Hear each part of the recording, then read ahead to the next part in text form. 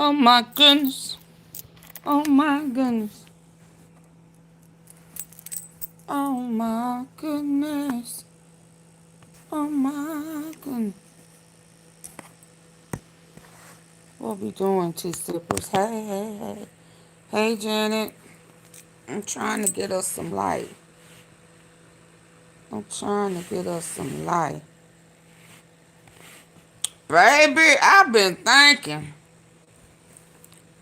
Is this why the old orange man, Mr. Sweet Potato Man, yeah, he's sweet, all right. Is this why he been acting a fool and clowning and bombing last night, cussing folk out, being racist, all of that? Is this why? Is this why? Cause we done uncovered that uncovered that ass. I said maybe shit. Maybe knowing that Epstein is somewhere in Tel Aviv. I'm trying to get some light, y'all. I don't know what I done. Y'all come on in hitting the like button. I'm trying to get some light. And I don't know what I just done. I done hit something. Made us lose our spot with that good old picture. Oh yeah, dog. I got you. I got you, Epstein, baby. I told them last night I just needed to have a side picture. So I just needed to have some time to move things around.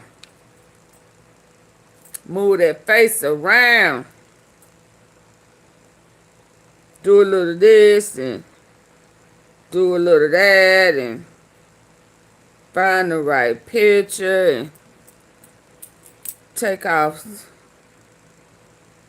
All I had to do was take off them glasses, baby, and it was a wrap. Hey, Speck. All I had to do was take off them glasses, and it was going to be a wrap. Baby, and I started taking off glasses and looking at side profiles and putting on glasses and taking them off and bringing it all in together. Got a chance to see that line right here and that line right there. That curve right here and that curve right there.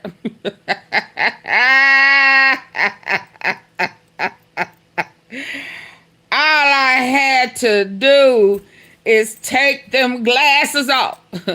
Look at them dark eyebrows. And even when you had gray, your mustache was still dark. And then I see them bags and them lines, and that hair back there. I showed y'all there yesterday. Hey, Janet, hey, take them tourism. Them nose, yep, it's him. Got him.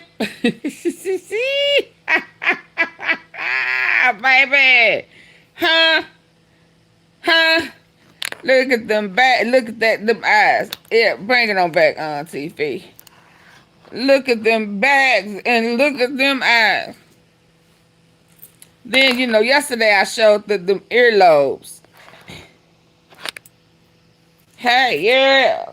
It was just a matter of time for I found the right side by side. And I was gonna Shazam that ass. Shazam! That's right. Look at that man. That's him. So then I started saying, you know what, on TV? Maybe that's why Trump's super duper duper mad. Cause I know I said the other day that he said he was the only one that could really take him down. Take him down up in there. See, everybody else got the picture up. I saw it last night. Everybody and their mama started putting the sighting up. Can't have shit. But what they do not have, tell me, can somebody tell me, I've seen them with the side-by-side Epstein sighting today. I seen it today. But what they do not have, and y'all will be able to say y'all saw it here first.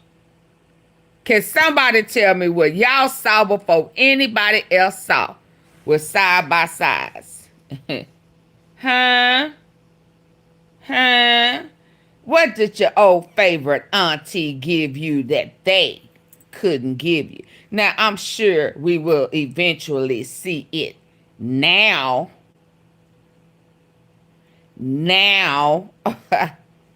But baby, ain't nobody rocking that picture without them glasses.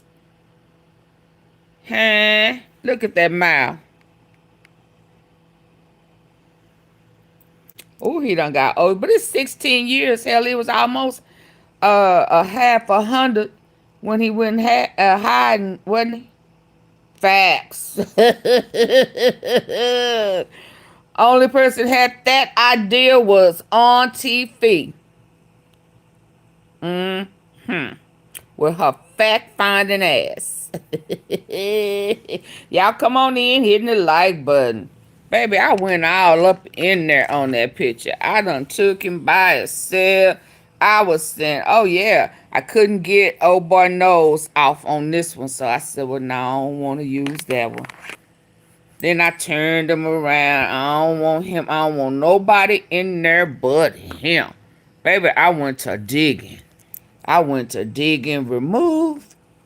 Yeah. So I'm thinking that's why he being rude and disrespectful and calling folk all out their name. You hate President Barack Obama's greatness, boo. You hate it because it's not you. You can never, ever, I mean never, ever in life measure up to this royalty right here. Right here.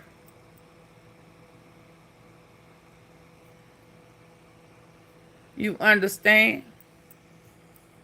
Yeah, see, I had him this way. Had him that way. I wanted him to be, baby, listen. I had to do some about faces, swap side to the left. Hey, to the right. Yeah, let's do it right there. Let's leave it right there. Shake. Shake.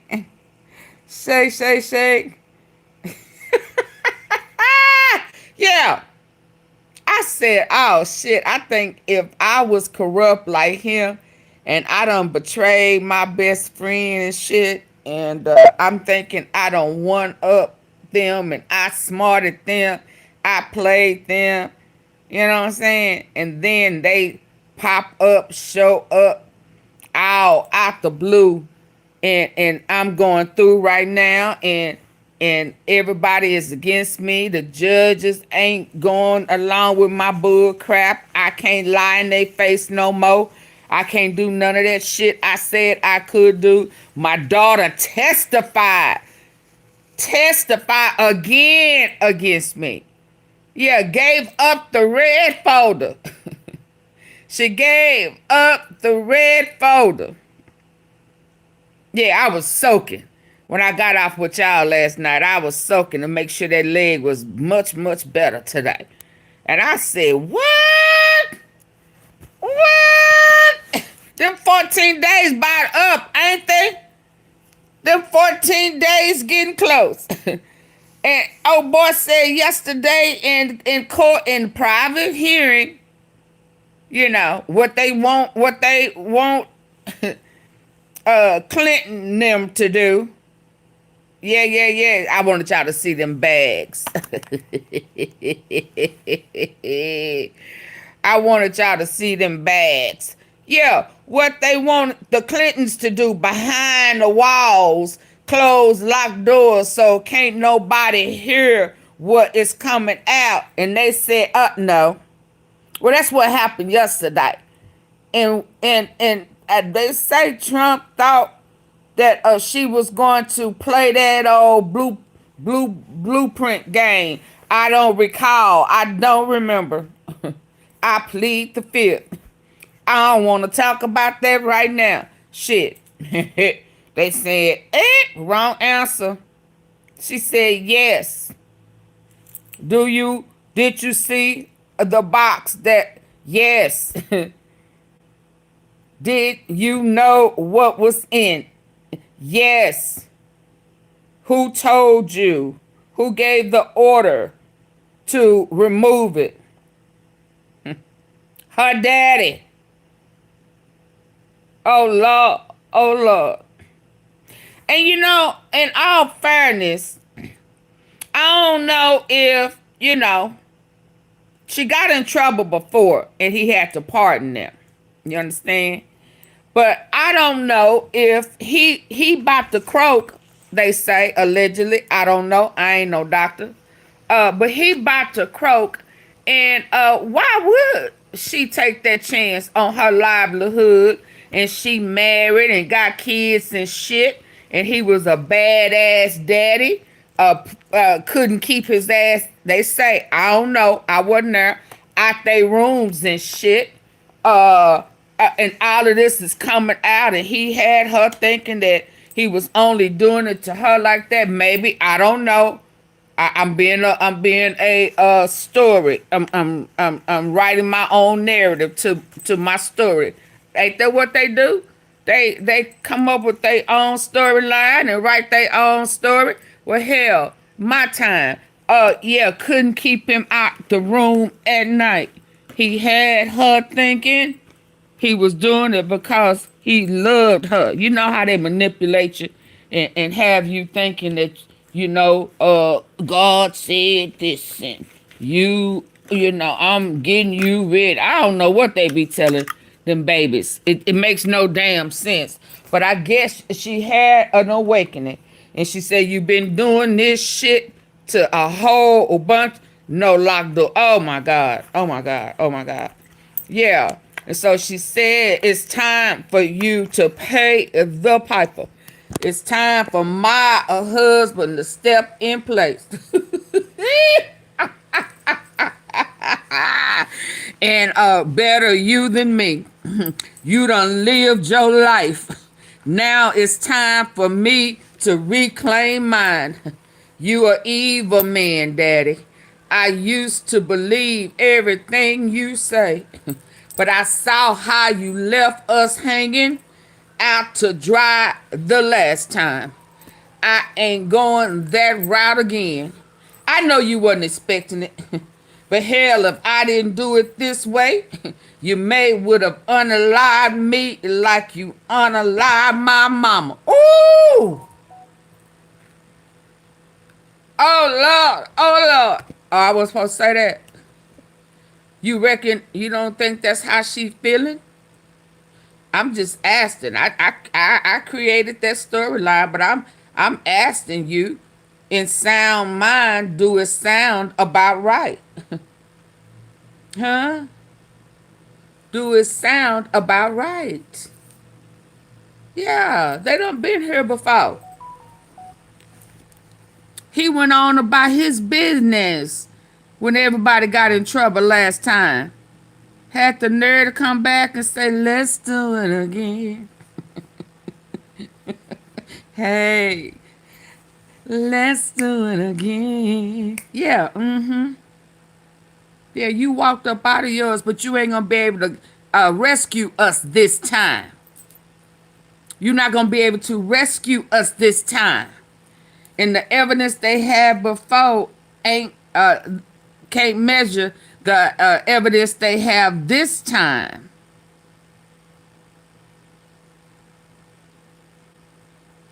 Who laughed him off the air?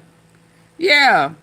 What you was able to get away with last time, you ain't gonna be able to get away this time. And hell, you can croak over tomorrow and we still gonna be left here, bless my brother's hearts, But I ain't going that route.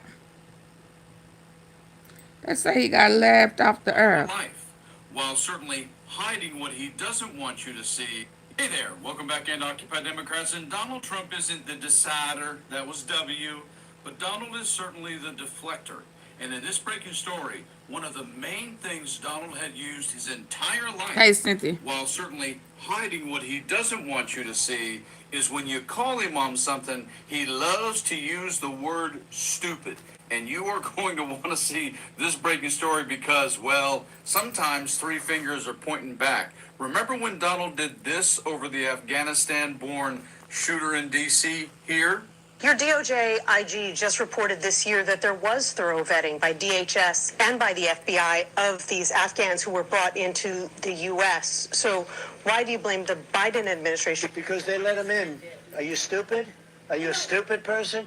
Because they came on a plane along with thousands of other people that shouldn't be here. But let me tell you something, folks. You can't fix stupid. And it's a pattern because he does it at Davos over immigration here. Stupid people by him. The consequences of such destructive policies. How you feel now, little migration. Boy? You can't fix stupid. And the irony of Donald Trump ever saying that the Democrats are destroying our country when you look around what he's done in just the first year of his second term. You can't if you'd like fix to see him out of stupid. the White House, just subscribe to the channel. But he did this on the campaign trail. They're destroying, they are ruining our country. We are being led by stupid people. We cannot take it anymore. You can't fix stupid. Oh, but he doesn't stop at calling people stupid in Colorado. Oh, no, he'll do it about the Russian hoax, too. This. What a stupid question that is. Oh, wow. Stupid question. He used that word because he's stupid. You ask a lot That's of what his stupid mom and questions. daddy used to. That's how his mom and daddy used to And talk my to him. favorite part and the core of this breaking story is even his own party, even the people who stand by him almost to the very end, he'll still use that word with them if he doesn't like you. This. Frustrated by the growing questions, President Donald Trump lashed out at his own supporters. All it is the Republicans, certain Republicans got duped by the Democrats. They're stupid people. You can't fix stupid. So in You this can't breaking story, fix stupid. Morning Joe decided to highlight just a handful of the things Trump has done just in the last week in which you might want to use the S word when describing what the hell are you doing. Check out this breaking story right here. Breaking news. Are you this stupid? Morning Joe floored by Trump's accidental gift to Democrats. President Donald Trump made several moves this week that left Joe Scarborough floored Friday morning at what he described as a series of self-defeating mistakes that were nothing more than an unintentional gift, in quotes, for Democrats in the upcoming midterm elections. On Thursday, Trump shifted his explanation as to why National Intelligence Director Tulsi Gabbard was present during the recent FBI raid on a Georgia election center. The same day, Trump also made the stunning demand that the Dulles Airport and Penn Station be named after him in exchange for the unfreezing of $16 billion in federal funds for two major infrastructure projects. His behavior and startling admissions, Scarborough argued, were not only hurting his entire party's prospects in the upcoming midterms, but providing a clear runway for Democrats to seize victory this November in an election blowout. In quotes. Look at this. Like, seriously, are you guys kidding me? Tulsi Gabbard down in Georgia. Are you this stupid? Scarborough said in shock.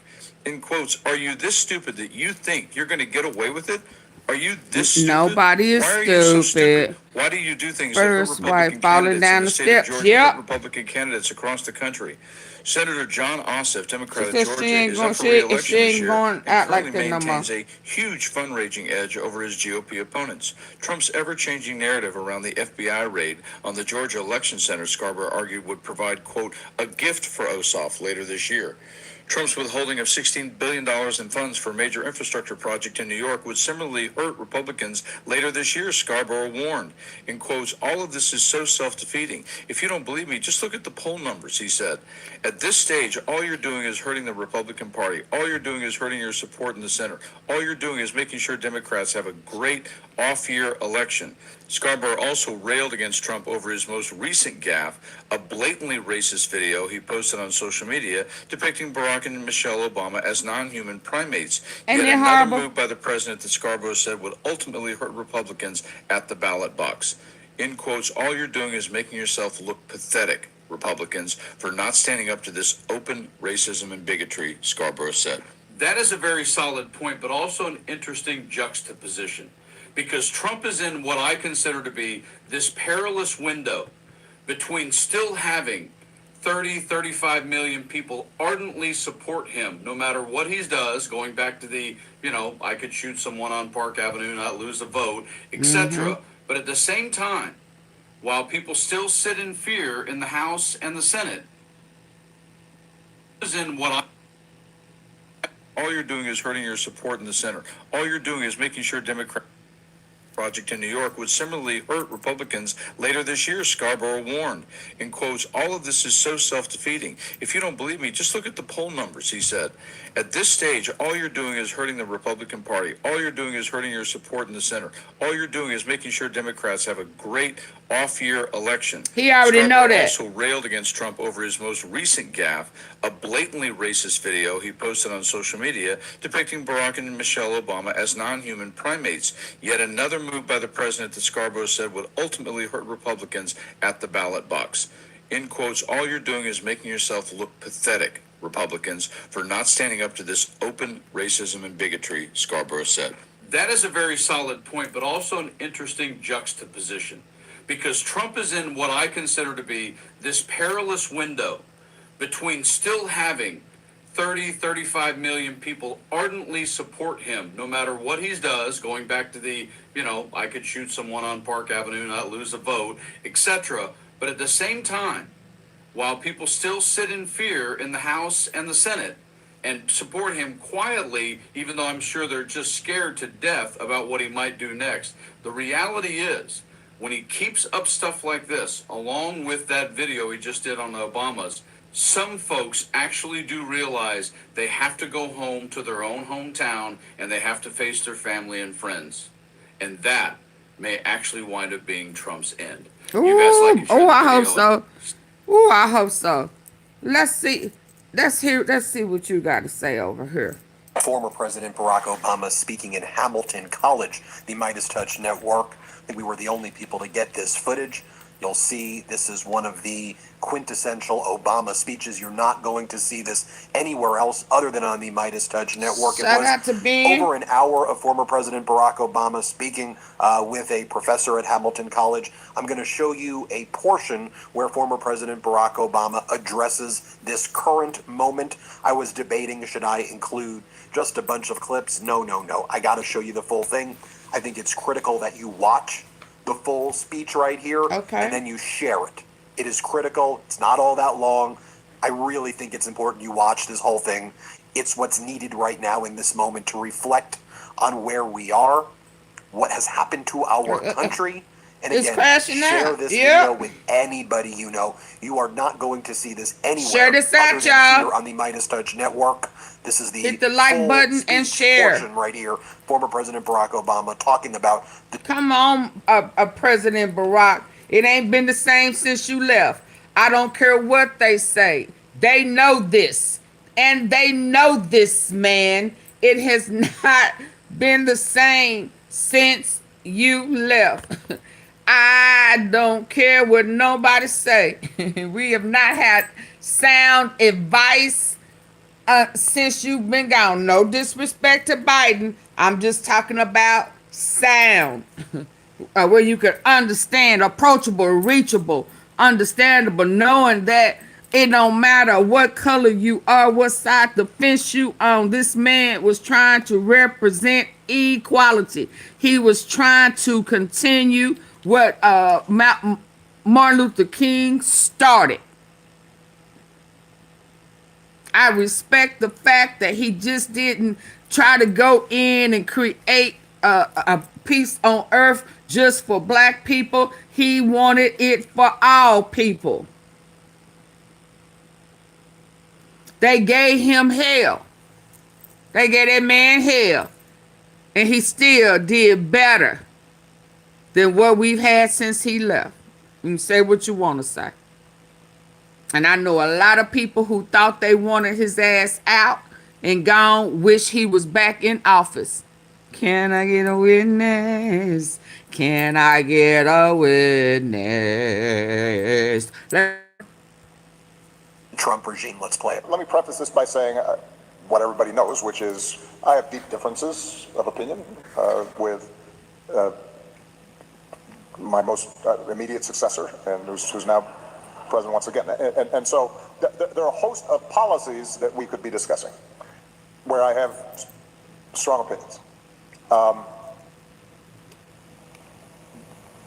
But at least for most of my lifetime, let's say the post-World War II era,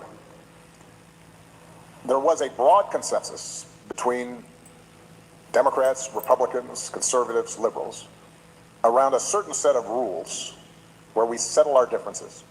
Right? That there are some bonds that transcend party or region or ideology. That there was a creed that we all stuck to. And that basic notion of American democracy, as embodied in our Constitution and our Bill of Rights, said all of us count, all of us have dignity, Right. all of us have worth, that we're going to set up a system in which there's rule of law and separation of powers and an independent judiciary, and there are these freedoms, the freedom of worship and freedom of the press, and an assurance that if we go before the law, that there will be an impartial process to make decisions.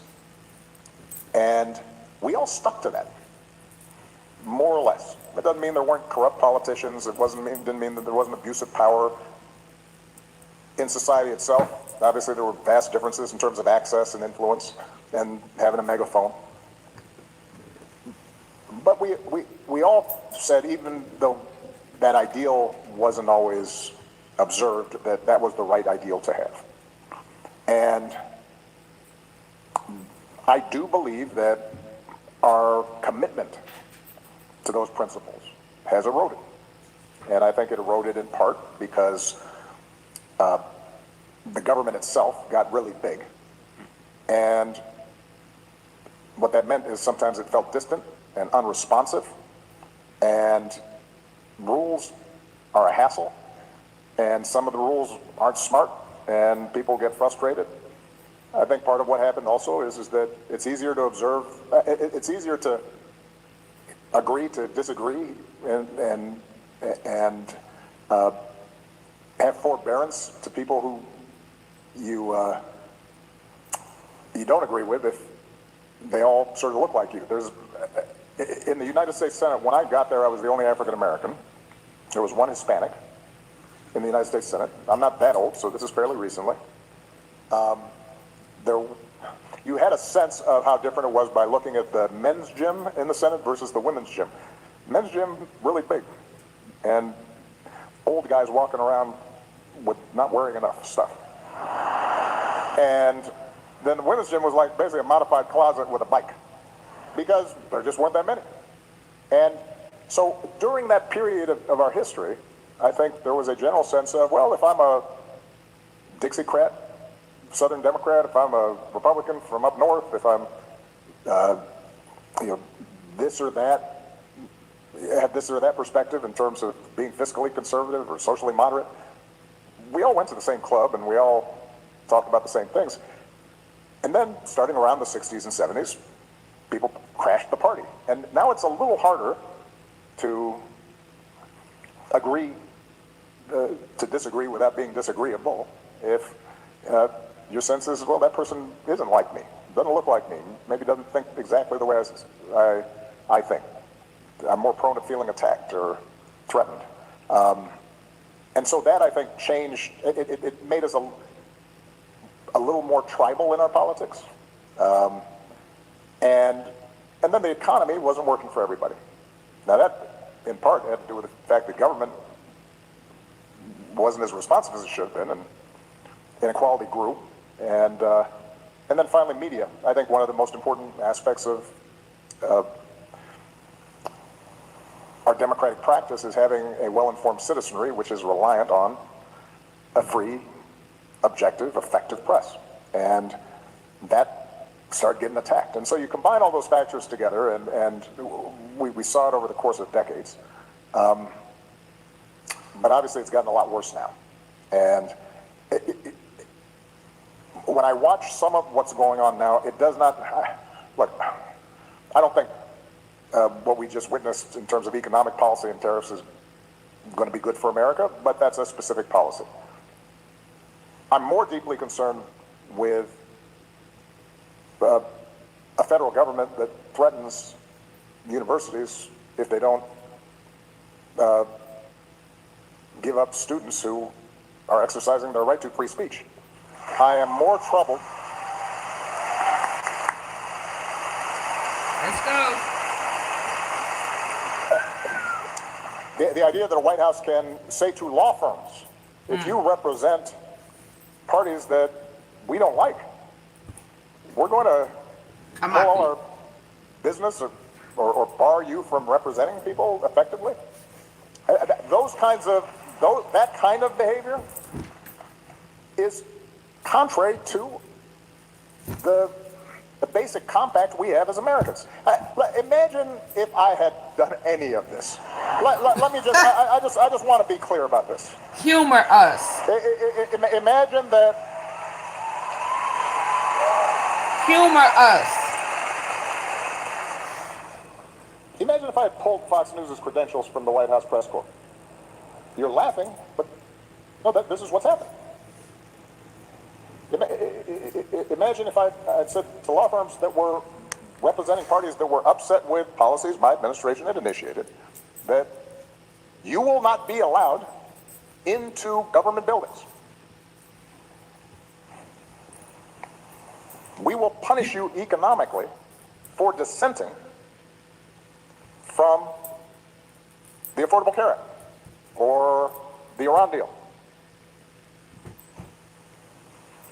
We will ferret out students who protest against my policies. It's unimaginable that the same parties that are silent now would have tolerated behavior like that from me, or a whole bunch of my predecessors. So, and I say this not on a partisan basis. This has to do with something more precious, which is, who are we as a country and what values do we stand for? And Character now, and integrity. this is not just an abstraction, and I think this is one of the challenges that we have. And I saw this even before the last election.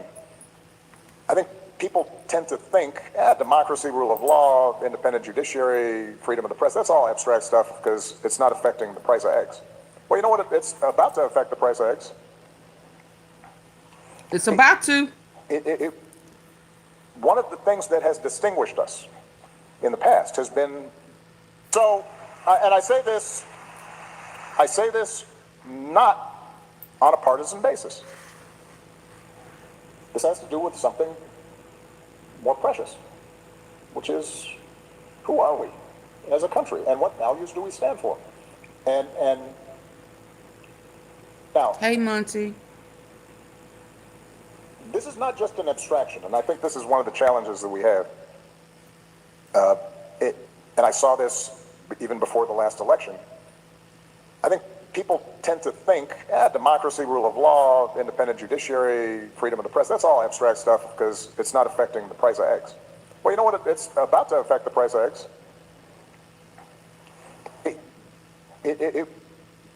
One of the things that has distinguished us in the past has been this basic idea that we are a rules-based society. What that means is that, you know what, I can support one candidate instead of another, and I don't have to worry that the police are going to come harass me or my customers. That's what happens in other places. That's what happens in Russia. Hey, Max to the We take for boogie. granted the idea that we don't have to pay bribes or hire somebody's cousin in Thank order to get a you. business permit. That's how we built the economy we did. That's why this place worked. And it has very concrete impacts on all of our lives. So, this is the first time I've been speaking publicly for a while. I've been watching a little bit. But yeah. Let me just close this portion of my remarks by saying Take your time. it is up to all of us to fix this. It's not going to be because somebody comes and saves you. Yeah, the most important office in this democracy is the citizen, the ordinary person who says, no, that's not right.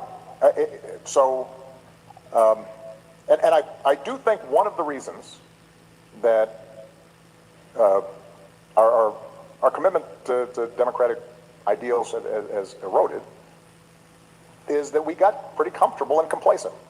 You know, it has been easy during most of our lifetimes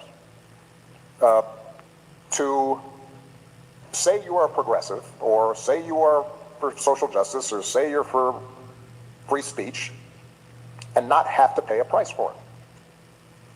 And now we're at one of those moments where, you know what, it's not enough just to say you're for something. You may actually have to do something and possibly sacrifice a little bit. So, yeah, if you're a law firm being threatened, you might have to say, okay, we will lose some business because we're going to stand for a principle. If you are a university, you may have to say, figure out, Hey, Joseph. are we in fact doing things right? Have we in fact violated our own values, our own code, violated the law in some fashion? If not, and you're just being intimidated, well, you should be able to say, well, that's why we got this big endowment. We'll stand up for what we believe in, and That's why we have a big and then we'll pay our researchers for a while out of that endowment, and we'll give up the. Are we in fact doing things right? Have we in fact violated our own values, our own code, violated the law in some fashion? If not, and you're just being intimidated, well, you should be able to say, well, that's why we got this big endowment.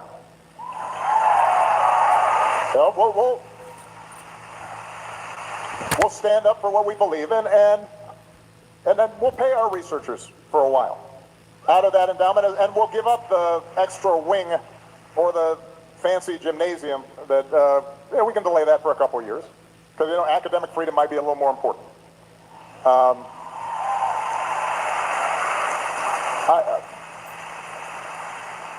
For most of human history, and to this day in most of places in the world, there is a cost to challenging the powers that be, particularly if they're abusing that power. Right.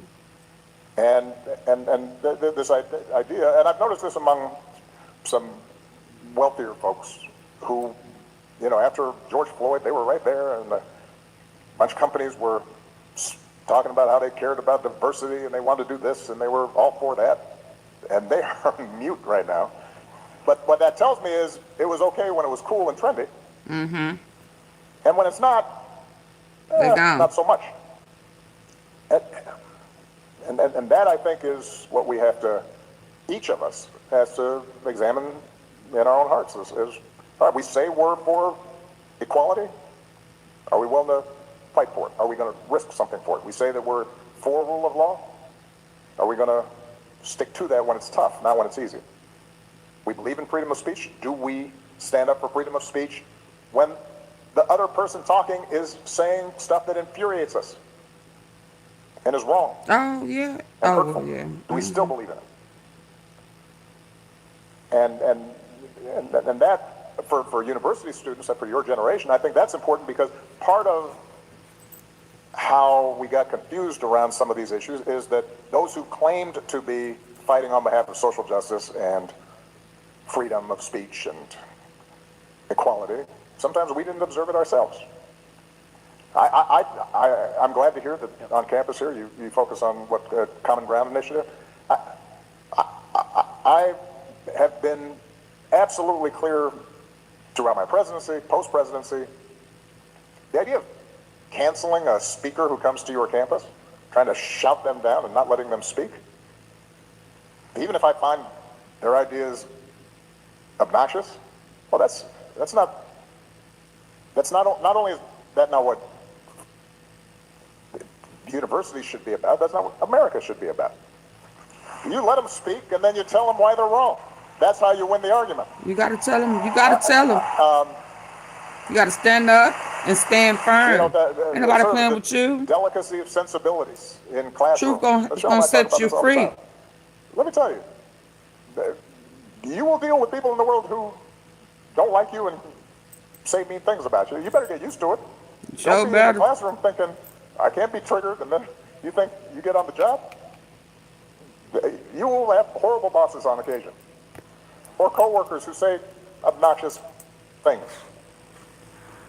And it may turn out that in some cases they're actually good people that just didn't use the right word for something, or need to be educated on something. Well, you need to get used to that here. So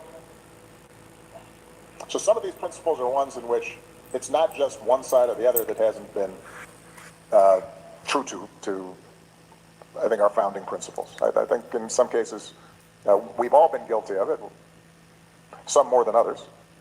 And it's important now for us to refocus our attention on who are we and what we believe. Amen. Have you spent I didn't mean to do that. Shout out to a real one. That's all I'm going to say. A real one. He's so politically astute. You know, I don't want to say he know how to take one, but he know how to really get up. Because see, right now, Trump pissed because he didn't get the reaction out of him that he wanted, and he still told him off on the cool, you know? Well, the White House is Where in damage control this afternoon. I'd have went off. Trump posted a video on social media that includes a racist meme depicting former President Obama and his I'd have said something politically astute. Hold on, girl. I'm trying to stop you. Oh, I'm on the thing. Hold on. I'm thinking, why I can't stop this lady from talking? Yeah, I'd have said something crazy. You know. And then well, somebody can y'all tell me where I would go? I listen. I don't know from what school I was brought up under, but I be trying to get to the root of you. And so to get to the root of you, I'm gonna talk about your mama.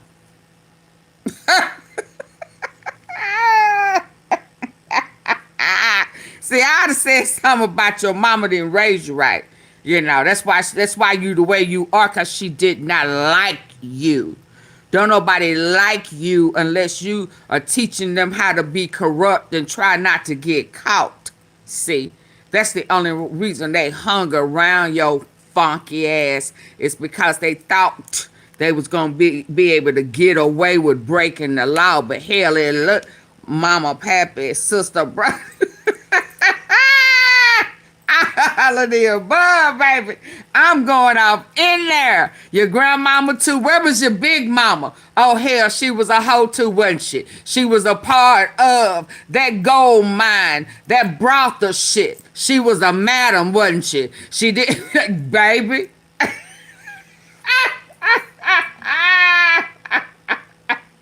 Leave me alone. See, I'd have said something like that. Yeah, if you'd have had your, if your old racist ass mama would have came down off her horse and put her titty in your mouth. Yeah, you don't like black folk because your mama didn't raise you right. She gave that job to somebody else, and you taking it out on the people who was there for you. See? The ancestors was there for your ass, and you mad because your mama didn't want your funky breath a mouth on her nipple.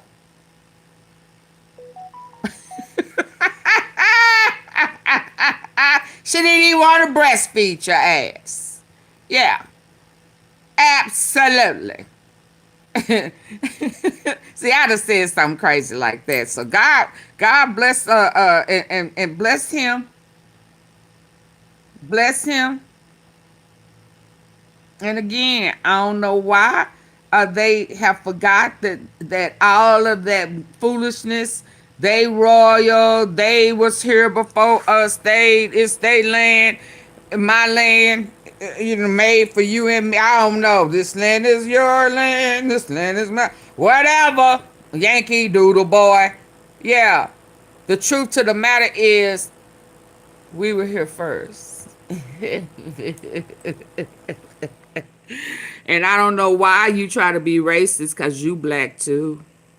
Where you orange.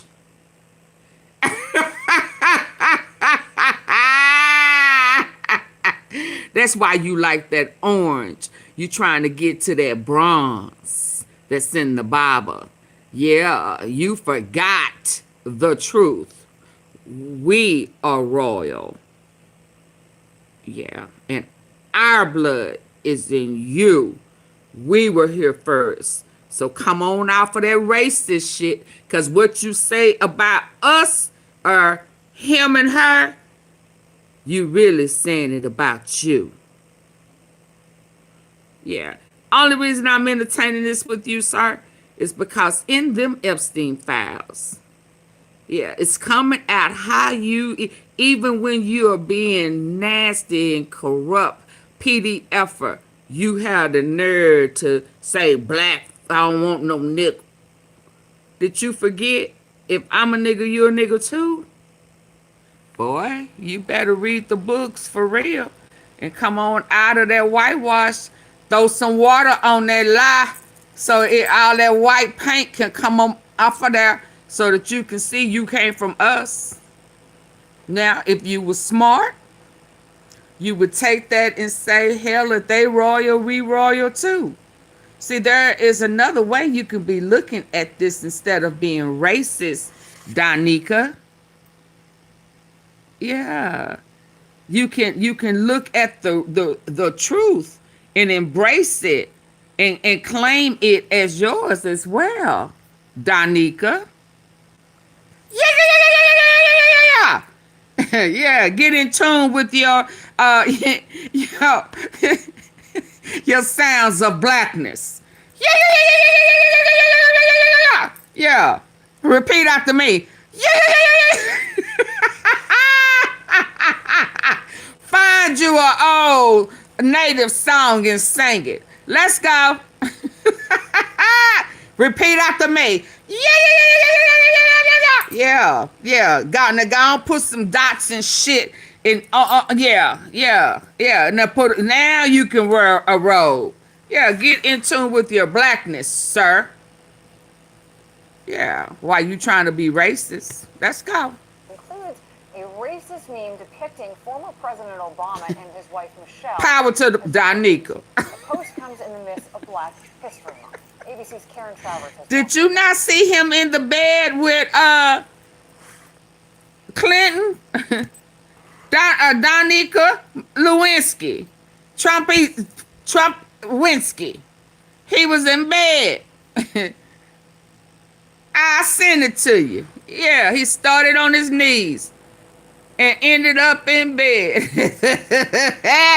Donika, trying to be better than Monica Lewinsky. Whatever Monica can do, I can do better. Yeah, that's why your ass is finna be a rude awakening. Now you want to block. Now you want to block the Clintons. Now you want to block them. Them Epstein files done came out. Now you saying, you all over the place. You need to detox them parasites out your head. Cause you all over the place. You brought him up. I think what they said that he has are like 7 lookalikes. Some of them are them reptilians, and I think that they don't even know what each other be saying. I don't think they're in sync. Cause you never should have brought it up. So I think one of them brought it up because his face was fat. It was doing a whole. He just kind of even looked different. Yeah. So that one brought it up. Then the other one started saying, "Are we still talking about the Epstein files?" Yeah. And then another one could say, "Well, I think Bill needs to go before." It's like, which one are you? So now the going thing is you're saying, "Oh, block them. Don't let them say this. Don't let them say that." Can we strike that from you? Sound like Yellow Beezy. Yeah, trying to act like you don't hire hitmen, but in your record somewhere, or a witness know that you done paid somebody $4,000 before to unalive somebody. You don't put hits on folk before. Not before, before. And you don't want the judge to allow that you have paid for hitmen before. Yeah. Confused as hell. You need to become a sound, solid, law-abiding citizen. Yeah, because you can't stand on what it is that you do. Yeah, you asked for this. You ran your campaign. You won because of this. Now you don't want them to say nothing. Yeah, they called your bluff. They said, yeah, I'm going to tell it. I'm telling everything. I'm going to tell it how I the dog shit out of you. I tried to run down your throat. I'm going to tell on myself. I'm going to tell on you. I'm going to tell how I saw you with them kids. I'm going to tell them how Ivana fell down them steps and you buried her on the golf course. So yeah, I'm going to tell all of that. All of that secret society shit is no longer going to be a secret. The whole wide world will know. But now you got these foreign countries now that is bringing up they dignitaries and shit up on charges. They opening up investigations in foreign countries. Even Putin finna run you. Ooh, baby, Putin is gonna tag your ass. Cause Epstein done already sent him information. And baby, I done unglassed your ass. What you say? I have unglassed his ass. Yeah, I have unglassed you. Yeah, so ain't no doubt, ain't no nothing, boo. This right here is you. I done yanked them glasses off your ass. And now he know you are alive. Yes, sir. Yes, sir. I done yanked them glasses off your ass.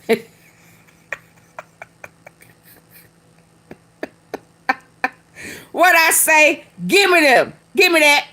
Give me that. Give me them glasses. Yeah, boo-boo. Give me that. Give me that. I done removed them 2 security guards. Private security from around you. I done have you standing by yourself. Then me with my ass, I need to know. I need to see his eyes. I done yanked them glasses up off your face. So now Danica know that it is you. It's you. Oh Lord. Oh Lord. Oh Lord, what am I going to do? Oh Lord, please don't have him hop out the bushes on my ass. You scared he gonna hop out, he gonna show up in court, and he gonna be a guest witness, what they call them. That's, you know that's coming, don't you? You know it's coming. Oh, yes, sir. I told the tea sippers about 2 weeks ago. It felt like everybody was coming together. And bringing they facts. They finna tag your ass. Y'all don't remember me telling y'all that? I said it looked like every time he turned around, somebody throwing a blow. Yeah, he can't catch a break.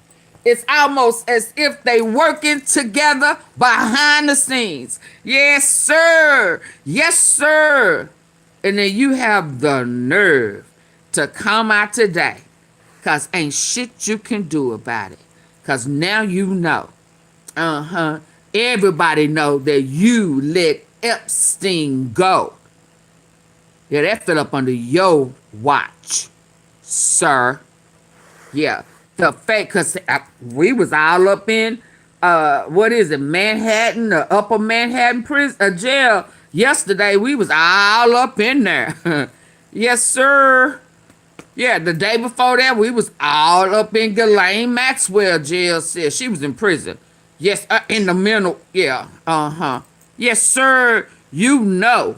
I told you they was some of that stuff that was coming out, it had to be leaked. If it wasn't leaked by the Epstein estate, it was Putin, because Epstein done already gave Putin some real good, what is it called, blackmail information on you. And then Putin had the nerve to have a meeting before the United Nations. Had all your Epstein information up there, talking to all these foreign dignitaries in the language in which only they can understand. And guess what? They was talking and laughing at you, sir. And then you have the nerve to wake up. Oh, you didn't go to sleep at all? Okay. And then have the nerve to put President Obama in there with some racist bullcrap. But I hear you done lost some more votes because of that. Yeah, you all out. You swinging in the air, but ain't none of it connecting. Because we need for you to stand and pull up your big boy pants and deal with the mess that you made fucking with them kids. You understand? You get no pass. You get no pass. And every time somebody find out about you and the dirty, crooked, conniving, manipulative, trifling shit that you was doing behind the scenes, they come up missing when they about to tell it on you. Yeah. The blinders are off now, sir. We know. And we ain't budging. We ain't falling for the banana in the tailpipe. You ain't never been able to tell me just anything, and I believe it. But now they eyes are clear. And we need for you to stand up. Even your own daughter and your wife. Your wife told them where the safe was behind your mama's picture. I don't know really where it was. But she did say it was behind the picture. Yeah. And then your daughter the other day told them that confidential file that's red, that they never ever told us what color it was. It was a red folder that you wasn't supposed to have. And your daughter gave that ass up. Let's go. So when you mad, you're going to be like old Master Pete. And you're going to try to take somebody of color outside and punish them because your ass done got busted. And your family, your household, telling on you. Don't be mad at us. You deal with the shit you made. Clean your own shit up. Shit, Bianca, Ivanka said, hell, you almost out the door anyway. I ain't finna go to jail and you dead and gone, thinking you resting in peace, and I'm up here laying up in the jail. I saw her Auntie Fee had Ghislaine Maxwell. Oh hell no! I saw her. I know her feet was crossed, but no, I'ma go on and let you sit in your own stew. Yes, for however long you have left, and I'ma go on and live happily ever after, and heal from the trauma you caused on us and taking out my mama. Let's go. Y'all hit the like button. That's my story. That's my create my own narrative to this bullshit that's going on today. Auntie, huh? Did you say bull crap? No. I said bullshit. Let's go. Let's hear this. ABC's Karen Travers has more from the White House. The White House today facing backlash, even from Republicans. President Trump's Truth Social account posting a video, which ABC News is not showing, portraying former President Obama and former First Lady Michelle Obama on the bodies of apes. It was on the president's feed for hours. The post was eventually... Ain't that crazy? Former First Lady Michelle Obama on the bodies of apes. It was on the president's feed for hours. The post was eventually deleted. Video, which ABC News is not showing, portraying former President Obama and former First Lady Michelle Obama on the bodies of apes. It was on the president's feed for hours. The post was eventually deleted, but only after outrage from some of the president's most staunch Republican allies, including the only black Republican senator. South Carolina's Tim Scott reposted the image, writing, "Praying it was fake because it's the most racist thing I've seen out of this White House. The president should remove it." Republican Senator Roger Wicker writing on X, quote, "This is totally unacceptable." Running out of distractions. You're right, Monty. Earlier today, Press Secretary Caroline Leavitt pushed back on what she called fake outrage, but the White House now says that a staffer erroneously made the post. The racist image was at the end of a minute-long video the president posted on Truth Social. How a staffer in the White House do that? The White House now says that a staffer Are they still there? erroneously made the post. The racist image was at the end of a minute-long... Are they still employed? Republican Senator Roger Wicker writing on X, quote, "This is totally unacceptable. The president should take it down and apologize." Hey, Clarinetta. Press Secretary Caroline Leavitt pushed back on what she called fake outrage, but the White House now says that a staffer erroneously made the post. The racist image was at the end of a minute-long video the president posted on Truth Social. The first 59 seconds described... He made a whole video. Oh, he was mad. He was steaming mad. But you mad at him because your daughter told them about that red folder. That red folder that you know you was not supposed to move. I wonder, did Obama tell him what color it was? Something that came out in those hearings that you've been losing.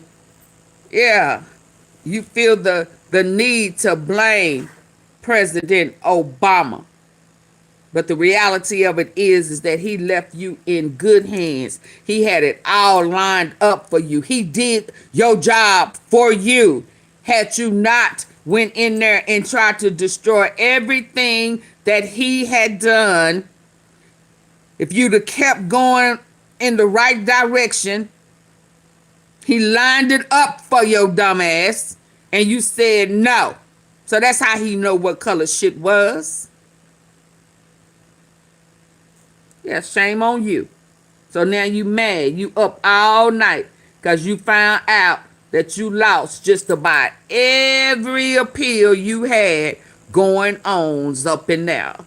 And then you found out Melania testified against your ass and told them where that safe was and where you was hiding money. Yeah, shortly after that, there was a ransom for $5 million for old girl, Savannah Guthrie's mama. Yeah, because that video went viral where she challenged you about you being a PDFer.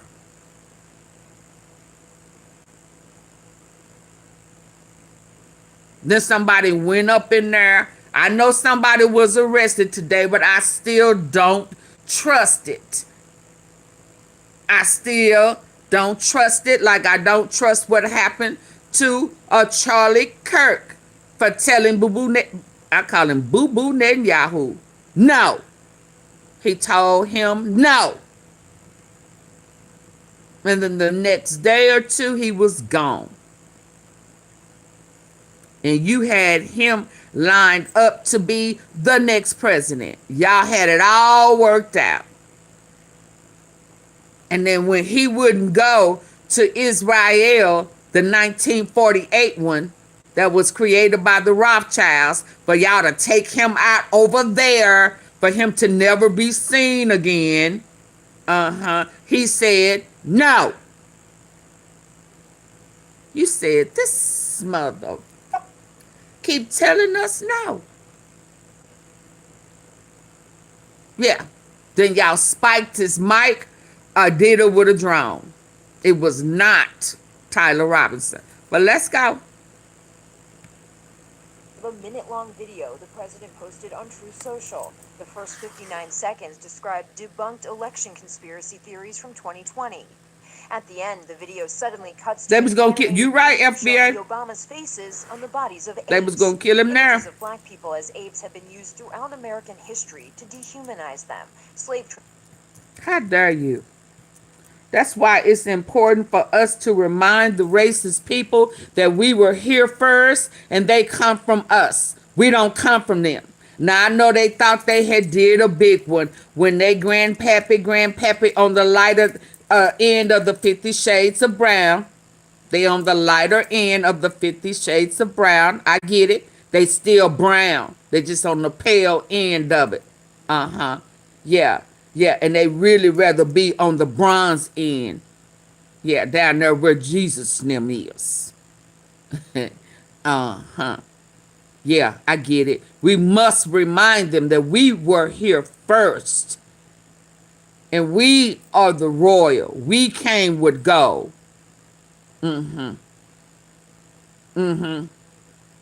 Yeah. We three kings of origin are bearing gifts. We traveled afar. Yeah, them gifts was gold. Yeah, don't make me go there with y'all. Yeah, but sometimes we got to remind them. Because, again, they have forgot that they have created lies to cover the truth.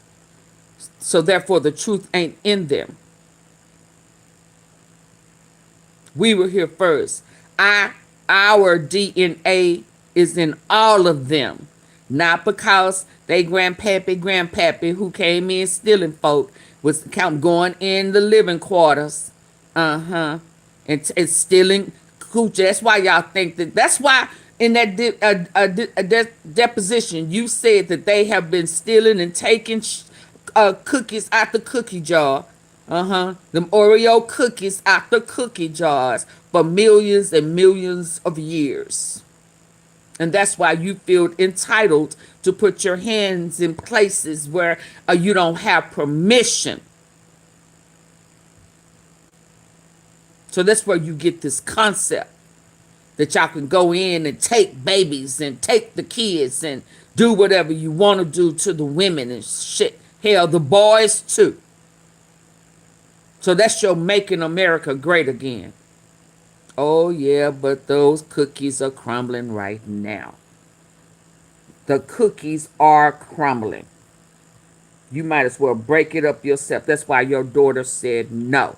She did what Charlie Kirk did. She said no. I'm not lying. My daddy, the president at that time, he was leaving office. Yes, I knew what was in the box. She didn't even want to look at it. She just went in there and told the truth. They said, I'm gonna let y'all hear it look like, cause that Jack Smith said he was in there to see it looked like the blood dropped up out his body. He sacrificed himself. Let's go. Showing the Obama's faces on the bodies of apes. Images of black people as apes have been used throughout American history to dehumanize them. Slave traders and Auntie, you segregationists mad? used Nope. these types of images to depict black people as inferior, and at times it led to violence. The NAACP in a statement calling the video blatant. Yeah, so he was trying to start something. He want Barack Obama to go back and forth with him. Yeah, he threw a bait out there, y'all. He want us to act the fool. He want us to go to the street. No. You've been trying to make us react for a while now. We didn't act on January 6th, and we not reacting now.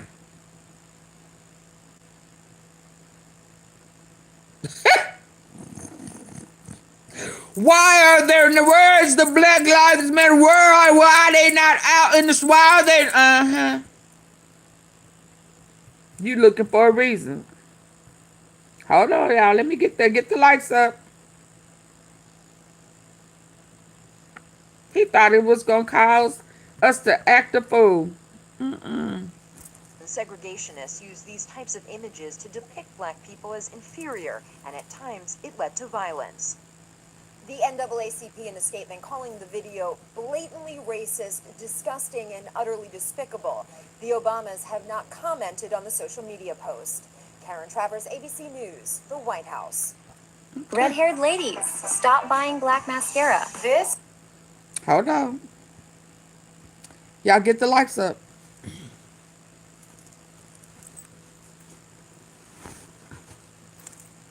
Get the lights up. We are not falling for the banana and tailpipe. Liquid lash extensions. You're going to have some crisis actors out there. I don't even know if I want to play this picture. Do y'all know what? That's the picture right there. Y'all see it up there? Yeah, yeah, we don't have to see it.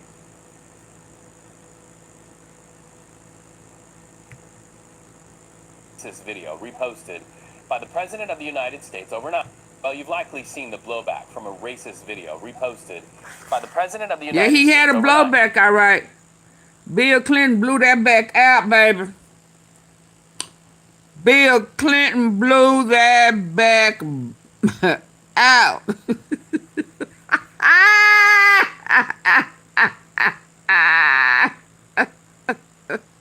By the President of the United States overnight. Woo! President Donald Trump on Truth Social posted the Obamas as apes. Now, the image appears at the end of a 1-minute video where Trump once again promotes false claims the 2020 presidential election was rigged. It was just a 2-second clip that shows the Obamas' heads edited onto the bodies of primates to the song "The Lion Sleeps Tonight." Now, we show you this image that's now been taken down by the White House and by President Trump so that you can see what had so many people up in arms. So for context, here it is. This post has since been deleted. CBS News White House reporter Aaron Navarro joins us live. Aaron, response from the White House? Read, the latest quote we got from a White House official is this, quote, "A White House staffer erroneously made the post and it has been taken down." That is a bit of a pivot from what we heard from White House Press Secretary Caroline Leavitt initially this morning, who seemed dismissive of the post and said, quote, "Please stop the fake outrage and report on something today that actually matters to the American public." She also adds, and you're seeing the full quote on your screen right now, that this was a video depicting President Trump as for king of the jungle and you talk that shit all you want to. You won't do that shit one-on-one. I mean, I'm just saying, everybody bad with Secret Service and shit around them. Everybody bad behind the scenes. Yeah, but the one thing about it is, whichever one of them little black girls or boys that you had before, you learned something. I mean, what I get from that little racist comment that's in the Epstein's files about now Donald's coming, Donika coming, and he don't bring no NIGGERS. Yeah. He had the ER on it. And I ain't gonna say it with the ER on it. Yeah, so somewhere in all of this nastiness that done went down, you done had a little black somebody of color, and it didn't go down as smooth and easy as you thought it was gonna be. Now that's what I got from that. Cause I done showed y'all with pictures of a little black girl just as cute and just as pretty as she wanted to be, with your hand around her neck, and people was saying that's a fake picture. No, it ain't. Every last one of them pictures that folk was saying was fake has popped up later on down the line in them Epstein files. We just had it early. So somewhere in this nasty, illegal, organized crime of trafficking, you ran across some black sounds of blackness. Yeah. And it didn't go down the way you thought it was going to go down. Sound like Sasha had a little black up in him. Who his real peoples? Because he stuck it to that ass, didn't he? Defending himself. Allegedly. That was Diddy's job. There you go, Janet.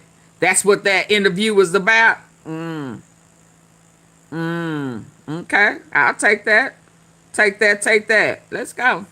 Today that actually matters to the American public. She also adds, and you're seeing the full quote on your screen right now, that this was a video depicting President Trump as the king of the jungle and Democrats as characters from The Lion King. But a little bit more context to the video, and specifically that image you showed earlier of the Obamas and their faces on monkeys. This came amid 75 other things. Yeah, I'm looking at it from with my Trump's good eyes. social account last night, and it was at the very end of a video spreading disproven theories about voter machines. And it seemed like it was a screen recording of that video. The staffer, according to the White House, seemed to scroll, and then that video showed up. This is not the first example, though, of Trump amplifying a post that has been problematic and then his staff having to respond. I want to point out one example that was pointed out by our colleague Olivia Rinaldi. During his 2024 campaign, there was a video shared on Truth Social that mentions, quote, a unified Reich, and that was reposted. Levitt, who was a campaign spokesperson at the time, said the video was reposted, quote, by a junior staffer who clearly did not see the word while the president was in court. So there seems to be a pattern now behind of the the president's doors. staffers, You right. of Trump's staffers, at least suggesting in comments after blowback that the president himself did not see a problematic post and that it was instead posted by someone else on his staff. I don't believe that. Well, and there's a reality on Capitol Hill, and that is that lawmakers, Republicans, want to hold control of Congress. Any reaction from lawmakers on Capitol Hill? Because the midterms, this could be something that could influence voters going into the midterms. One key Republican is Senator Tim Scott, who leads the committee to help Republican Senate candidates.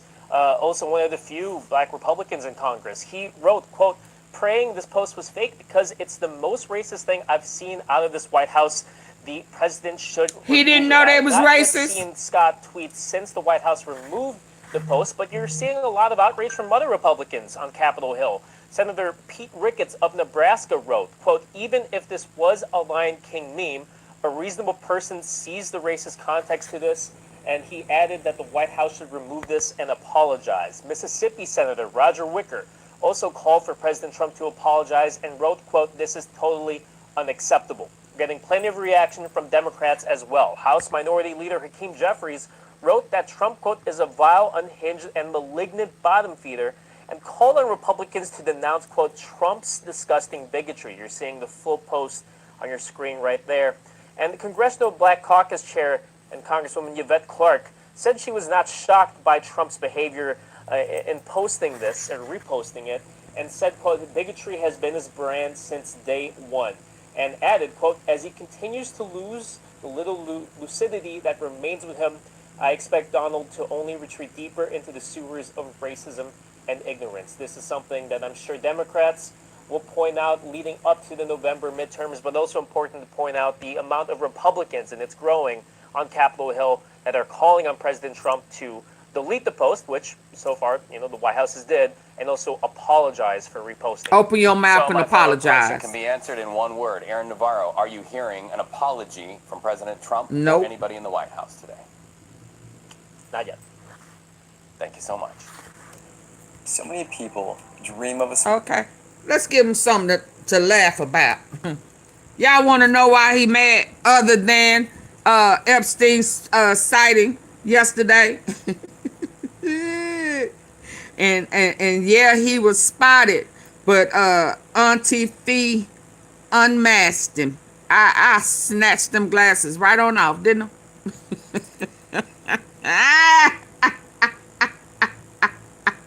Snatched them glasses right on up off his face. I need to see you, boy. I need to see you, boy. I need to see if that is you, boy. Y'all help me reach my goal. My goal is finna end in 4 minutes. Yeah. I need to see you, boy. Hand me them glasses. Let me see your eyes. Let me see if you got them bags up under there, boy.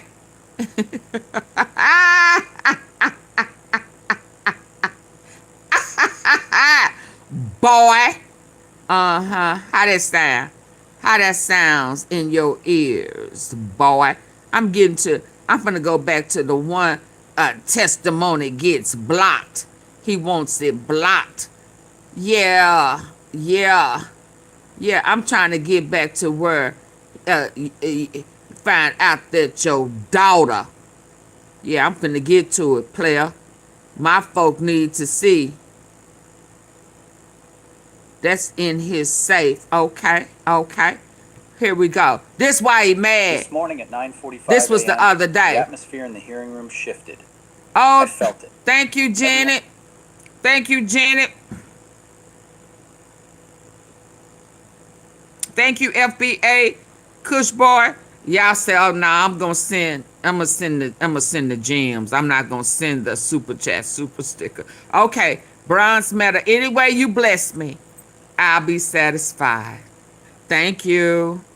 This is why he mad. No, this is one of the reasons why he's mad. Okay, so that one was 21. Yeah, let's go back a day. Let's go back down. This is why he mad during the night. Thank you. Ooh. Yesterday morning. This morning at 9:45 a.m., the atmosphere in the hearing room shifted. I felt it. Everyone present felt it. We were 90 minutes into the closed-door testimony when the defense team realized their strategy had collapsed. Closed door. The reports you're seeing Hold today on. claim I the need for y'all to make sure they... See, this is what they want the Clinton... Let me remove this background, baby, because this don't have nothing to do with y'all.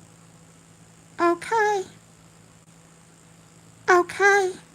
This don't have nothing to do with the royalty in the back. Yeah, I'm going to give you the eyes. So, listen, it was the closed room. So, this is how he want the Clintons. So, he thought the Clintons was going to fight, scream, holler, actor. Thank you for a gift, a membership gift. Thank you, Janet. Who got it? Denise. Yay, Denise got the membership. Thank you. Thank y'all for helping me reach my goals. And thank you for Janet. I really appreciate it for the membership. Okay, let's go. So this is how he wants the Clintons. He didn't think that they was going to take the bait. He thought that he was going to be able to push it off longer by thinking that the Clintons was going to dodge that smoke. He thought they was going to dodge the smoke. Yeah. You see, first the Clintons was saying, release the Epstein files. Everything y'all want, the answers is in the Epstein files. Because all you going to be able to ask us about is the Epstein files. You can't ask us nothing about nothing else other than the Epstein. So he thought that they was gonna keep giving pushback. You know, now we gonna give it to you. Hell, I gave it to his ass before, and he keep fucking with me. I'ma give it to him again. Yes, indeed. This time my wife she gonna be right there with me. Yes, sir. So when the Clintons said, no, boo, tell him to testify. Put that pressure on him first. Let him go before the House, the Judiciary Committee. Yeah, and talk. Now you don't want to do that? Okay, we'll do it. Yeah, but if we do it, we want it to be recorded.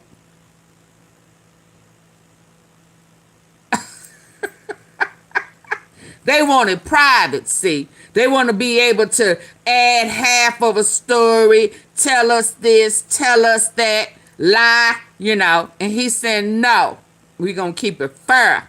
We're going to keep it straight across the board. We're going to remove any room for y'all to lie, cheat, steal. Yeah, And now he asked them to block. I'm going to show y'all that later too. But I'm finna show you right now why he was up all night sending hundreds and hundreds of messages trying to start bullcrap, mad at Obama. Now you mad at your family because they tired of fucking with you. Let's go. When the defense team realized their strategy had collapsed. This morning at 9:45 a.m., yesterday, the atmosphere in the hearing room shifted. I felt it. Everyone present felt it. We were 90 minutes into the closed-door testimony when the defense team realized their strategy had collapsed. The reports you're seeing today claim the defendant broke down. And knowing how the media operates, you might dismiss that as hyperbole or clickbait. But I was there. And I need you to understand that what happened wasn't a standard emotional outburst. It wasn't tears. It wasn't shouting. It was something far more significant for a prosecutor to witness. It was a calculated, total loss of control when the former president was faced with the one witness. Now hold up, Jack. Now he know how to lose control. Yeah, he don't have control. They say he ain't been having control since before The Apprentice, but carry on. He couldn't intimidate his own daughter.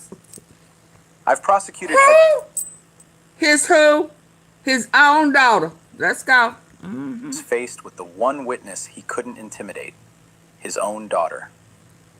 I've prosecuted heads of state and organized crime figures. I know the look of a defendant who realizes the walls are closing in. He didn't scream. He simply crumpled. Let me tell you why. It wasn't because of the thousands of emails we've already entered into evidence. It wasn't because of the surveillance tapes from the Florida property. It was because of a single, specific item the witness identified under oath. A red folder. Red. Why did this one folder cause the defendant to slump in his chair and whisper frantically to his attorneys when boxes of classified documents didn't faze him? Because that red folder proves the one thing that turns a mishandling case into a prison sentence. Intent. A what sentence? 1/8 + 1/8 equals 1/4. Oh, Lord. 1/2 is bigger than 1/3. Estella. 1/3 is bigger than 1/4. 1/2 is... To what type of sentence? I'm going to walk you through exactly into a prison sentence. Like... Intent. Oh. It's the one thing that turns a mishandling case into a prison sentence. Intent. I'm going to walk you through exactly what she said, line by line. Just like he intended for it to piss us off talking about the Obamas, but carry on. I'm going to describe the documents she identified so you can visualize them as clearly as if you were holding them. Because the words themselves are the evidence. I've spent years tracking these documents. I know where the bodies are buried in this case. If you want the truth about this trial without the media filter, subscribe. I'll walk you through it. Let me take you inside the room. When the witness took the stand, subscribe. I'll bring it to you. You could hear the hum of the HVAC system. The defense team expected her to do what family members usually do in these situations. plead the fifth, or rely on a sudden... I've spent years tracking these documents. I know where the bodies are buried in this case. If you want the truth about this trial, without the media filter, subscribe. I'll walk you through it. Let me take you inside the room. When the witness took the stand, the room went dead silent. You could hear the hum of the HVAC system. The defense team expected her to do what family members usually do in these situations: plead the fifth, or rely on a sudden loss of memory. I don't recall. I can't remember. I'm not sure. That is the standard playbook. But she didn't use the playbook. She didn't look at her father. She looked at the prosecutor. And when asked about the movement of boxes... She didn't look at Daddy. She didn't even look at him, y'all. She just walked straight in. Eyes straight forward, straight ahead. She didn't even turn, wave, blow a kiss, none of that. She was not Daddy's little girl. I can dig it. I can dig it. Team expected her to do what family members usually do in these situations: plead the fifth, or rely on a sudden loss of memory. I don't recall. I can't remember. I'm not sure. That is the standard playbook. But she didn't use the playbook. She didn't look at her father. She looked at the prosecutor. And when asked about the movement of boxes to the Bedminster property in June of 2024, she said one word: yes. I want you to visualize the timeline she just laid out. This wasn't about vague memories. This was about specific instructions given on a specific Tuesday in June. Listen to the precision of this answer. I'm going to break down the 3 key questions that dismantled the defense. Question 1. Did you receive instructions to move specific materials before the FBI search? Her answer: I was told to ensure the personal correspondence was separated from the business records. That sounds innocent enough, right? But then came question 2. Question 2. Who gave that order? Her answer: the defendant. And finally, the question that sucked the oxygen out of the room. Question 3. Y'all, please hit the like button. Double tap the face of your screen. Hit the 3 dots at the top right corner. It's up there. That corner up there. Can everybody hit? If you haven't already, hit the 3 dots at the top right. I'll wait. If you've already double tapped, and you double tap just then, it's going to take it away. So hit the 3 dots at the top right corner to make sure that your like button is lit. As soon as it goes up, I'll back it up a little bit and we'll start over and then hear it out. Come on, hit the like button for me.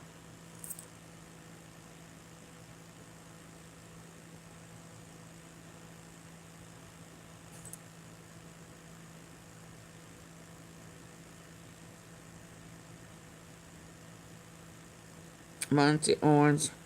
Orange on orange. Plead the fifth. At least Trump makeup will match. Orange.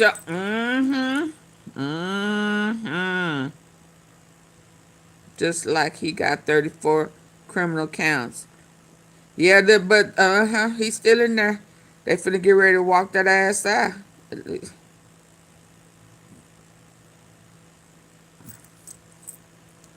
It's 235 people in. Can I get at least 100 of you to hit the 3 dots at the top right corner and hit the like button for me, and then we will move forward.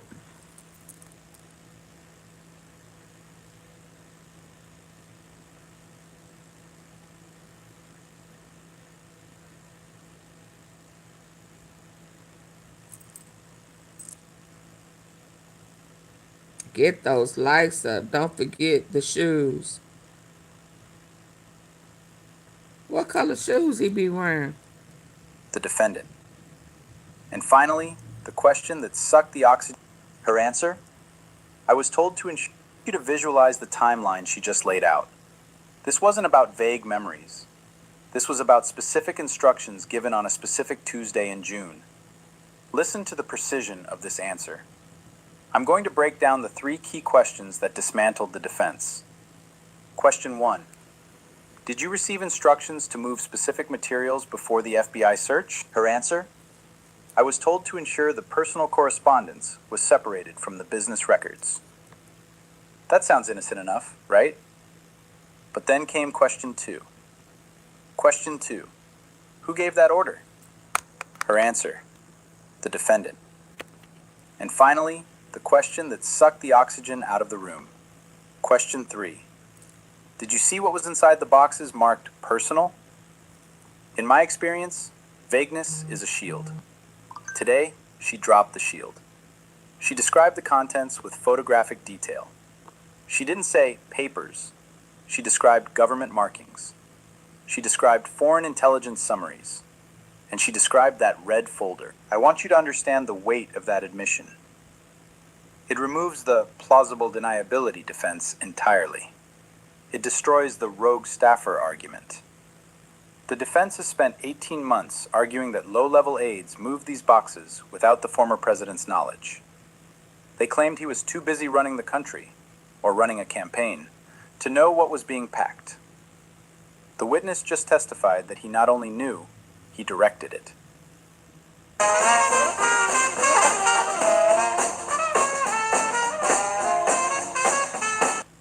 Be prepared this flu season. Have oscillococcinum ready at the first sign of flu-like symptoms. If you could see the faces of the defense attorneys at that moment, you would have seen the blood drain from their cheeks. They knew what I knew. You can't cross-examine a family member and call her a liar without alienating the jury forever. She confirmed the order, she confirmed the knowledge, and she confirmed the cover-up. That's what she said. Now let me show you how he reacted, because the behavior I observed tells a story just as damning as the testimony itself. I watched the hands. I watched the eyes. That's where the truth lives. When you hear reports that the defendant broke down, you might imagine sobbing. But in a legal context, a breakdown is the collapse of a strategy.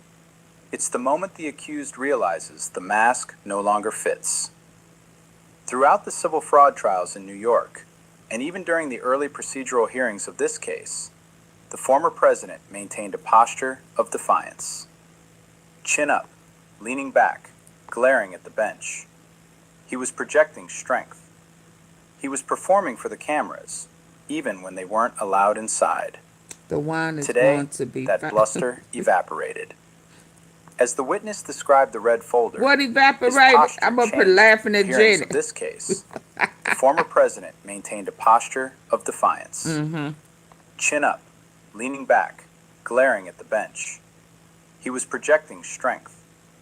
He was performing for the cameras, even when they weren't allowed inside. Today, that bluster evaporated. As the witness described the red folder, his posture changed physically. He slumped forward. He began whispering frantically to his lead counsel. Not angry whispers, but urgent, panicked questions. I've seen this reaction in cartel bosses and corporate fraudsters. It's the moment of realization. The color drained from his face, not because of sadness, but because of calculation. The math no longer worked. He realized that loyalty had a limit, and that limit was perjury. This wasn't the reaction of an innocent man confused by a lie. An innocent man gets angry when he's falsely accused. He shakes his head. He looks at the jury with disbelief. The defendant didn't look at the jury. He looked at the table. He couldn't make eye contact with the witness stand. This brings us back to the loop I opened earlier, the red folder. Why did this specific item trigger such a visceral reaction? Here's what I can tell you from the evidence log. The red folder contained documents he had personally claimed, in a signed affidavit, to have returned to the National Archives in 2022. He put his signature on a legal document stating this folder was gone. His daughter just placed that folder in his hands 2 years later. That is why he crumbled. He wasn't just hearing testimony. He was hearing a perjury charge being drafted in real time. He was hearing obstruction of justice counts piling up.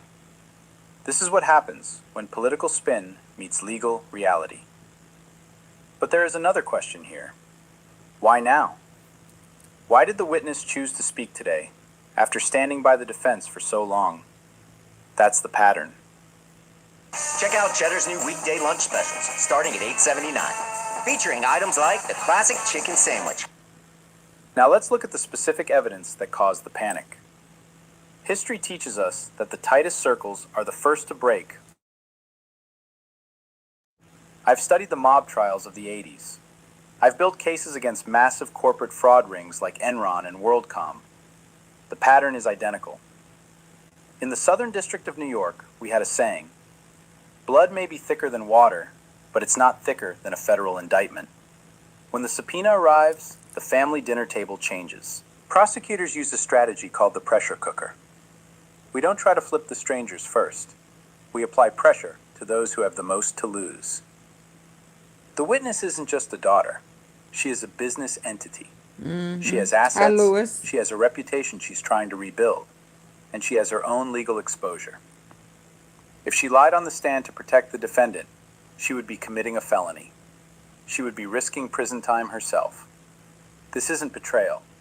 In the eyes of the law, this is self-preservation. We saw this with the Gambino crime family. We saw this in the insider trading scandals of the 90s. The patriarch relies on the silence of the children, assuming that familial bond is stronger than the penal code. It rarely is. When the witness walked into that hearing room, she made a calculation. She could protect the defendant and destroy herself. Or she could tell the truth and survive. I want you to consider the psychology here. She knows the evidence we have. She knows we have the surveillance tapes. She knows we have the flight logs. If she denies seeing the boxes, and we play a tape showing her standing next to them, she goes to jail. It's that simple. Her testimony wasn't an act of moral sudden awakening. It was a survival instinct. Yeah, they normal. They The just done defense got knows caught. this. That's why they didn't cross-examine her aggressively. You can't attack a witness for telling the truth when you know the prosecution has the receipts to back it up. They let her step down without laying a glove on her. That silence from the defense table was deafening. I want to hear from you in the comments. Based on what I've just described, do you think she's testifying to save the country or to save herself? I read every response. Now, let's go back to that red folder. Because self-preservation explains why she spoke, but the content of that folder explains why it's fatal for the defense. Let's dig deep into this evidence. I want to be precise about what the red folder actually represents. Some of you might be thinking, it's just paper. Does it really matter if it was in a red folder or a cardboard box? Yes, it matters. In fact, it is the entire ballgame. In criminal law, proving the act is easy. We know he took the documents. That's the actus reus, the guilty act. But to get a conviction under the Espionage Act, we have to prove mens rea, the guilty mind. We have to prove he knew what he was doing was wrong and did it anyway. Parasites matters. Hadn't ate his head up by then. Some of you might be thinking, it's just paper. Does it really matter if it was in a red folder or a cardboard box? Yes, it matters. In fact, it is the entire ballgame. In criminal law, proving the act is easy. We know he took the documents. That's the actus reus, the guilty act.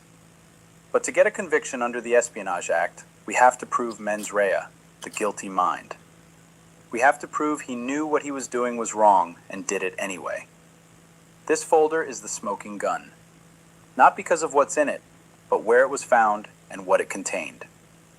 According to the witness's description, this folder didn't just contain standard typed government briefings. It contained handwritten notes. Notes written by the former president himself in the margins of classified intelligence assessments.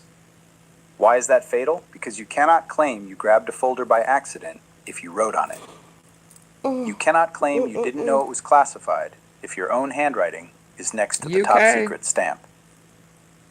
The witness testified that she saw him reviewing this specific folder at the New Jersey property, a location not authorized to hold these secrets. This proves he was actively using these stolen documents. He wasn't just storing them, he was utilizing them. They weren't supposed to I be held at the similar house. evidence in my hands during the war crimes tribunals. When you find a commander's handwriting on an illegal order, The defense of ignorance vanishes. He claimed he didn't have it. She testified she saw him holding it. In 30 years of prosecuting, I've learned that it's always the cover-up that catches you. If he had simply returned the documents when asked, we might not be here. He said he But didn't lied. have it. He signed an affidavit. The witness testified that she saw him reviewing this specific folder at the New Jersey property, a location not authorized to hold these secrets. This proves he was actively using these stolen documents. The witness testified that she saw him reviewing this specific folder at the New Jersey property, a location not authorized to hold these secrets. This proves he was actively using these stolen documents. He wasn't just storing them, he was utilizing them. I held similar evidence in my hands during the war crimes tribunals. When you find a commander's handwriting on an illegal order, the defense of ignorance vanishes. He claimed he didn't have it. She testified she saw him holding it. In 30 years of prosecuting, I've learned that it's always the cover-up that catches you. If he had simply returned the documents when asked, we might not be here. But he lied. He signed an affidavit saying this folder was returned. Let me define mens rea for you in this context. It's the difference between a mistake and a crime. Taking a folder home is a mistake. Lying about it, hiding it, and then having a key family member testify that you were reading it after the subpoena deadline? That is a crime. The stakes couldn't be higher. So where does this leave us? We are looking at a constitutional stress test unlike anything in our history. We are in the year 2026. We have a sitting president who is now directly implicated by his own family member in a high crime involving national security. The Constitution is not a suicide pact. It was designed to withstand pressure, but it was not designed for this. The Low Point, hosted by Shantae Lowe. This Sponsored why he by mad. Novartis on Players One of the TV. reasons. Hey, howdy ho, neighbor! Request to locate. Y'all hit the like button. I think I know what I'm doing. If this testimony stands, and the evidence suggests it will, we are in uncharted waters. The Department of Justice has a long-standing policy against indicting a sitting president. But that policy is a memo, not a law. It has never been tested against facts like these. I took an oath to defend this system. That oath doesn't expire. And what I see right now is a system blinking red. There are those who say, it doesn't matter. He won the election. The people decided. But facts exist forever. The law does not bend simply because an election occurred. If a daughter cannot protect a president from the truth, neither can the office. Consider the precedent we are setting. If we allow a president to steal national defense information, lie about it, and suborn perjury to cover it up, we have effectively legalized espionage for the executive branch. This testimony is entered into the record. It cannot be tweeted away. It cannot be pardoned away. It is now part of the historical fact of this administration. Here is the hypothetical scenario we must face. What happens if the special counsel moves to unseal the indictment based on this new testimony? We could see an impeachment inquiry triggered not by political opposition, but by forensic evidence provided by the first family. I want you to understand the gravity of this. This isn't about politics. It's about whether the nuclear codes, our intelligence assets, and our military plans are secure. If the person holding them treats them like personal souvenirs and lies to the FBI about them, the danger is real. I've seen how fragile democracies can be. I've seen systems collapse when the powerful are allowed to operate outside the rules. We are closer to that edge than many people realize. But the fact that this testimony happened, the fact that a witness sat in that chair and told the truth despite the immense pressure to lie, gives me hope. It shows that the truth has a way of forcing itself into the room. So, where does this leave us? It leaves us with a choice. Do we accept the evidence, or do we look away? Today, we saw the facade crack. Tomorrow, we see what lies behind it. The wheels of justice grind slow, but they grind exceedingly fine. I know it feels like this process has taken forever. I know it feels like there are endless delays and appeals. But what happened in that hearing room this morning proves that the system is still working. The collapse of the defense strategy wasn't just about one man losing his composure. It was about the reality of the law finally piercing the bubble of power. Justice is not a sprint, it is a marathon, and we are nearing the finish line. No one is above the law. Not the defendant, not his family. Not today, not ever. The system works when we bear witness. It works when we refuse to let the noise drown out the facts. I will continue to follow this case, document by document, testimony by testimony. Because you deserve to know what is happening in your country. The system works when we bear witness. Subscribe to stay in this room with me. And tell me in the comments, does this testimony change your view of the verdict? I'm ready for y'all to go on and chase him down. Put his hands together. and let him walk to his new home. Because we know he's not going to be able to bond out. He couldn't get a surety bond. Yeah, this time he going to have to put his hands on that all the black stuff. And say cheese. Yeah.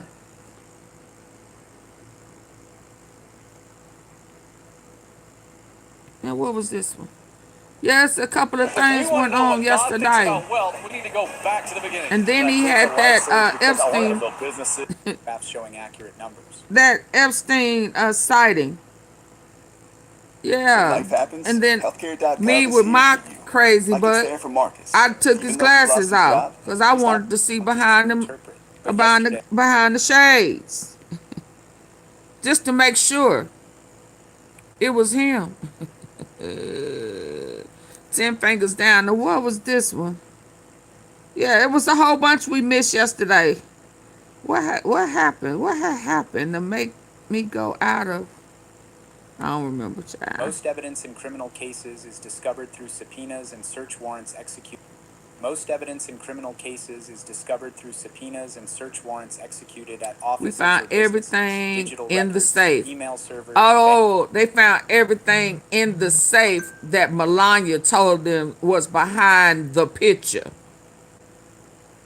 of his mama.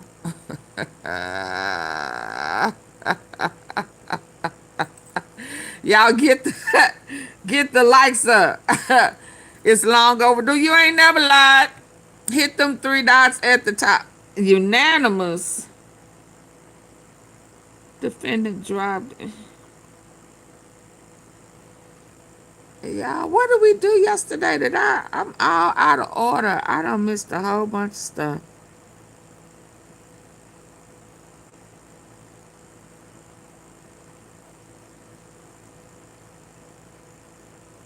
Y'all get the lights up, please. Hit the 3 dots at the top right. Let's see what this is. Oh. Excuse me.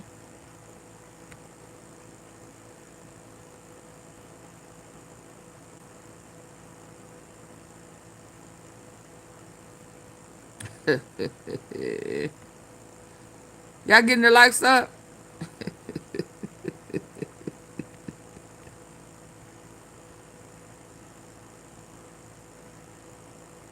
What was he doing to the dog? Oh, wow. Oh, my God.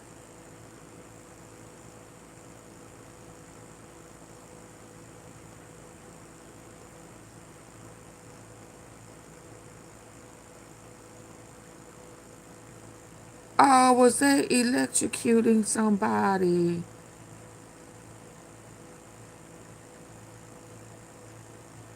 Oh, wow. I can't show it to y'all. Wow. Oh, wow. Oh, my God. The torture. Where were the neighbors? Where were the... Oh, I just cannot. Oh, her proffer was denied. I told y'all that proffer she was trying to get, Melania was trying to get, was denied, right? Oh, yeah. No. Is the lights? Okay, let's go. Let's get back. Let's get back. Lewis, you talking about what I was just watching? I can't. Because they blurred it and y'all really can't see it anyway, but it looked like somebody is tied down and somebody is sticking something on them.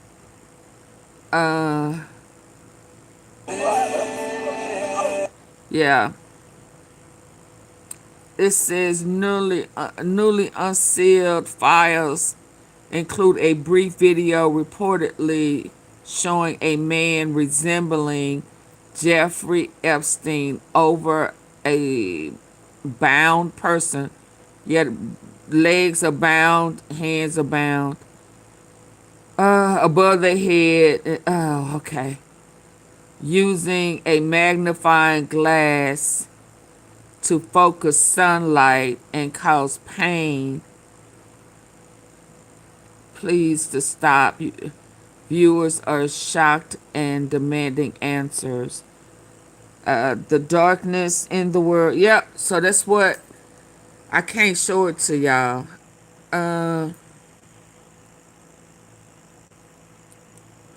Okay, real quick.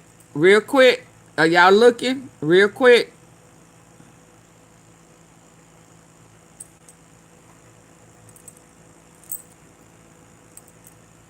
I hope y'all saw it.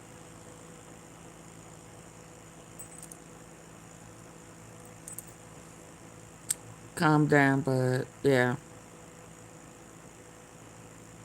And have you hit the like button? Did you send a super chat or super sticker, Lewis? Did you send me some gems while you being demanding? Yeah, this is why I be getting so upset. Let me get on back over there. Because where I'm at right now, it can be alarming and hurtful. So let me get on back.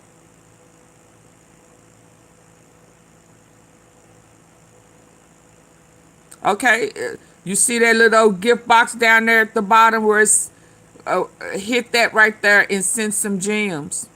That's okay.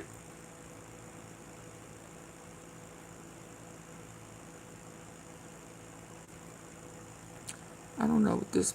So many people dream of a smile that's not only We functional, get back to where but we also were, beautiful. but hold a smile on. that allows you to feel confident in. Please, we cannot become numb and turn our back. Let me come back to you. Oh, we can hear it because we haven't started the other one. Hold on. What was the bombshell? I just want to hear it. On the antics, bad policies, bad character of Donald Trump when it comes to the Epstein files. Why? Because inch by inch, Niagara Falls. Welcome back into Occupy Democrats, this massive breaking story on a Friday afternoon evening, because we have to remember the tortoise and the hare story we all heard as a kid. It is happening. It's happening right in this breaking story. Remember when Donald Trump recently said this? Are you still talking about Jeffrey Epstein? This guy's been talked about for years. That is unbelievable. And are people still talking about this guy, this creep? Yeah, Donald, not only are we still talking about it, but the lid is about to blow off right on you here. You really can't solve any of that if this place is corrupt. And if they're going to cover up for rich and powerful and politically connected people, which is still what is happening right now. While, of course, the nation's Attorney General, Blondie Bondi, does anything except for follow the law. We will follow the law. The law passed. Oh, I hope he finna say what I hope he finna say. It has not yet been signed, but we will continue to follow the law, again, while protecting victims, but also providing maximum transparency. And just like Nixon, even though Trump is way worse, Oh, I hope. I hope he finna say, because, okay, so, get off the thing. The review will take place in person at DOJ offices where lawmakers. It's taking a Republican to actually make it maximum transparency. Oh, Lord, come on. And just like Nixon, even though Trump is way worse, it's taking a Republican to actually make it happen. And bless him here. That is wrong. Do not let the Senate muck this bill up. And if you're a party to that in the Senate, you are part of this cover-up that we are trying to expose. I am sorry if one of your billionaire donors is going to get embarrassed because he went to Rape Island. But Massey from Kentucky is absolutely relentless and stone cold right. That is what they have coming. In fact, they need to be on the other side of bars, a lot of them. Some of them will be embarrassed. Come on. Some of them need to go to prison. As denying and denigrating Donald continues to just pile lies upon lies. It's supposed to be coming. Democrat hoax that never ends. We give them everything over and over again, more and more and more, and nobody's ever satisfied. And I could check, but from what I understand, thousands of pages of documents have been given. But it's really a Democrat hoax. Except, Donald, there's 6 million documents, and while I know you're challenged on education because you won't show your grades, that's a lot more than thousands of thousands. But Thomas Massey will not let this go, and he's stone cold right with the victims here. I hope my colleagues are watching this press conference. I want them to think, what if this was your sister? What if this was your daughter? When these survivors speak, the Washington establishment is asking the American public to believe something that is not believable. They're asking you to believe that two individuals created hundreds of victims and they acted alone, and that the DOJ has no idea of who else might have been involved, that nobody else did anything that rose to a criminal enterprise. Because in this breaking story, Trump's weekend is going to get real tough, so you better expect a lot of Truth Social posts, because this right here is going to be happening on Monday with lawmakers. Check this breaking story out. Incredible breaking news. Major update as Congress demands access to tranche of unredacted Epstein files. Members of Congress will be able to review unredacted Department of Justice files on Jeffrey Epstein starting Monday, according to a letter obtained by NBC News. The review will take place in person at DOJ offices where lawmakers will access the material on computers but cannot examine physical documents. The outlet reported lawmakers will be allowed to take notes but are not permitted to use electronic devices. Access will be limited exclusively to members of Congress themselves, not their staff. The files include the roughly 3 million documents already publicly available, though DOJ officials say the total trove in their possession exceeds 6 million items, according to NBC News. The move comes after lawmakers, including Reps Thomas Massey, Republican of Kentucky, and Ro Khanna, Democrat from California, sent letters requesting access to the unredacted files. Democrats on the Judiciary Committee also pressed for an early review of the unredacted files ahead of Attorney General Pam Bondi's appearance before the Judiciary Committee next week. And yet, even though that is terrific, and even though they're going to get to look at things on a computer and take notes, this is just like passing a 1,000-page bill and giving it to people at 11 o'clock at night. They're letting them look at it without staff, only on a computer, and they have to sit there for what amount of time and try to look through 3 million documents? Come on, folks, that's absurd. That's exactly how they're trying to get around the law and try to pretend they're being transparent, when the truth of the matter is that they certainly are not in any way, shape, form, or fashion, because all of these documents, unredacted to the point of protecting victims, should be given to the entire Congress long time ago, or certainly when the court order demanded it. They gave them 30 days notice months ago. But this is Trump and his AG, private personal lawyer, Pam Bondi, covering things up while trying to pretend being transparent. But there is likely to be some tremendous evidentiary realities out of what is going to occur on Monday. So stay tuned, like and share the video, and stay frosty. Dang it. For small business owners, taxes was more questions Close, than though. answers. Ooh. Hold on. Hold on. America will not. Oh. Hold on. Oh. Dang it. Hold on.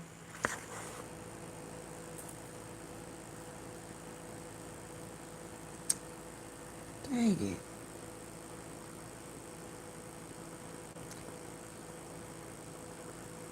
I'm ready for the world to know. We're about to say they will never release the real files. Andre, go on somewhere with that. Yeah, you know, it done went from they'll never release the files. Now they never gonna now it's they never gonna release the real files. Well, hell, if these ain't real, then what are they? Andre, hush. Hush. If these ain't real, why he running scared? Huh?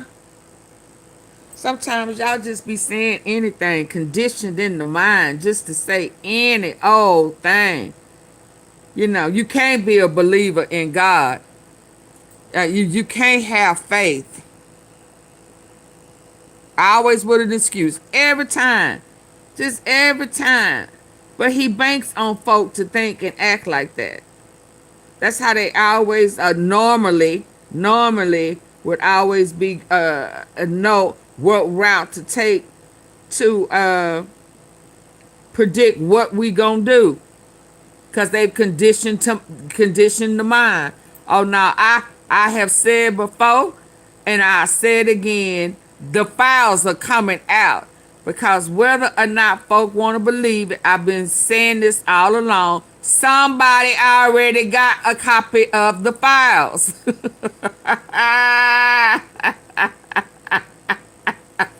Epstein is working behind the scenes. Oh, they got unredacted files? You think you slow in the head, Andre, if you think that there was only one file. I mean, only one person had all the files. Like these people did not make more than one copy. Yeah, I'm not gonna debate with you. You want to play that devil's advocate and all of that, and I'm not gonna do that. I'm smarter than you. I've had more predictions to come true than you have. Yeah, before you start saying the real ones, or you was one of the ones that said we ain't gonna never get no Epstein files. Yeah, they been being leaked. That's why I have pictures of stuff that everybody ain't got yet. Cause it's been being leaked. But you carry on. Go on, take all of that wherever you normally be going, Andrea. Go on back over there. Thank you. We appreciate you. But bye. Take all of that back over there. Cause I don't like that energy. Come back another day. Go play with somebody else. Bye-bye. Y'all say bye to Andrea. Go on. Yeah, I don't want to play. I don't want to play. What happened yesterday? Did we go to the prison and the jails? And because it was some stuff I was supposed to show y'all, but hold on.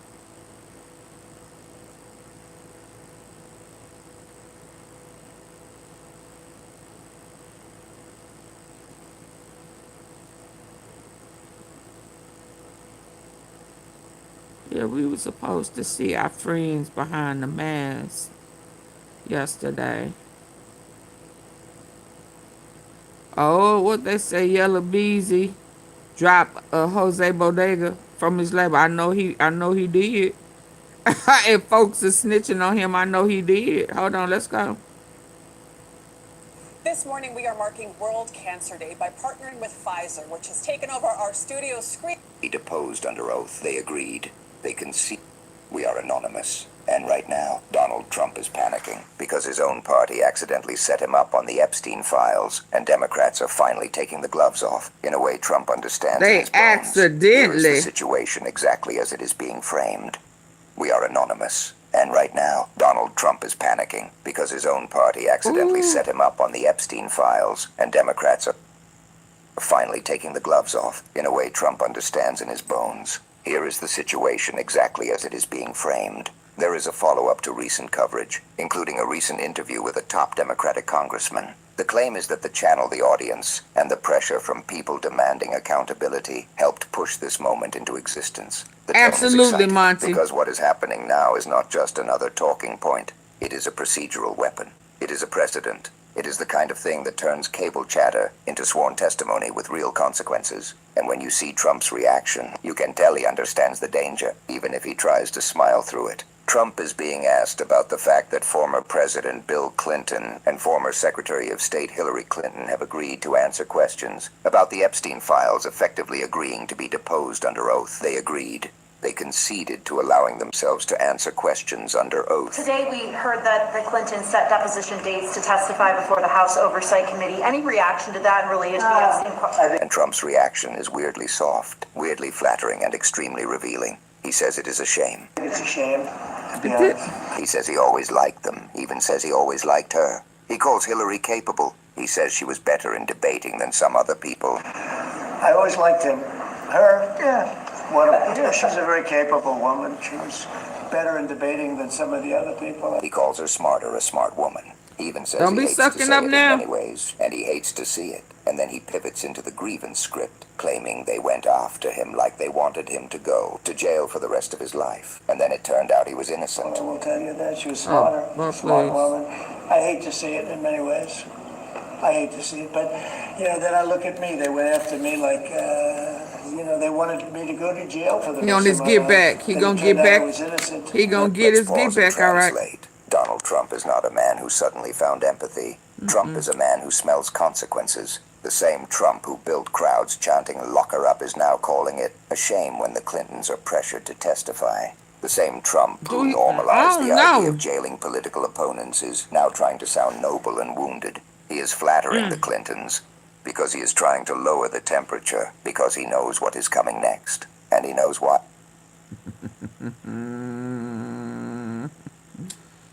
What do you mean he know what's coming next? Bill gonna have to testify? Trying to sound noble and wounded. He is flattering the Clintons because he is trying to lower the temperature, because he knows what is coming next. Look out, look. Yeah, look how they looking at each other.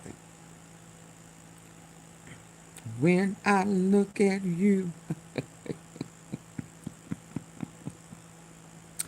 how someone like you can make me feel the way you do. These boys was in, baby. Look how they looking at each other. Yeah, you call Bubba's Trump Bubba packet?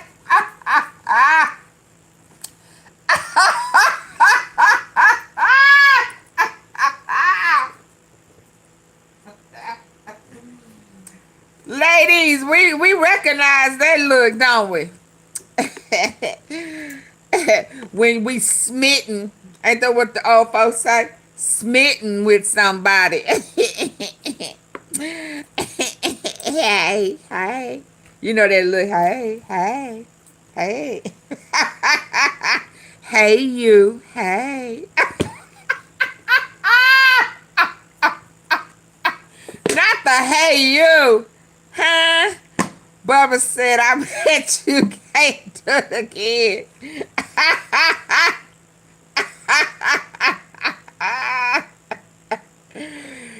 Oh my God, boy, I can play with this one for a minute. You know how they do when they look at you like, hey, hey.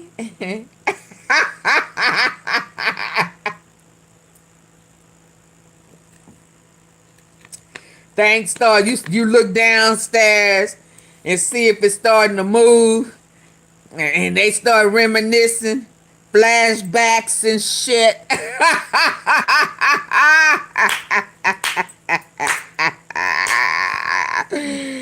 Yeah, and he looking at him like, you shit, you handled that thing, you did that shit.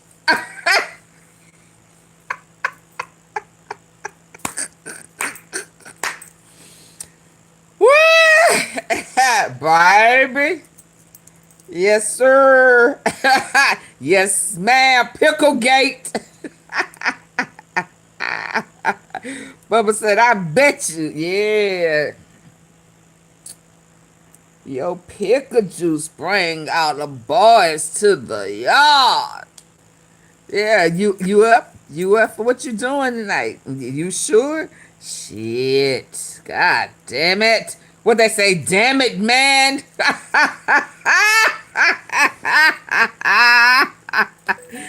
Damn it, man. God damn. You bring back flashbacks. Shit, where you been? God damn.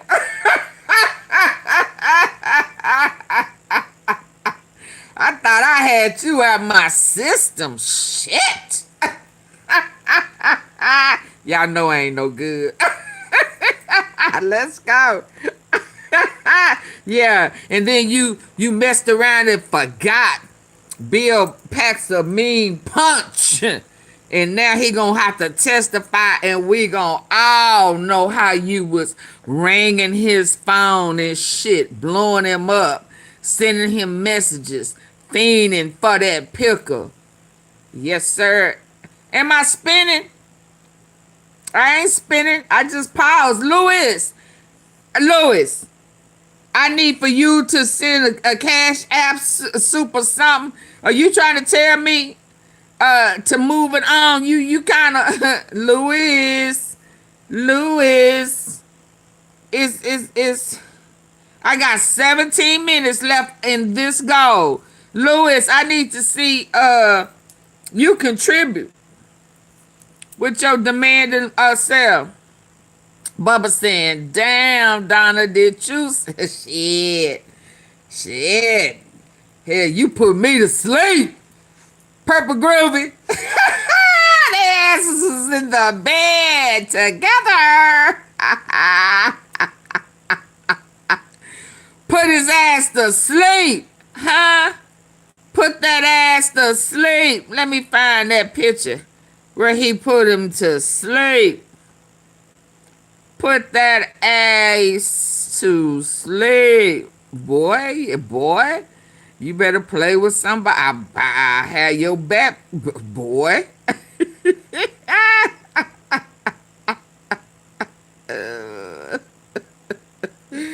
Lips all pooch. Back all tilted. No, that ain't the picture. I'm finna get it. Back all tilted. He got an arch in his damn back like a girl. What? Arch all in.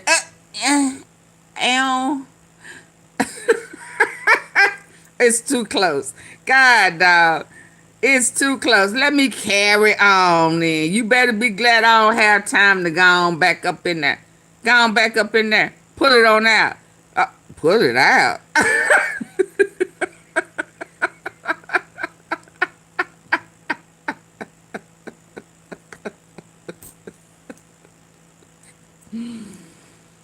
Oh my God. Oh my God. Oh my God. Oh my God. I put that ass to sleep, huh? You better play with something safe, boy.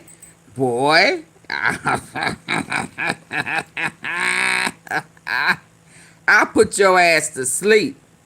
Okay?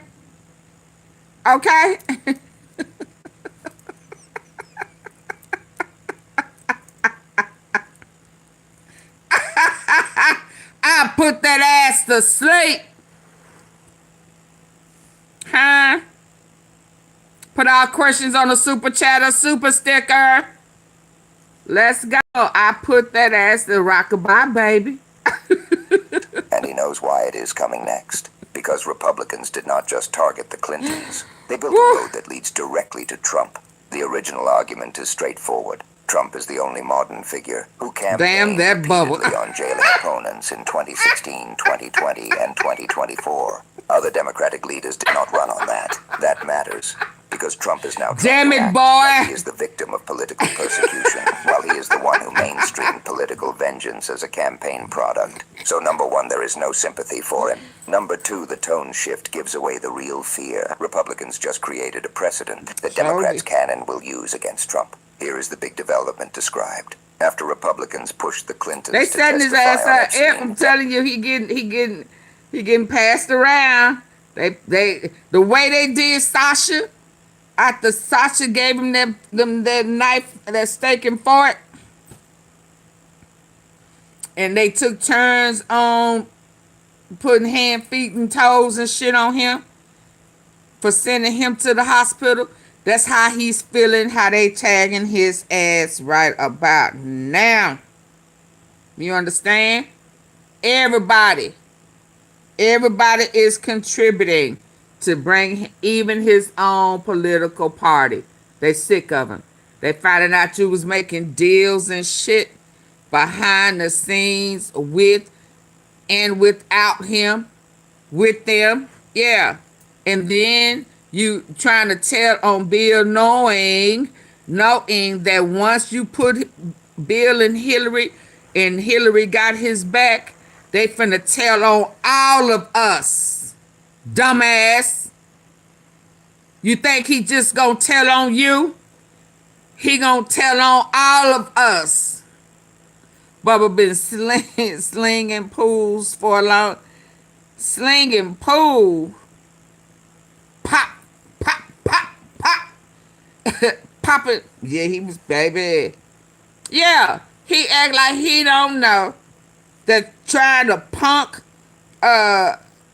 Bill, like Bill gonna run and stall and buy you some time.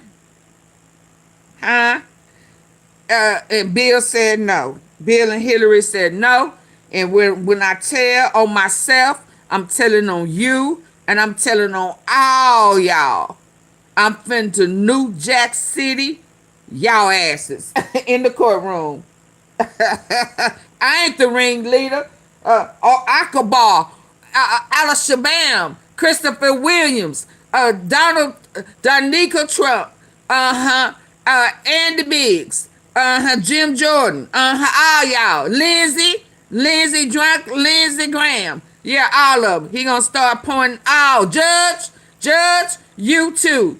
Yeah, all of you. All of you were there. That's what's finna happen, y'all.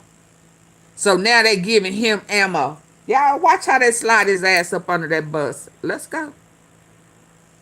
Repeatedly on jailing opponents in 2016, 2020, and 2024. Other Democratic leaders did not run on that. That matters, because Trump is now trying to act like he is the victim of political persecution, while he is the one who mainstreamed political vengeance as a campaign product. So number one, there is no sympathy for him. No. Number two, the tone shift gives away the real fear. Republicans just created a precedent that Democrats can and will use against Trump. Here is the big development described. After Republicans pushed the Clintons to testify on Epstein, Democrats warned they will haul in Trump. This is being framed as a precedent set by the House forcing testimony from They a gonna former haul president under threat in of criminal. Trump.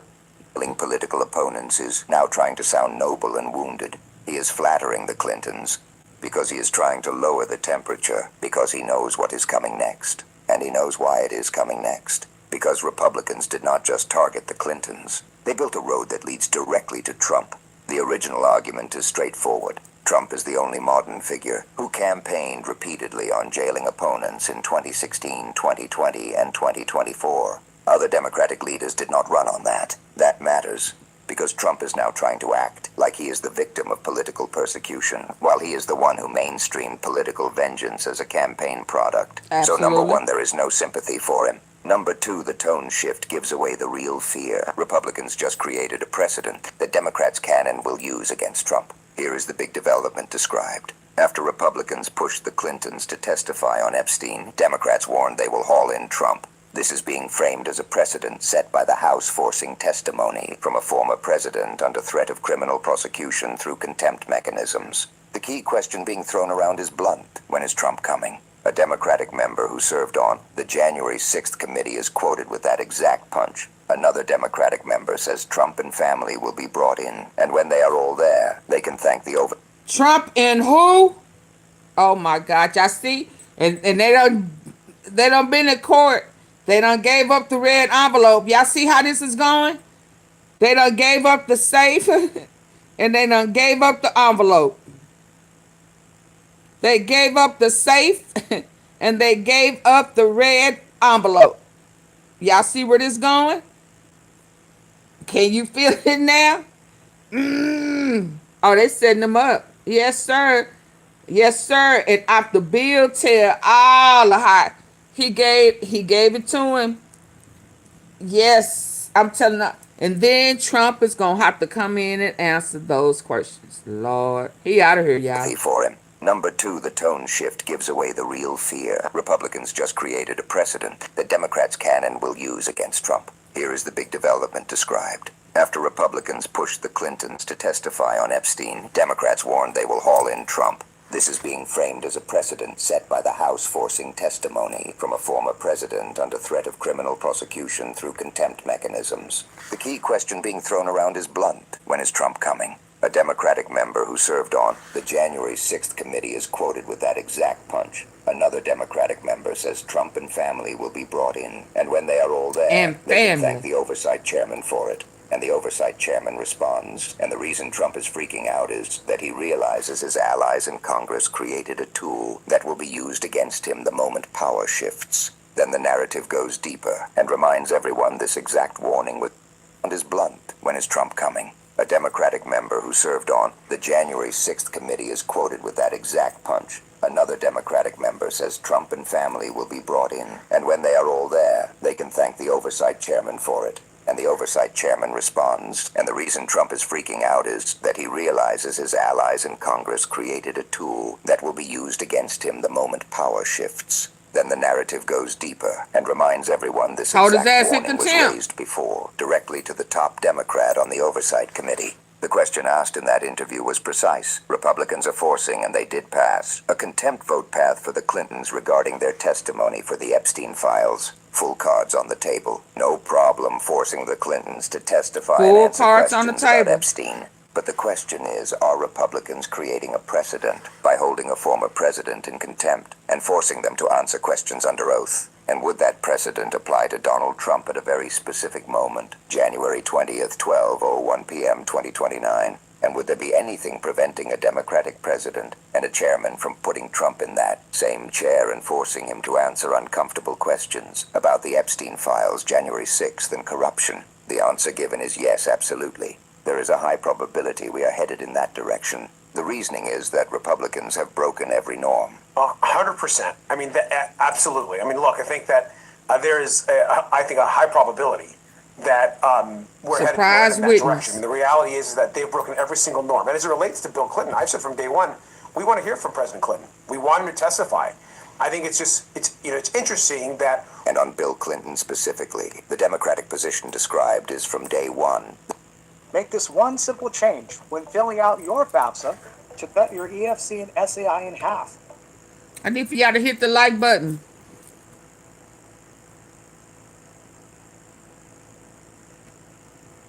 Oh no, we want it on this. His broham. His partner in crime. Ooh.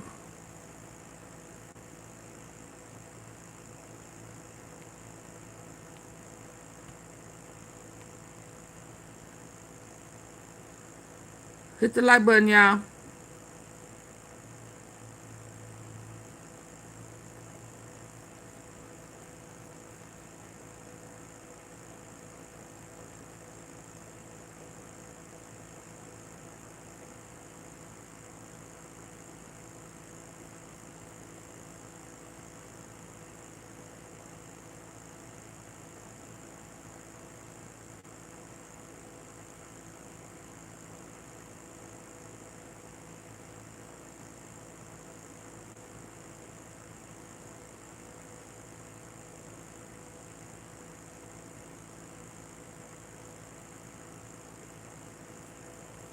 I want to talk about some dark secrets.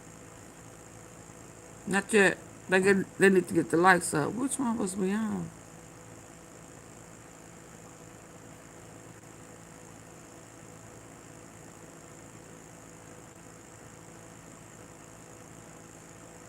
Oh, this is gonna end bad. They want to hear from him. They want him to testify. What is called interesting, and you can hear the disgust in it, is that Republicans only want to hear from Trump's political enemies. Republicans only want to hear from Donald Trump's political enemies and are uninterested in hearing from other folks.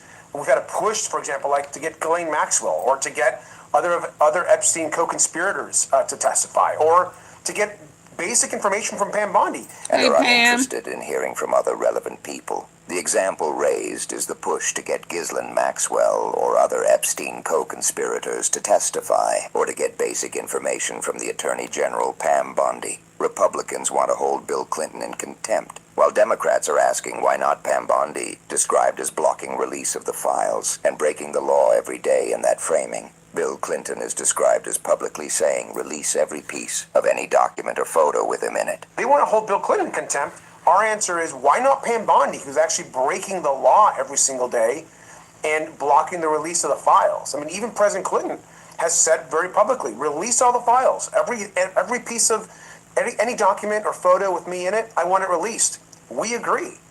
But why have only 1% of the files been released? That's on Pam Bondi. She should be held in contempt. And certainly we have a lot of questions for Donald Trump, of course, when he leaves the presidency. We have them now, but you can bet we're going to have a bunch after his term's up as well. And then comes the bomb. If only 1% of the files have been released, that is on Pam Bondi, and she should be held in contempt. And yes, the Democrats say they have questions for Trump when he leaves the presidency, and they have them now, and they will have even more after his term is up. Then the narration adds the political psychology that Trump fears most. The Democratic base wants fighters, not cruelty, not MAGA-style punishment for sport, but fighters. The argument is that Democrats have often been too passive, too turn the other cheek, too afraid of setting precedents. But now Republicans set the precedent, so even the feckless excuse evaporates. If Republicans want to normalize hauling former presidents into a chair under subpoena power, then Democrats can stop pretending they are too polite to use the same power. The seat gets warmed. Y'all help me reach my goal. Hit the like button, super chat, super sticker, like, share, subscribe. Held in contempt by Congress. Get your membership. Bill and Hillary Clinton agree to testify before the Oversight Committee about Epstein. Democrats then say Republicans established a precedent about Congress's ability to subpoena and haul in past presidents, first ladies, and family members under threat of criminal charges if they refuse, a precedent the GOP will regret. Democratic leadership voices are quoted saying they are absolutely going to have Trump testify under oath when Democrats take back power. Another veteran leader calls it a big deal and says it will be interesting to see what Trump Well, hopefully he'll be already in jail by then. On the oversight panel on his says other Democrats charges will 100% when he take wasn't the advantage of the president. precedent, saying it sets a precedent, and they will follow with Trump, all of his kids, everybody. Then more Democrats pile on. Another progressive caucus leader agrees and warns that what goes around comes around. A committee member known for frequent on-camera clashes with the chairman says the chairman is sealing his legacy, and he will not like what comes next when Democrats take control of the House and committees on oversight, banking, and judiciary.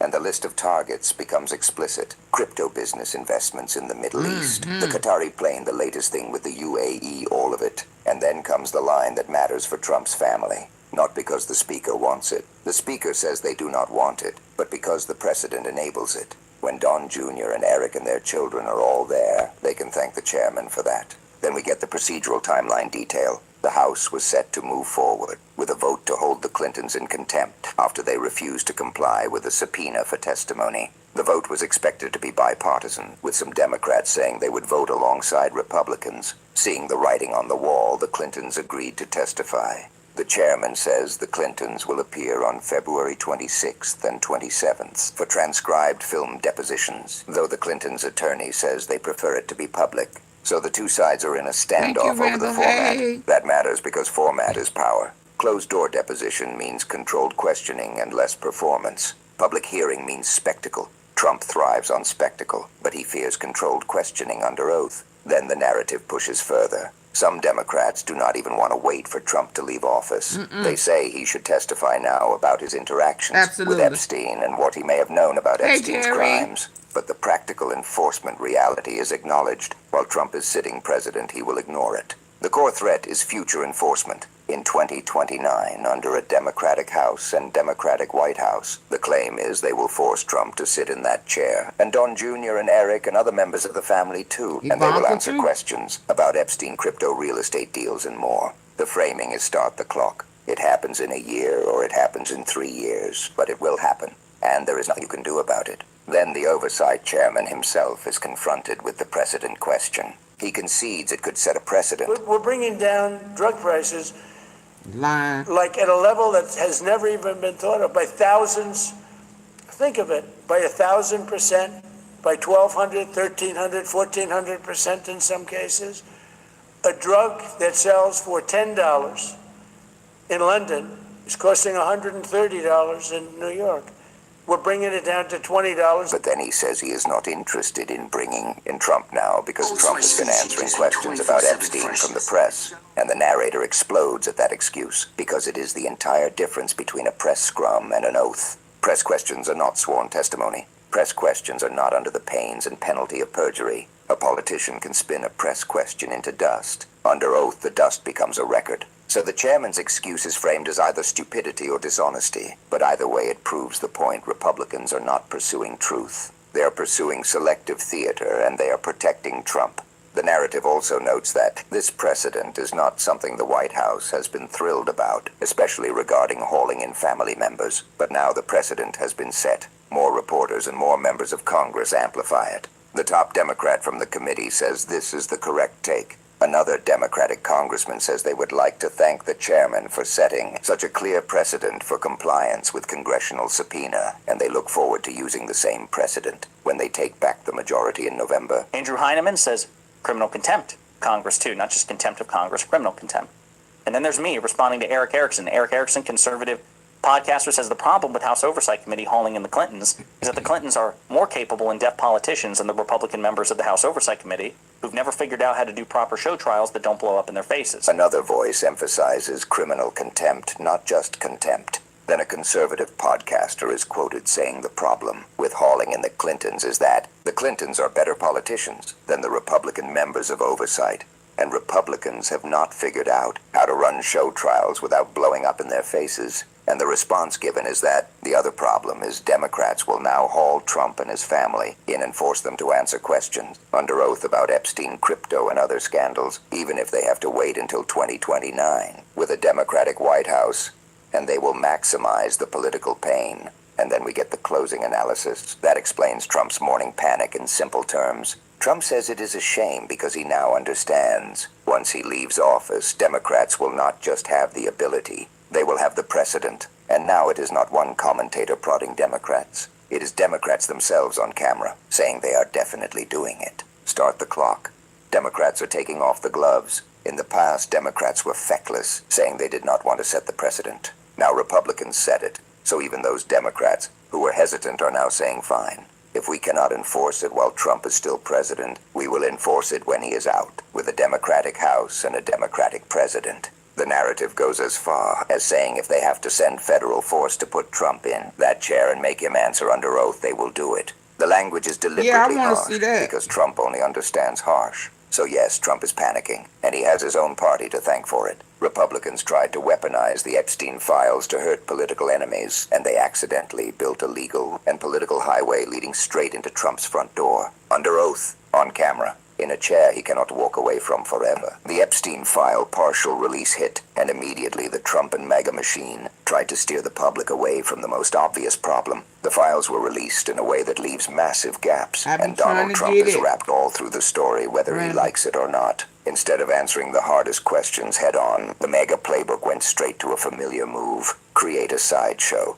Pick a target that will pull attention, soak up the oxygen, and turn the conversation into a partisan food fight. In this case, the target was Bill Clinton and Hillary Clinton. The message was simple: we will subpoena you. We will demand you show up for a deposition. And if you do not, we will threaten contempt like it proves we are the adults in the room. And then something happened that MAGA did not expect. The Clintons did not flinch. They did not run from the cameras. They did not hide behind silence. They essentially said, fine, you want testimony, we will testify. We want to show up to testify.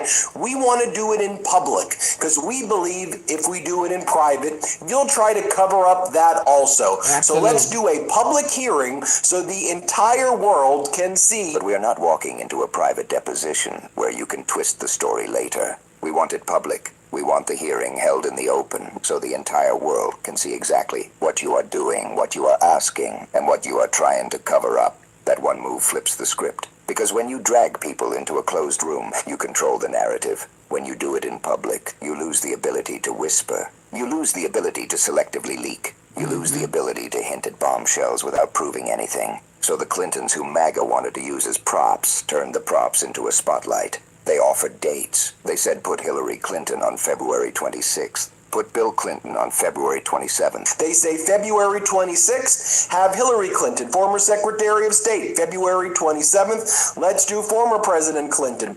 Though you have notably never asked the Clintons to appear in an open hearing, we now believe that will best suit our concerns about fairness. Now, this comes at a time where everyone can watch. And that is why this moment matters, because it forces a question that MAGA does not want asked out loud. If this is truly about transparency, why hide behind private depositions? If this is truly about accountability, why is the loudest accountability theater aimed at everyone except the man MAGA is built to protect? Now look at the timing. This is happening while the partial release of the Epstein files continues to raise alarms. The claim in the original narrative is that 3 million documents were produced, but that this is only a partial production. The claim is that at least 3 million more documents have not been produced, and those unproduced documents could amount to tens of millions of pages still concealed. The claim is also that there are improper redactions right now, and those redactions could still be hiding information that implicates Donald Trump. If you understand nothing else, understand this. A partial release is not a clearing. A partial release is a lever. It can be used to show you enough to shape your impression, while keeping enough hidden to protect whoever needs protecting. And then comes the part that burns. The original narrative states there are 38,000 references to Donald Trump in the Epstein files that were released. That number in their telling makes the Trump victory lap look absurd. Yet the mega machine wants to tell you the release vindicates him. This is the same trick every time. Bonding for the documents. She started producing the documents. Then Congress voted for the discharge petition to send another message, and we all voted for that. They are sending documents. They sent a big batch. The Democrats were unhappy. They said there weren't enough redactions. He declares himself exonerated before the full record is even visible. He says the story is a hoax while his name is still surfacing. He calls for investigations when he thinks he can control the direction, and he calls it harassment when the spotlight turns toward him. So when MAGA Republicans started talking about contempt, the contempt threat was not just a legal weapon. It was a media weapon. The Clintons both agreed to testify in the Epstein investigation in February before MAGA Republican Congressmember James Comer's Oversight Committee, and they want a public hearing. The Clintons give dates in the letter to Comer. James Comer was out there saying they had not heard from the Clintons, that they would move to hold them in contempt, that it was bipartisan, that it was justified. And he was lying. Unanimously by the committee in a bipartisan manner, we will move next week in the House Oversight Committee, markup, to hold former President Clinton in contempt of Congress. He framed it like a simple fairness argument. If Trump is answering questions, then why are the Clintons not answering questions? President Trump is answering your questions about Epstein. He's answered them over and over and over again. Who we haven't heard from is Bill Clinton, and I stated why. The amount of time that Epstein spent with Clinton while he was president and post-presidency. So I don't think it's out of line for former President Clinton to come in for a bipartisan subpoena and sit down and answer questions. So thank you all very much. But watch the sleight of hand. Trump answers questions in friendly settings, with friendly hosts repeating the same talking points over and over. Start calling them That is not crazy and testimony. That is not accountability. That is performance. Real accountability is sitting down under oath in an adversarial process where you do not get to shout fake news and walk away. Trump avoids that kind of setting like it is fire. Meanwhile, there is also a thread in the original story about the Department of Justice response. So now the DOJ is going through, trying to make sure they redact everything. So from my standpoint, the Department of Justice is cooperating. They are turning over documents. We would all like for them to turn documents over quicker. But at the end of the day, they are complying. Comer says the DOJ is cooperating, producing documents, going back through them to redact, and that they are complying even if it is slower than people want. But that only deepens the suspicion, because compliance is not the same as completeness. Speed is not the same as honesty. Equals. And redaction can be protection for victims, but it can also be protection for powerful men. When the release is partial, when millions of documents are still missing, and when the public is told to accept a narrative of cooperation without seeing the full record, the question becomes unavoidable. Who is being protected? What is being protected? And why? There is also a statement in the original material where Bill Clinton describes the Epstein Files Transparency Act as imposing a clear legal duty on the Department of Justice to produce the full and complete record the public demands and deserves, while pointing out that what has been released so far and the manner of release makes one thing clear: someone or something is being protected. Then comes a sharper line. They say they need no such protection, and they call on Trump to direct. The Epstein Files Transparency Act imposes a clear legal duty on the U.S. Department of Justice to produce the full and complete record the public demands and deserves. However, what the Department of Justice has released so far and the manner in which it did so makes one thing clear: someone or something is being protected. We do not know whom, what, or why, but we do know this: we need no such protection. Accordingly, we call on President Trump to direct Attorney General Bondi to immediately release any remaining materials referring to, mentioning, or containing photographs of Bill Clinton. This includes, without limitation, any records that may exist. And then it goes on to say, release all the file, release the Attorney General to release remaining materials referring to or containing photos of Bill Clinton and to release everything. In other words, they are daring Trump to stop hiding behind partial drops and release the full file. And that is where Trump looks weakest. Because if the MAGA plan was to turn Epstein into a weapon against political enemies, it depends on controlling the release, controlling the hearing room, and controlling what the public is allowed to see. A public hearing threatens that control. A full release threatens that control. And control is Trump's oxygen. Without it, he is just a man yelling at the wind. The conversation in the original narrative expands beyond the Clintons because it connects this to a larger pattern of MAGA governance, avoidance secrecy, and a refusal to testify under oath. A number of people need to come and testify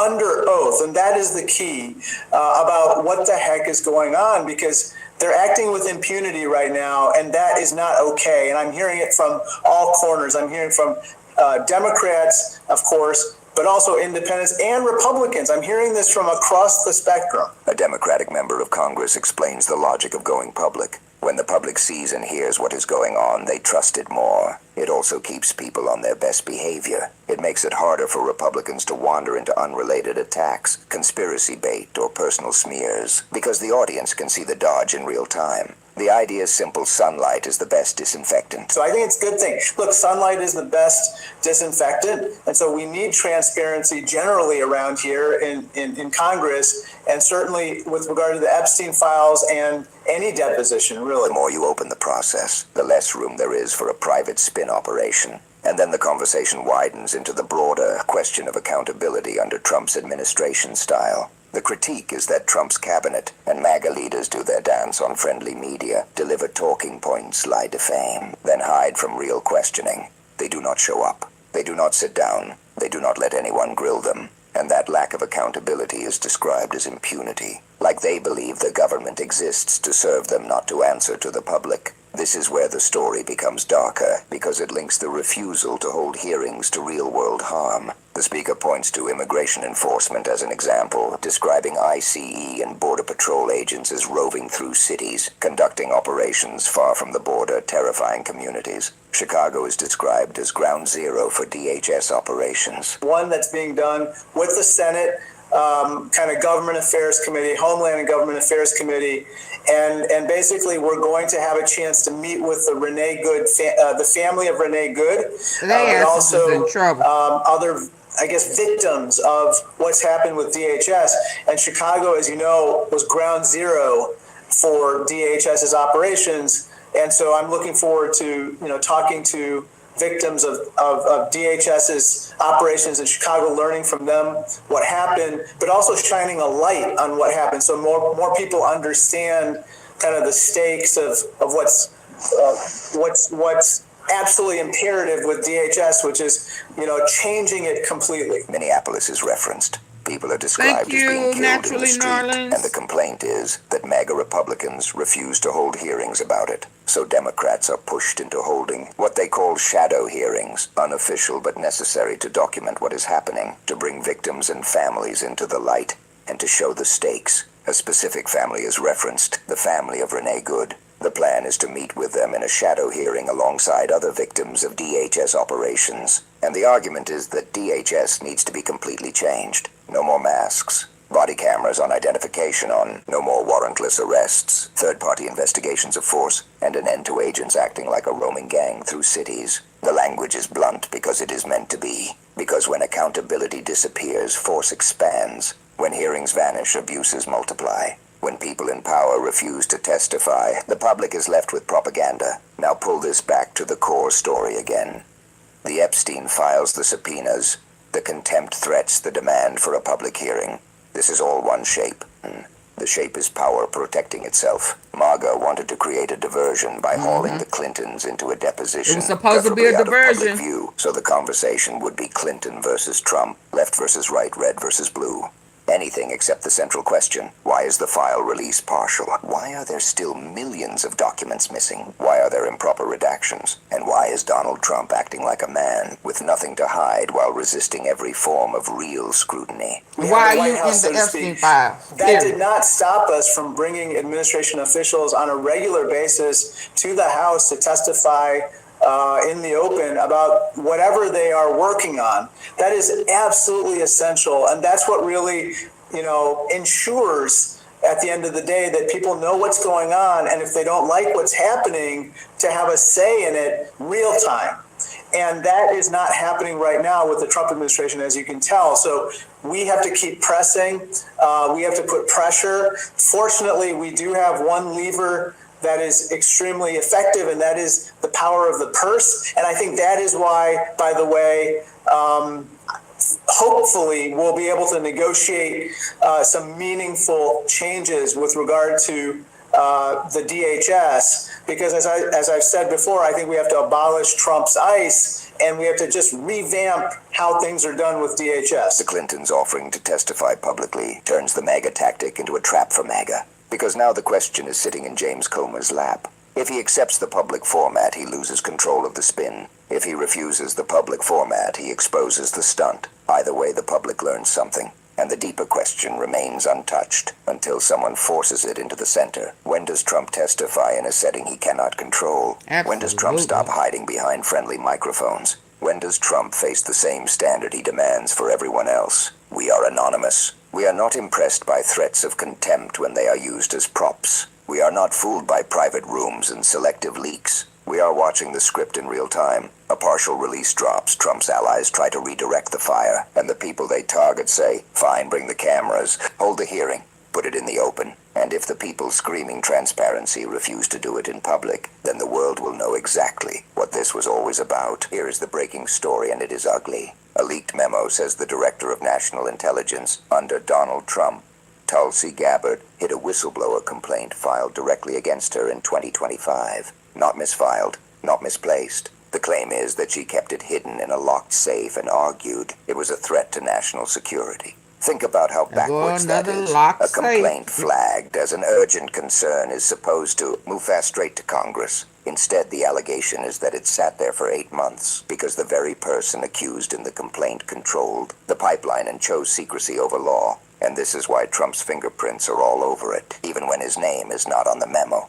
Trump's entire governing style is the same pattern over and over. Install loyalists, blur the rules, choke oversight, then scream national security anytime someone tries to expose the mess. He does not want checks. He wants control. He does not want lawful process. He wants leverage. And when the system catches him, he tries to flip the story and accuse everyone else of being the threat. The leaked memo is being described as the thing that blows the lid off a secret complaint Gabbard kept hidden. The complaint was reportedly filed under the urgent concern category, which is not a casual label. That term exists for a reason. It is meant for the kind of allegation that cannot be safely handled inside the same chain of command being accused. The law expects that those complaints go to Congress. That is the point. So when the allegation is that Gabbard hid it anyway, locked it up, and slow-walked the process for months, that is not just bureaucratic foot-dragging. That is a direct strike at oversight, and oversight is one of the few defenses the public has against a corrupt national security apparatus. Now the clock is ticking, because the lawyers for the whistleblower have set a deadline.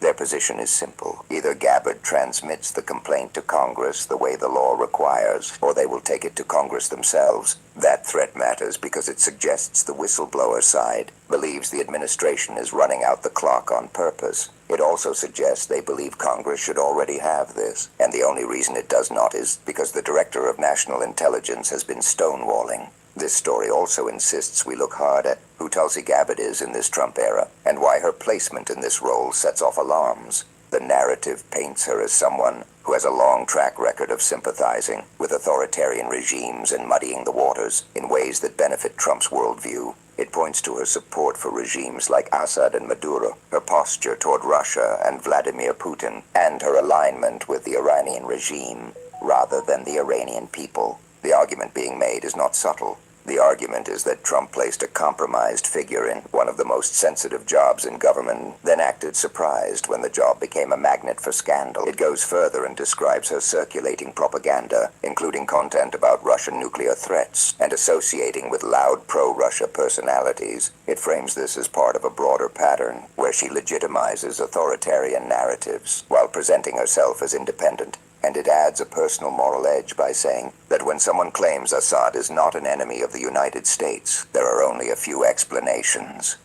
Ignorance, betrayal, or cruelty toward the victims of violence. The point is to make you feel the stakes, not just politically, but humanly, because foreign policy is not a debate club when people are dying. Then the story jumps to a new and extremely strange detail. Gabbard was reportedly photographed last week inside a vehicle loaded with boxes outside the Fulton County election hub and operations center in Georgia. At the time, the FBI executed a search warrant there. That image is described as secretive and weird. Tulsi Gabbard was also seen in a secretive, weird photo taken last week speaking on the phone while standing inside a vehicle loaded with boxes outside the Fulton County Election Hub and Operations Center after the FBI executed a search warrant there. So this is very, very weird. The Director of National Intelligence, who has no supervision over elections or this sort of election integrity stuff, shows up at an election center in Fulton County, Georgia. Because the Director of National Intelligence does not supervise elections. She has no normal role in local election administration or election integrity operations in a county facility. Yet there she is on the phone. At a contested election area Trump has attacked repeatedly in what looks like an election-related scene during an FBI action. The narrative suggests she could be talking to Trump about elections. A contested area that Donald Trump has attacked many, many times and is secretly taking phones, likely talking to Donald Trump in this photo about the elections again. And it frames the entire moment as part of a bigger fear, election tampering dressed up as security. Now people have been speculating about what the hidden whistleblower complaint could involve. The story acknowledges that speculation is not proof, but it repeats the kinds of allegations people are whispering, that she could be acting as an agent for a foreign country, that she could have shared secrets, or that Trump could be using the complaint as leverage over her to force obedience, especially around elections. The important line here is the one the narrative itself draws. There is not enough evidence in public yet to lock down those theories, but given the roles, the history, and the secrecy, they are plausible enough to terrify anyone. Who cares about national security and democratic process? Then the leaked Inspector General memo comes into focus, and this is where the story becomes more concrete. The memo reportedly says a whistleblower complaint against Trump's spy chief was flagged as an urgent concern and was on its way to lawmakers before hitting inexplicable roadblocks. That phrase is doing heavy lifting because roadblocks in a process designed to bypass politics usually means interference. It means someone with power did not want the complaint to leave the building. The memo says Gabbard was accused of playing games behind the scenes to keep it under wraps, and the leaked memo describes the nature of the allegations. According to the leaked details, the complaint was filed on May 21st, 2025, by an intelligence official. The complaint alleged that Gabbard restricted distribution of highly classified intelligence reports for political purposes. Let that land. This is not an argument about style. This is an allegation that intelligence was being controlled, not based on national security, but based on politics. In any functional democracy, that is the kind of thing that triggers alarms, because intelligence is supposed to serve the country, not the leader's personal interests. When intelligence distribution becomes a political weapon, the system stops protecting the public and starts protecting the ruler. And here is the part that feels almost surreal. The story describes a whistleblower complaint. About a whistleblower complaint. A whistleblower is saying they are blowing the whistle because Tulsi Gabbard is hiding urgent sensitive documents and blocking the lawful path to Congress. It is like the administration is so corrupt that even the mechanism designed to expose corruption is being smothered inside the same corrupt structure. That is the spiral, secrecy piled on secrecy, with national security used as the label to keep the public blind. The narrative says lawmakers only learned the document existed in November, and even then only because the whistleblower's attorney shared a letter accusing Gabbard of stonewalling disclosure. In plain language, it suggests Congress was kept in the dark, and only found out because outside counsel forced the issue into the open. That alone is an indictment of the administration's honesty, because Congress should not have to stumble into knowledge of an urgent concern complaint involving the Director of National Intelligence. The process exists precisely so Congress is informed, without the accused person getting to veto the flow. The story also describes the lawyers trying to follow proper security protocols for months. It includes the idea that they respected the office's direction on how to contact the Congressional Intelligence Committee consistent with appropriate security practices. In other words, the whistleblower side is claiming they did not leak recklessly. They did not do theatrics. They tried to do it correctly. And they say the disclosure directly impacts national security and the American people. Their frustration is that despite multiple requests, Gabbard's office provided zero guidance. That suggests a deliberate stall, not confusion, not delay, a wall. The narrative adds that concerns about Gabbard being compromised were not just domestic chatter. It claims foreign officials were uneasy about cooperation because of Trump's choice to elevate someone viewed as unreliable in a sensitive role. The bigger point is that Trump does not just create domestic instability,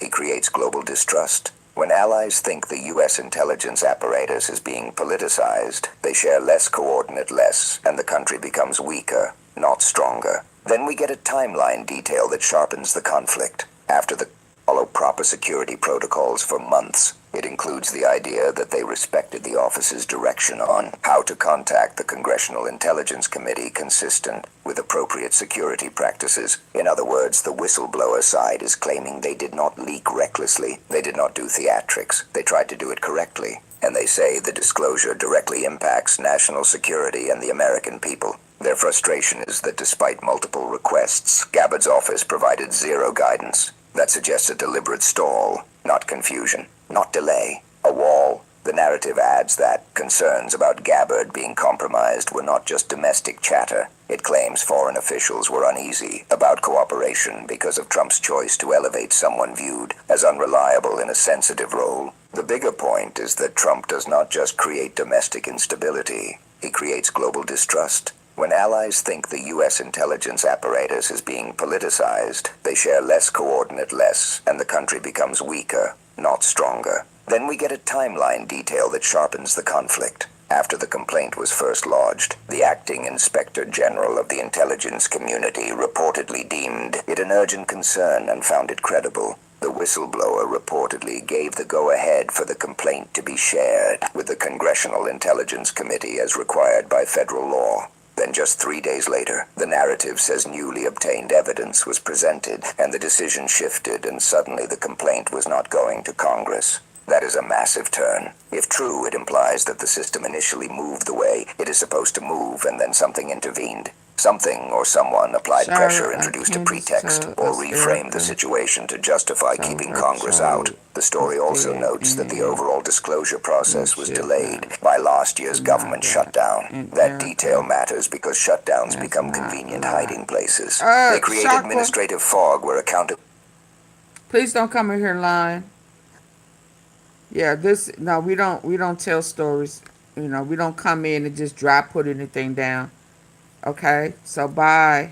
Come back when you're truthful. Come back another day. You just came in here and changed the narrative and lied. You have to go for today. Don't ever come back over here just dry lying. Bye. Y'all say bye to Shara. Thou shalt not lie. Thou shalt not lie. Thou shalt not lie. Let me back it up a little bit more since Shalara came over here lying. Yeah, Shalara came over here and made a whole Erica Kirk lie. Bye. Bigger point is that Trump does not just create domestic instability, he creates global distrust. When allies think the U.S. intelligence apparatus is being politicized, they share less coordinate and the country becomes weaker, not stronger. Then we get a timeline detail that sharpens the conflict. After the complaint was first lodged, the acting inspector general of the intelligence community reportedly deemed it an urgent concern and found it credible. The whistleblower reportedly gave the go-ahead for the complaint to be shared with the Congressional Intelligence Committee as required by federal law. Then just 3 days later, the narrative says newly obtained evidence was presented and the decision shifted and suddenly the complaint was not going to Congress. That is a massive turn. If true, it implies that the system initially moved the way it is supposed to move and then something intervened. Something or someone applied pressure, introduced a pretext, or reframed the situation to justify keeping Congress out. The story also notes that the overall disclosure process was delayed by last year's government shutdown. That detail matters because shutdowns become convenient hiding places. They create administrative fog where accountability gets lost. And then it adds another explosive claim that Gabbard's office fired the former inspector general, dismissed the complaint as baseless and politically motivated, and decided not to share it. But the narrative's key argument is that Gabbard does not get to unilaterally decide that. The protocol is to transmit an urgent concern complaint to Congress and let Congress decide what it means. When the accused official blocks transmission, that is not a judgment call. That is a conflict of interest wearing a national security costume. Then the story points to a public White House moment where a spokesperson said Gabbard had been tapped by Trump to oversee the sanctity and security of American elections, and that she is working alongside the FBI director in a coordinated whole-of-government effort to ensure elections are fair and transparent. Tulsi Gabbard involved in a domestic law enforcement search in Georgia? Tulsi Gabbard has been tapped by the President of the United States to oversee the sanctity and the security of our American elections. She's working directly alongside the FBI director, Kash Patel. This is a coordinated whole-of-government effort to ensure that our elections, again, are fair and transparent moving forward. That is presented as chilling, not reassuring. Because if the same administration is accused of hiding urgent concern complaints in safes, and the same network of loyalists is now claiming it will secure elections. Recovering after police say the 7-year-old accidentally shot themselves in the hand. Police say a teacher was able to secure the gun. No other students were harmed.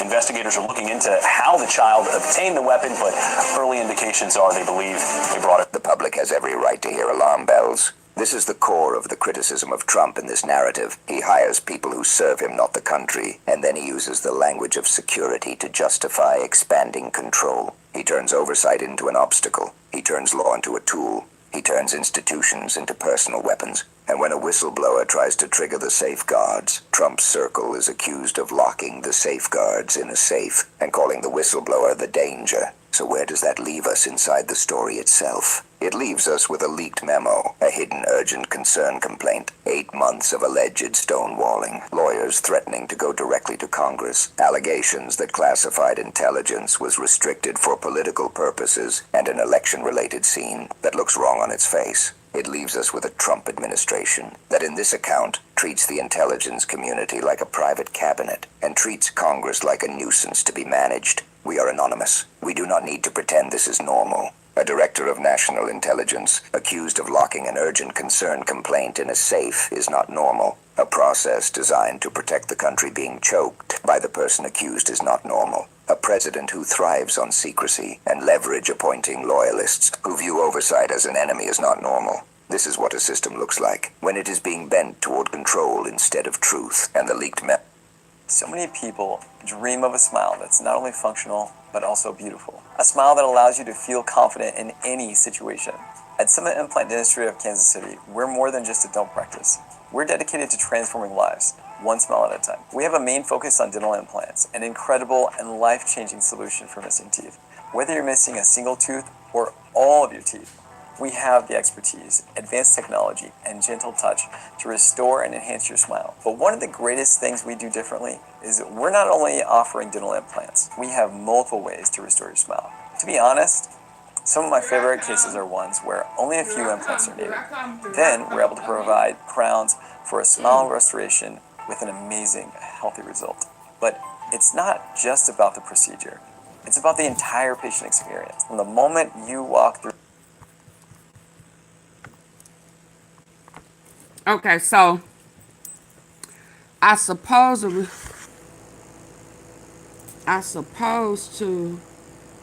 be leaving right now.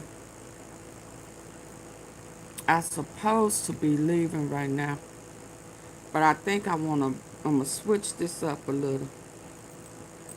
And then hey Mimi. Me. Me.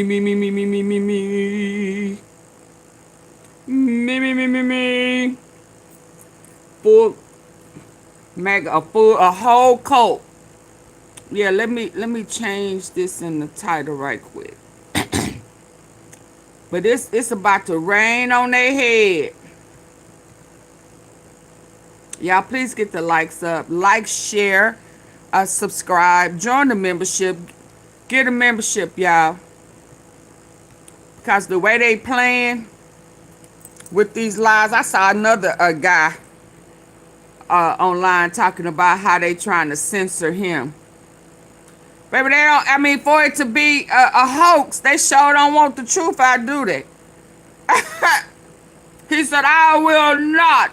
I'm going to appeal it. I mean, I hope he can, because somehow they got it where you can't even appeal it. I was finna change.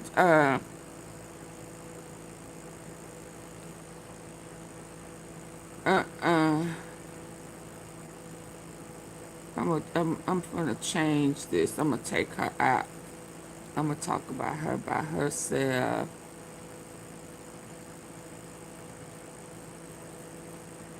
Hold on, I'm finna.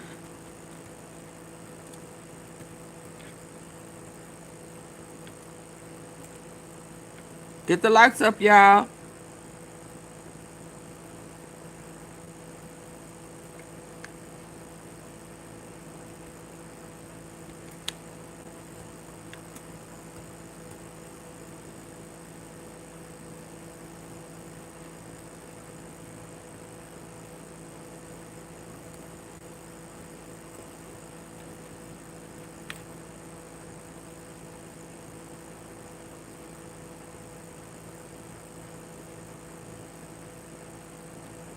Yeah, I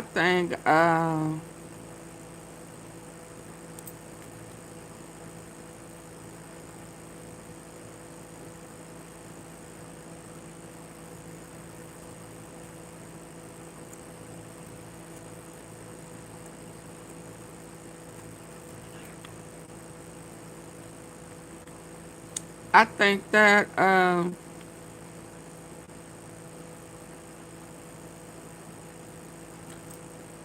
that Epstein that Epstein side freaked him out a little bit. I ain't gonna even lie. It would have freaked me out. I ain't gonna even lie. Even though now, even if I knew that he was out and about, now everybody know he out. And it was on his watch that he got released. Right? They swapped him out for, they say, Hillary's brother who passed away.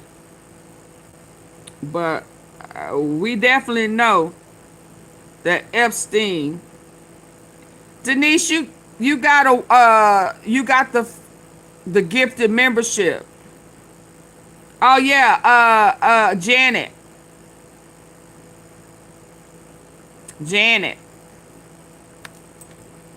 Our lovely Janet.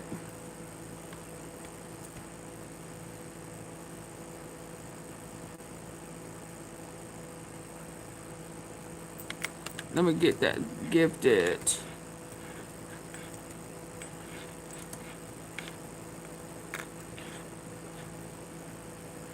So we thank her.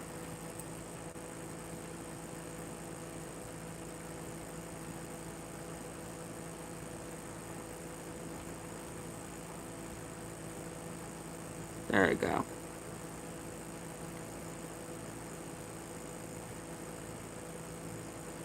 Yeah, it would have freaked me out too, knowing that now everybody know that Epstein is a lie, and whatever hocus pocus y'all did, it was done under Trump. But now they done fell out again. And the other day he said he done with it. Cause you know now he helping old boy Jack Smith bring you down. You know he helping bring you down because of some of the evidence that has come forward. Yeah, and so they got evidence of where that safe was, who about the what color the file, all of that. Cause somebody done leaked them the video. That's why he said, if you lie, we gonna show you a video of you standing right next to it. Somebody done provided him with that information. So yeah, now he done. He done with a dead man. Yeah, is he dead? Is he dead? And then the next day, a picture of him leaks. I love it. I love it. Yeah, with his security, and then Auntie Feet with her old good eye ass started lining up wrinkles and shit, nose dips, nips, and then she yanked them glasses off of him. Baby boom. Ain't that what they used to say back in the day?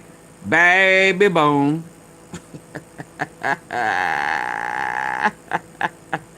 Yeah, y'all, so I'm finna skip past. I done changed. I done remix. I'm finna remix this thing. Cause I've been leaving out somebody of importance. I've been leaving out somebody of importance. Where is it at?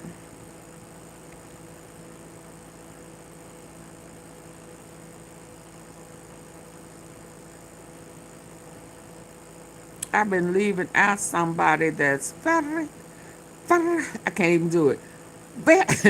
I can't do it. Very, very important. I can't leave him out. Do I want to hear somebody talk about it?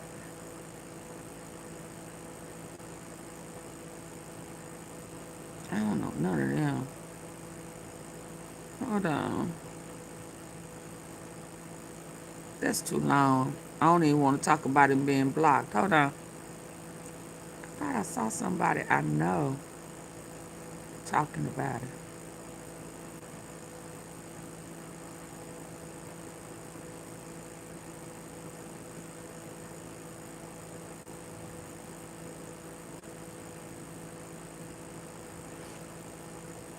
Let's start here.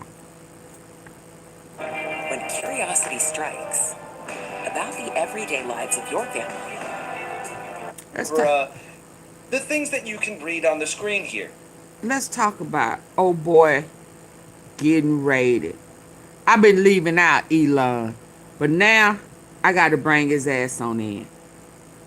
He got raided down to his... No, stop, Auntie Fee. Stop adding. He did not get raided down to his drawers. He got raided. And he ain't happy with it. Raw. Thank you.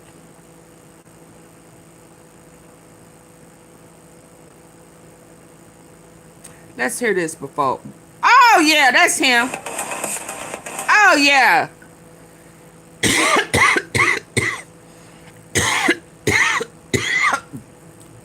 I almost choked when I saw this.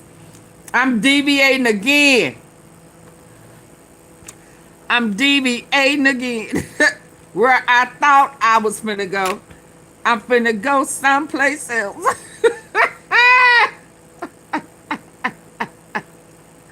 Oops, there he go again. I'm gonna have to sit up on this one.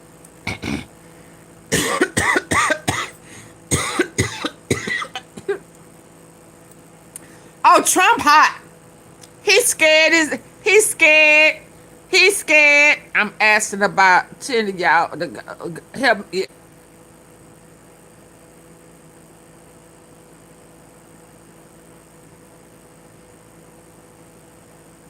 There we go. There we go. She asking y'all to help reach the goal. Send me some jewels. Send me some gifts. Because I was just about to exit.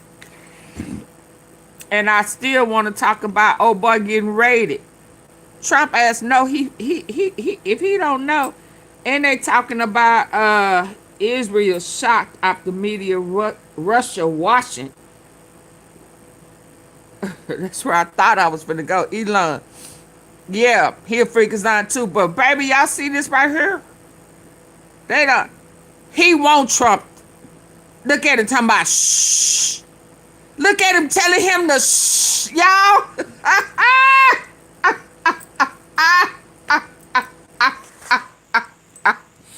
Is he telling him to shh?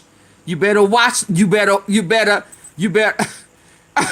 We did it. Baby. Y'all see this?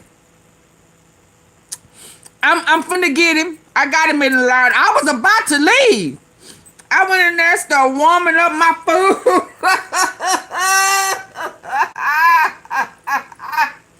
I was about to leave, y'all.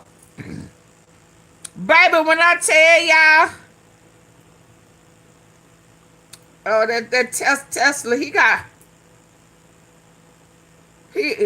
bigger problems than that Tesla. He finna have to mow. You wait till Memphis realize that he's intentionally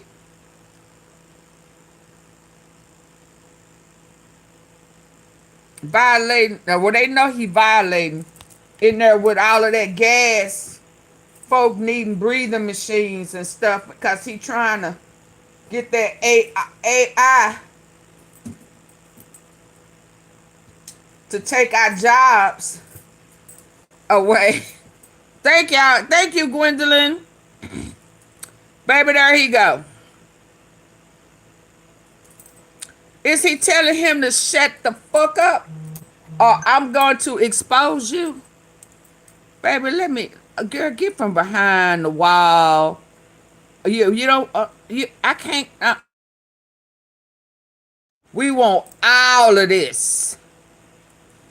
All of this. Is he telling him to shut the fuck up? He done went got his press and curl. Well, now he just got his press. Is he telling him to shh? Girl, you lying to me. Auntie Fee, you thought you, well, you did. You you confirmed that was him, baby, because you took his glasses off of him. You took his shades right on off that face. Data centers are poisoning the planet. Yeah, but did you see how, you remember how much of that gas we saw coming from that plant that he threw up by the residential area? He using them bins and stuff. Yeah. He only supposed to have 2 or 3. He had like 30. So Auntie Fee, you thought you did something by taking his shades off his head. Yeah. And then lining up his laugh lines and baggy eyes and dark eyebrows and shit. Yeah, no. Same earlobes, you all up in the man. Same little cowlick.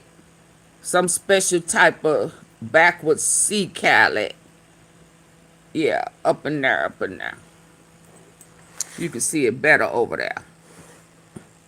But baby, you didn't know that he said, I said, causing people to have COPD. Absolutely, Denise.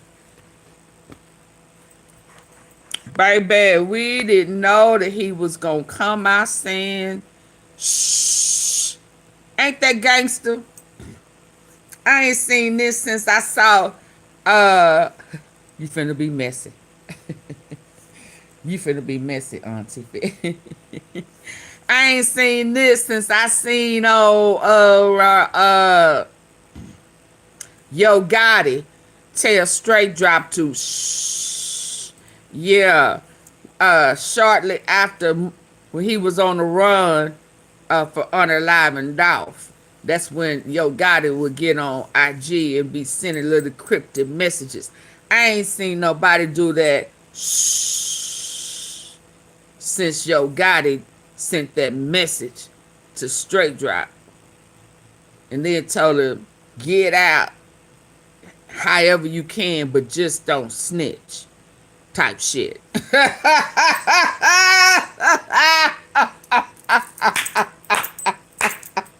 That's the pedo. Absolutely. So he come. See, this is what I'm talking about. When I said it felt like he was helping behind the scenes.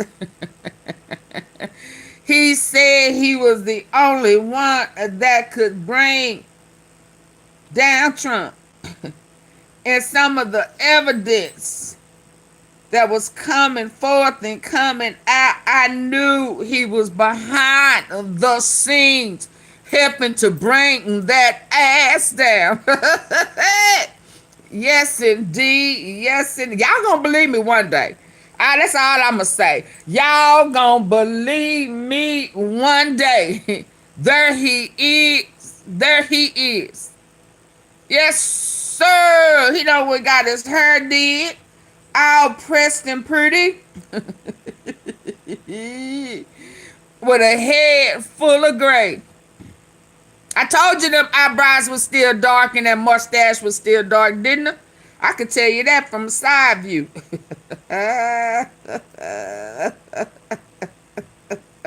Boy, I tickle myself sometimes. I ain't gonna even lie.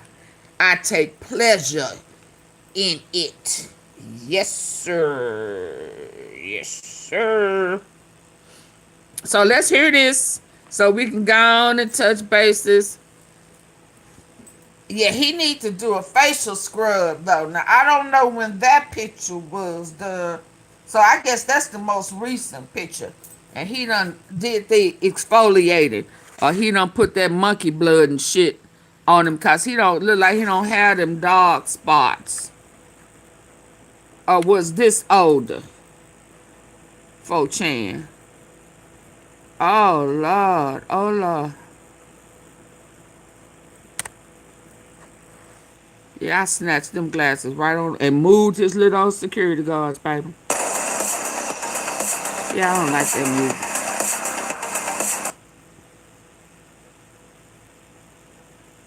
The PD is walking. That, oh yeah. Claiming Jeffrey Epstein could still be alive. Oh yeah, after a fresh DOJ document release. There he go, baby. Let me snap that. Ooh, he's saying shh. Shh. Shh. Yeah, I ain't gonna even lie. I'll be sick as a dog. Saying shh, chill, bruh. Shh. Watch what you say. Watch what you say. While you talking about, I'm done with Epstein. I'm done with him. Shh. Shh.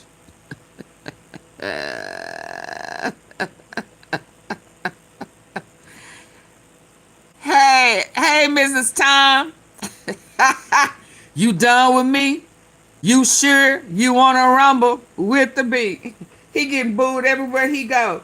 So ever since he said, as far as, I mean, I'm done with Epstein, we done got picture after picture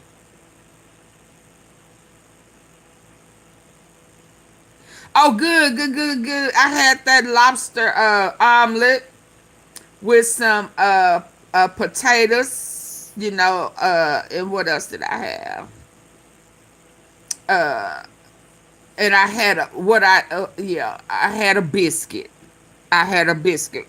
I had not my mama biscuits. My mama biscuits. I had a biscuit with some smoked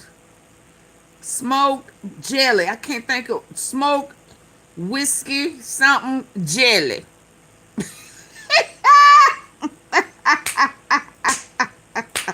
I don't know what preserve it was, but yeah, that's what I ate.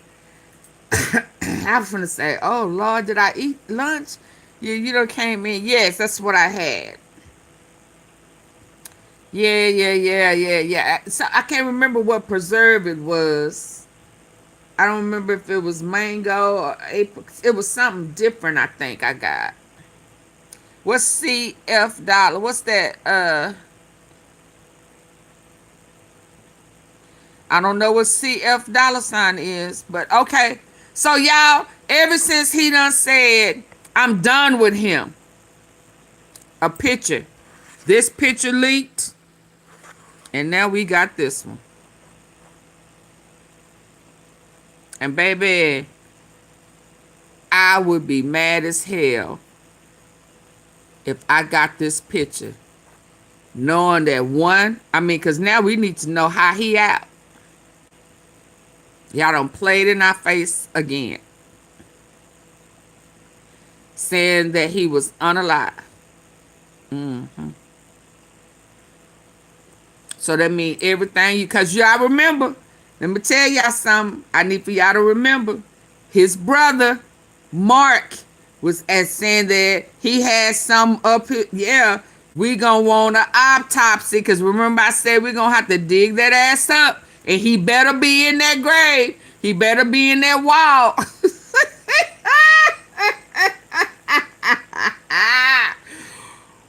And it was going to be in February. And look at her.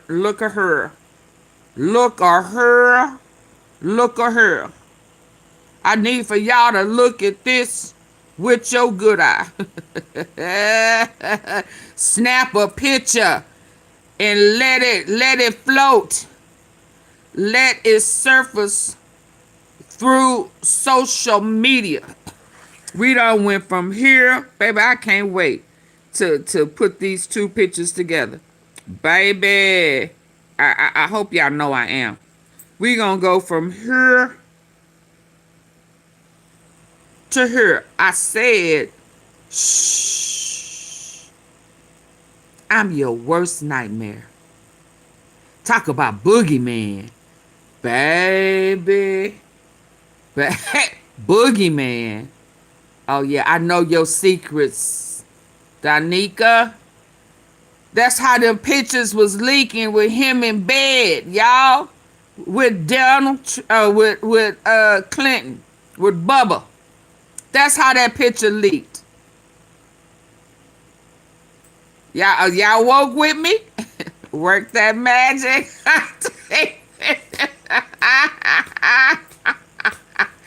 Let me cut this music off, baby. DOJ document release.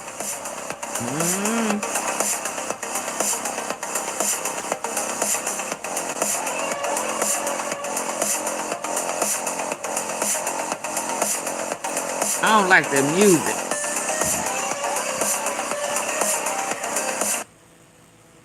Oh yeah, I don't know if they got a.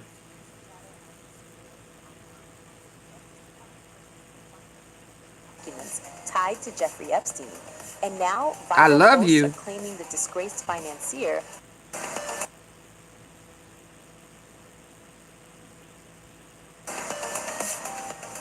Fresh waves of conspiracy chatter are exploding online after the Justice Department released the final tranche of documents tied to Jeffrey Epstein. And now... It ain't the final, boo. That's a lie. It's going to be some more. After Now, what did that say? Hold on. the Justice Department released the final tranche of documents tied to Jeffrey Epstein, and now viral posts are claiming the disgraced financier may still be alive. The speculation is being fueled by unverified social media profiles pointing to DOJ library files, including record number EFTA 00133623. Oh, they know he Even though alive. official findings state Epstein was found hanging in his jail cell Nope. in August 2019, and authorities ruled his death a suicide. Adding fuel to the fire, a photo allegedly showing Epstein alive has gone viral across platforms. The image features a man in dark sunglasses, with long hair and a beard, captured in side profile, and users have flooded comment sections asking whether the man could really be Epstein. Oh, yeah, boo. One post boldly claimed, "This is the full picture of Epstein. He's in Israel," sparking another surge of debate, despite no verified He had proof. them funny shoes on. Loafers. The viral image is just one of several circulating theories, with some online users even comparing the nose and ears from Epstein's autopsy photos to older pictures in an attempt to argue the body was not his. The renewed speculation comes as millions of pages of Justice Department material surface publicly, including subpoena records connected to a mysterious 4chan post that appeared shortly before news of Epstein's death broke. That post alleged unusual activity inside the prison, and for years has been shared online as supposed evidence that Epstein was secretly removed alive. Now, some social media accounts claim the newly released records point to Roberto Grijalva, a lieutenant at the prison at the time, as being linked to the post, though those claims remain unverified. Another viral angle pushing the conspiracy wave involves alleged private drone footage said to show Epstein on his private island after 2019. No credible confirmation of such footage has been provided. That he left to but his the claims girlfriend. continue spreading rapidly across online forums and video platforms. Fact checks are also beginning to push back against the viral narrative. Analysts examining the circulating image say that while the man may resemble Epstein if he had grown out his hair and beard, the photo itself does not appear authentic. One user on X claimed the image was AI generated using Gemini software and shared a version with an alleged watermark visible in the corner, writing, "This picture going around is fake and AI created, and trying to pull off Epstein is walking around alive and well in Tel Aviv using AI makes every single one of you look moronic." Oh, okay. Despite the mounting online theories, authorities have not changed their official stance on Epstein's death. The current wave of speculation shows how new document releases can quickly reignite old conspiracies, with viral images, unverified claims, and recycled posts blending together, creating a storm of headlines even as investigators' original findings remain unchanged.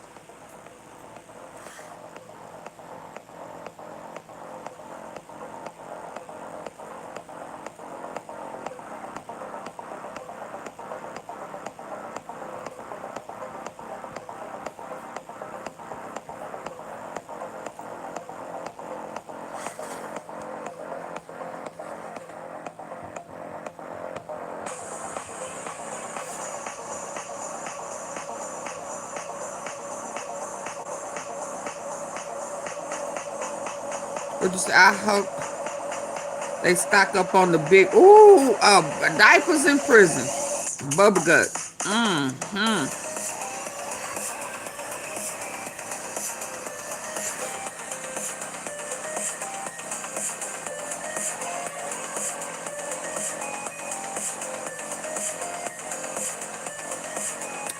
Yeah, I don't know how they can explain that. Me yanking them glasses off. What's behind the glasses? I don't know how they can explain that. What's behind the glasses once I yank them off?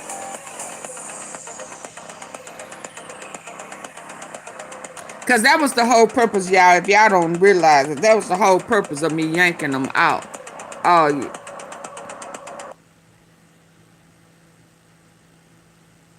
Yeah, I don't want to show that. Different hook.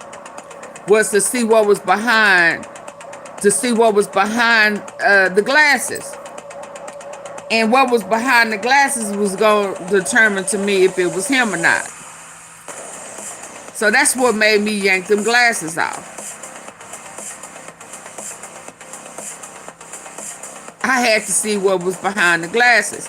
So tell me, how are they going to explain to me what's behind the glasses? Yeah, because all I did was yank them off. I ain't add nothing. All I did was just yank off the glasses. I don't want to show them pictures of no dead person. And voila, I got it. Okay, that's it. I don't know how they gonna explain what was behind the glasses. You know what I'm saying? Because what was behind them was more telling than him with them on for me. Once I yanked them off, I absolutely saw him. Especially when I lined them bags up. And the laugh lines and the forehead wrinkles. Yeah. The laugh line. Oh, get turn it this way. Get big on them. Oh, you want me to get big on them? Okay, I'll get big. Grow on them.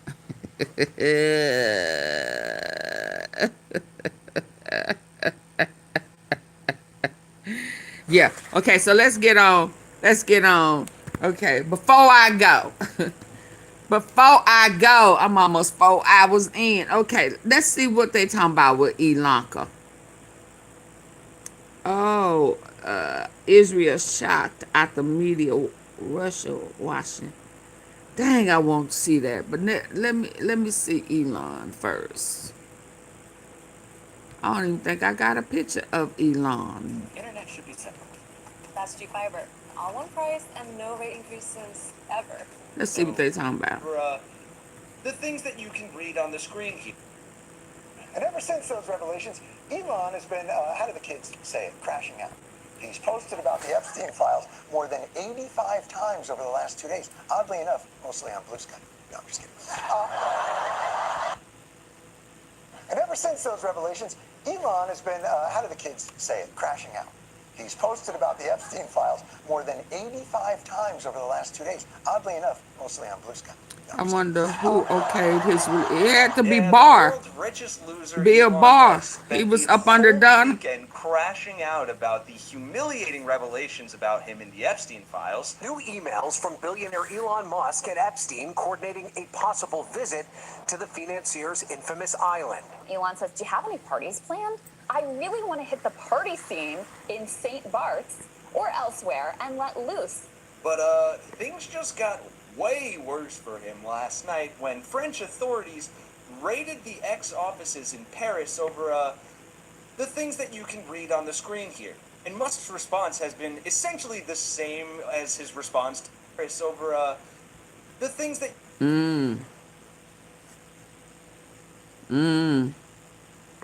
They coming after you, boy.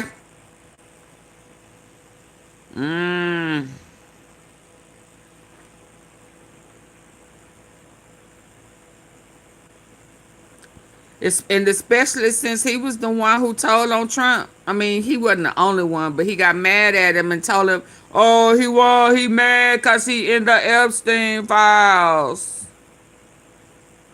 And, you know, I don't know why they be forgetting they in there, too. Raided the ex-office. Or did they think they had taken those pages out and didn't realize that I believe it's more than one copy. I mean, what? Did they think they had the folder of the documents with their names in it? How dare them think that they wouldn't? You know you in the Epstein files. Oh, yeah, you believe the hype that there really ain't no list. Oh, you didn't give a shit about a list with your name being there. You didn't know that you was implemented. You didn't know that Epstein was talking about you. You didn't realize he was documenting you. Okay, well, carry on. Carry on. For the things that you can read on the screen here. And Musk's response has been essentially the same as his response to the Epstein files, basically just saying this is a political attack, and then denying everything and trying to redirect the blame in some incredibly disturbing and cringe ways. Now, some people have responded to the release, like Elon Musk, saying that no one fought harder for the full release of the Epstein files than I did. Ironically, he claims that he knew that the playbook of the far-left propagandists and legacy media is admit nothing, deny everything, and making counter-accusations, saying he had never set foot on Epstein's creepy island or attended parties, despite the fact we saw last time that Elon was asking to be invited to the party. What day and night would be the wildest party on your island? Yeah, and CoffeeZilla just did an incredible deep dive on all of the Epstein files, and he brings up some good points that people aren't facing justice, and they're all denying it. It's a great video, I'll link down below, but it's kind of hard to deny all this stuff when Elon Musk's daughter, Vivian,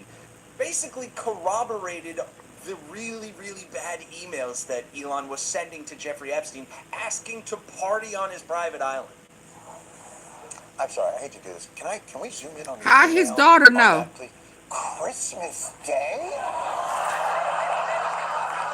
Dearest Jeffrey, just seeing the joy in all my children's faces as they opened their gifts. Get me the out of here. Vivian, who has essentially been excommunicated from Musk, not like the rest of his kids have, because he just doesn't care about them and perhaps time. She is trans, so Elon just hates her.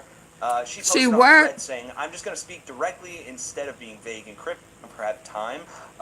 She is trans, so Elon just hates her. She posted on Thread saying, I'm just going to speak directly instead of being vague and cryptic. I can confirm we were in St. Bart's at the time specified in the emails, and therefore I believe they are authentic. This has basically already been confirmed through his attempts to paint them as out of context. Nile is a river in Egypt. I knew nothing about the emails previously, so I'm learning about everything at the same time as y'all. If there's any other information I learned that I can corroborate, I will do so. Literally, what the fuck is my life? And it is insane because you have people just bringing up all of Elon's previous statements and defenses when he said this. What matters is not the release of some subset of the Epstein files, but rather the prosecution of those who committed heinous crimes with Epstein. Now, granted, he doesn't say anything about the prosecution of people who wanted to commit heinous crimes with Epstein, but couldn't get an invite to the island. Hello, Jeff. I heard you're having epic parties on your island, and I can't think of anyone more deserving of an invite than the meme lord himself. Would love to hear back from you. Dear Big Steve, it appears my last message never got through. After a long day of being real-life Iron Man, I too would like to party and let loose with a bunch of young babes. When's the wildest party you're throwing? I'll be there. But alas, Elon Musk has done his damnedest to defend himself in the most Elon Musk ways. Musk denies any wrongdoing, writing over the weekend, if I actually wanted to spend my time partying with young women, it would be trivial for me to do so without the help of a creepy loser like Epstein.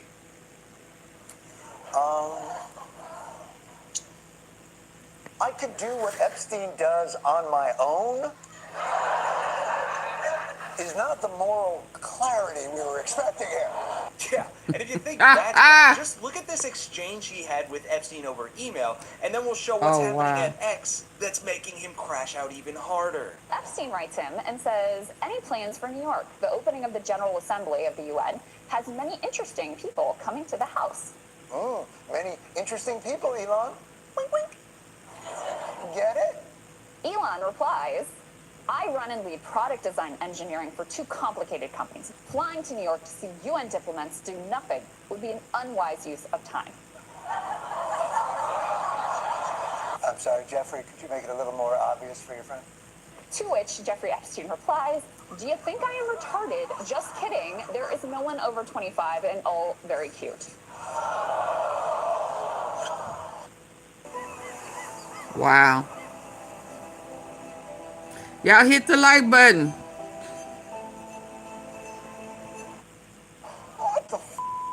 I'm gonna to save all the internet roasting Elon till the end because we still have more to get to here. But now you have French authorities raiding his ex-offices in France, and prosecutors are investigating him. The New York Times reports that prosecutors are summoning Elon Musk, all for reasons I'll show you in a second. But what does he do? Along with saying it's a political attack, he says, this is what authorities in France should be focused on, and posts a Daily Mail news article that I'm not going to read out loud, but you kind of get the gist. And that comes off pretty bad when you see exactly why X is being raided.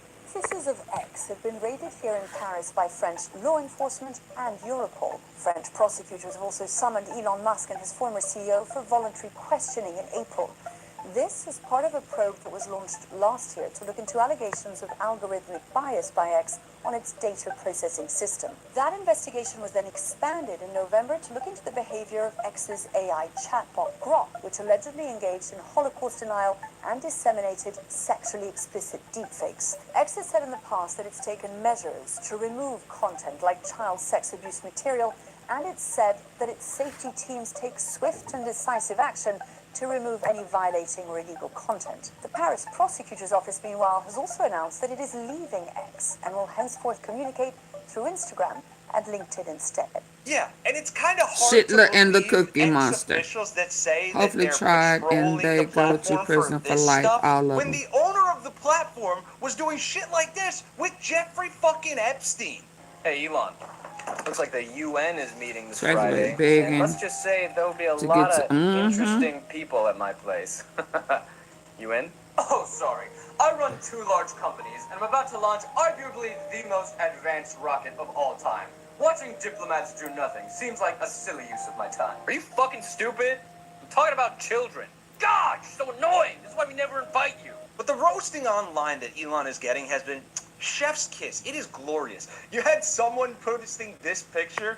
Dear Jeff, I wrote you, but you still ain't calling. A reference to the Eminem song Stan, where a super fan tries to write him like a really crazy letter. People also hit him with this image.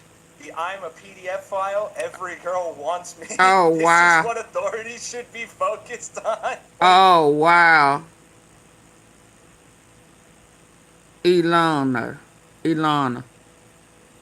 Girl, boy, what? Child. Oh, Lord. Oh, Lord. This is what authorities should be focused on. When he posted whining that the ex-office being raided was a political attack, the top comment was, boo-hoo, can't intentionally lie to people in France, Elon. Concerning. A guy meddling in world politics is annoyed that his words and actions have consequences. Hilarious. People saying, no, this is your attack on their political system. You don't get to buy elections in Europe, which, thank God.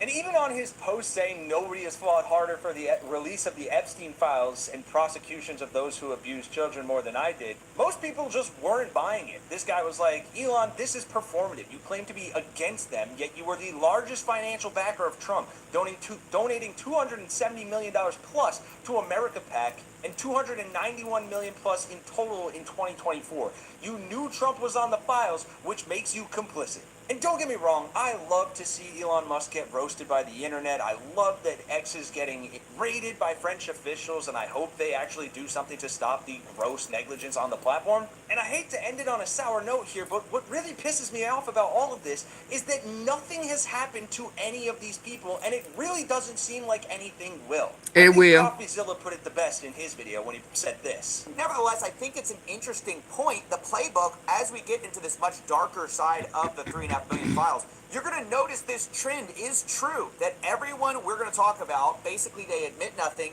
they deny everything, and then they usually make counter accusations against other people in the files. Almost no one has faced any kind of consequences It's for this whole coming. thing.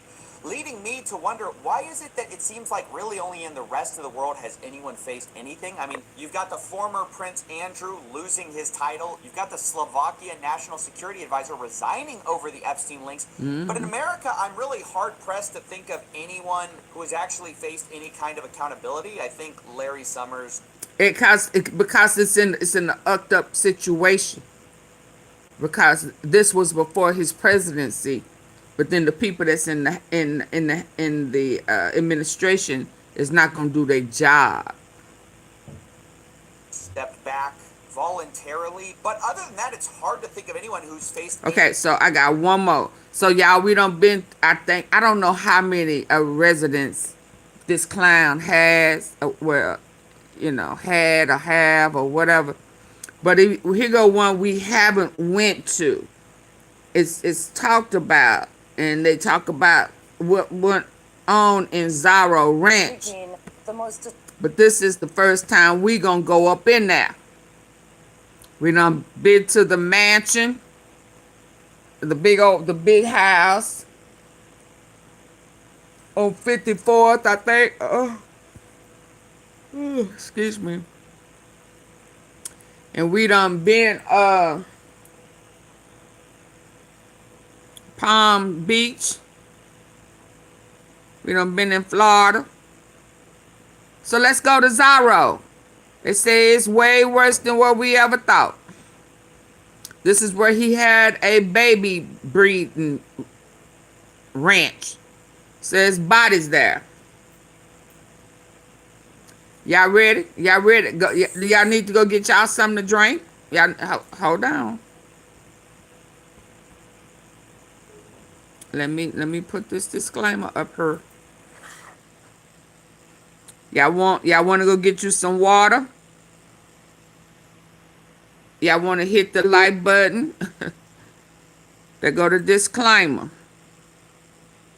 It says this video contains discussions and alleged sexual abuse of minors, children, trafficking, and disturbing claims involving the death of children.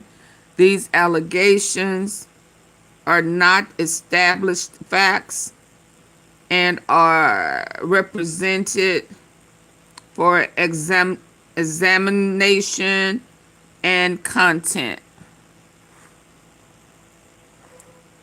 Viewer discretion is advised.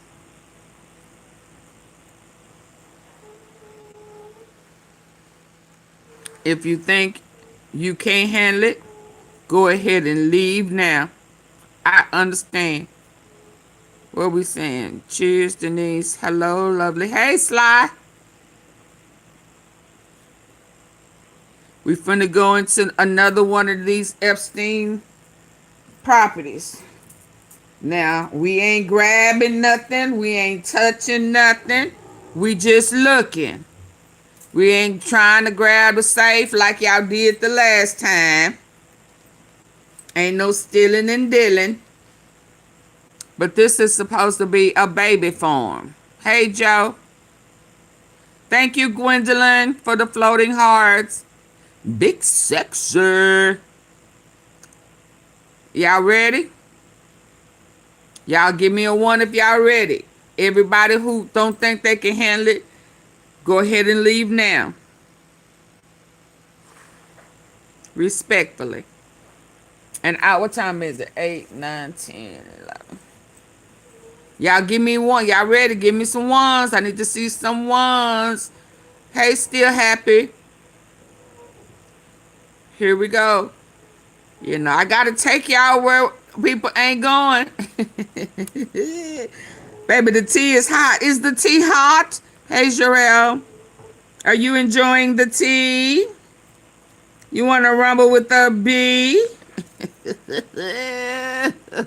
Hi, Jeffrey. Monty. Let's go. Peace and love. Okay. I have not seen this. Let's go. Deep in the New Mexico desert, far from cities and witnesses, sits Epstein's Zorro Ranch. It's remote, isolated, and for years it's surfaced quietly. Big. Zorro Ranch. It's remote, isolated, and for years. Hold on, that's a big, pretty baby. Deep in the New Mexico desert, far from cities and witnesses, sits Epstein's Zorro Ranch. It's remote, isolated, and for years it's surfaced quietly in documents. That's a whole compound for real. It's a place people couldn't stop mentioning. It appears in victim accounts, in emails, in official requests from prosecutors. Again and again, the most disturbing claims in the Epstein files lead back here. and yet just surfaced quietly in documents, not as a headline, but as a place people couldn't stop mentioning. It appears in victim accounts, in Epstein's Zorro Ranch. It's remote, isolated, and for years it's surfaced quietly in documents, not as a headline, but as a place people couldn't stop mentioning. It appears in victim accounts, in emails, in official requests from prosecutors. He had several islands. And again, the most disturbing claims in the Ranches. Epstein files lead back here. Sasha And yet, mentioned despite ranches, didn't he? everything, it was never fully searched. This is the story of It was Zorro never Ranch fully and why searched. so many questions about it were never answered. The desert fortress no one could enter. Epstein bought the property in 1993 from the family of former New Mexico Governor Bruce King. What he built there was part fantasy, part Bond villain lair, a 32,000 square foot mansion with a sprawling courtyard, a living room the size of the average American. Yeah, I'm gonna have to take this down. Fully searched. This is the story of Zorro Ranch and why so many questions about it were never answered. The desert fortress no one could enter. Epstein bought the property in 1993 from the family of former New Mexico Governor Bruce King. What he built there was part fantasy, part Bond villain lair, a 32,000 square foot mansion with a sprawling courtyard, a living room the size of the average American home, multiple guest houses, a log cabin, stables, greenhouses, a private firehouse, and even a yurt. Cameras, no trespassing signs, and a speaker system guarded the entrance. Visitors, even contractors, had guest houses, a log cabin, stables, greenhouses, a private firehouse, and even a yurt. Cameras, no trespassing signs, and a speaker system guarded the entrance. Visitors, even contractors, had to wear hospital booties, be escorted everywhere, and use side entrances. One contractor told reporters, about every 3 minutes, someone would come down to keep an eye on us while we were working. One of the most disturbing claims about Jeffrey Epstein's New Mexico property is this, that Jeffrey Epstein and Ghislaine Maxwell killed babies or children and buried them on Zorro Ranch. This claim is everywhere online. And when people are asked why they believe it, they almost always point to this same document. So let's actually read it. This email was received by Edward Eddie Aragon, an Albuquerque radio host who had been publicly investigating Epstein's New Mexico ranch. Aragon did not publish this email. He brought it directly to the FBI. Here is the relevant portion read verbatim. Edward, this is sensitive, so it will be the first and last email depending on your discretion. You can choose to take it or trash it, but this comes from a person that has been there and seen it all as a former staff at Zorro. The material below was taken from Jeffrey Epstein's home as my insurance in case of future litigation against Epstein. Sorry, no questions. So at this point, the email establishes itself not as whistleblowing, but as leverage. Then come the shocking allegations. Did you know somewhere in the hills outside the Zorro, 2 foreign girls were buried on orders of Jeffrey and Madam G? Both died by strangulation during rough fetish sex. This email then claims to possess videos and audio recordings listing them, but without providing proof. Here are the video footage of Jeffrey Epstein. Underage girl, Matthew Malone video. Girl from Bay Area suicide attempt confession to Madam G. Finally, the email then demands payment. Please arrange for 1 Bitcoin by 6 p.m. EDT Thursday, 11/22/19. There they go. That's why, baby, I still think receipt Trump behind the girl mama being missing. An FBI intake document, meaning a record that was reported to the FBI. Because that's how they blackmail. Of the FBI to report an email he received offering 7 videos of sexual abuse and the location of 2 foreign girls buried on Zorro Ranch. On November 21st, 2019, Aragon received an email from a proto-mail account regarding 7 videos of sexual abuse by Jeffrey Epstein and the location of 2 foreign girls buried on Zorro Ranch for sale for 1 Bitcoin. The email stated that the information was insurance against future litigation against Epstein. The email had a deadline of November 22nd, 2019. The reporting party believes the email could be valid because the sender used his full first name and may be a listener of his radio show. Online, this document is often described as proof that children or girls were murdered at Zorro Ranch. Their bodies were buried there and that the FBI knew about it. Some people go even further and say that this proves a cover-up. And the truth is, we don't know right now what the FBI did with this specific claim. But we do know that a proper search of the property has not taken place. And one detail matters a lot to me here. The email demanded 1 Bitcoin, and according to the file trail, that Bitcoin was never paid. This particular document sits at the intersection of 3 things. Epstein's documented obsession with reproduction and eugenics. The fact that Zorro Ranch was never publicly searched the way other properties were. And a single whole... The email demanded 1 Bitcoin, and according to the file trail, that Bitcoin was never paid. This particular document sits at the intersection of 3 things. Epstein's documented obsession with reproduction and eugenics. The fact that Zorro Ranch was never publicly searched the way other properties were. And a single horrifying allegation that was never resolved publicly. And when institutions go quiet, people fill in the gaps, especially when the allegations are this extreme. Epstein's creepiest plan yet. Okay, then there's the weirdest part. Epstein reportedly told scientists and businessmen that he planned to use the ranch as a base for his eugenics experiment, to seed the human race with his DNA. The New York Times reported that Epstein's goal was to have 20 women at a time impregnated at the ranch. Some accounts link the idea to the now defunct Repository for Germinal Choice, a sperm bank once stocked with donations from Nobel Prize winners. This reminds me of someone I haven't thought about in a while. Who could it be? Was this plan ever real? I mean, there's no proof that the scheme progressed beyond fantasy, but multiple scientists confirmed Epstein openly discussed it. Virtual reality pioneer Jaron Lanier recalled a conversation with a NASA scientist who claimed the ranch's dinner parties were partly used to screen candidates to bear Epstein's children. Alan Dershowitz, Epstein's former lawyer, said he was appalled by Epstein's interest in genetic manipulation, calling it, given the use of Nazis' eugenics in the 1950s, deeply disturbing. In 2019, multiple major outlets reported that Jeffrey Epstein spoke openly about impregnating women to seed the human race with his DNA. The New York Times reported that Epstein told people he wanted to use his New Mexico ranch for this purpose, describing it as a place where women would be brought to carry his children. That's not speculation. This is reported stuff that he actually said. Beyond Epstein's own statements, there is now victim-authored material preserved in the Epstein files that uses strikingly similar language around reproduction, control, and genetics. This material is part of the official record, the Victim Journal. This is a handwritten journal attributed to an Epstein victim. It's preserved as potential evidence. This one is heavy. We're going to read only the relevant passages verbatim, and just a warning, it's not nice, it's awful. The journal describes medical procedures and loss of bodily autonomy.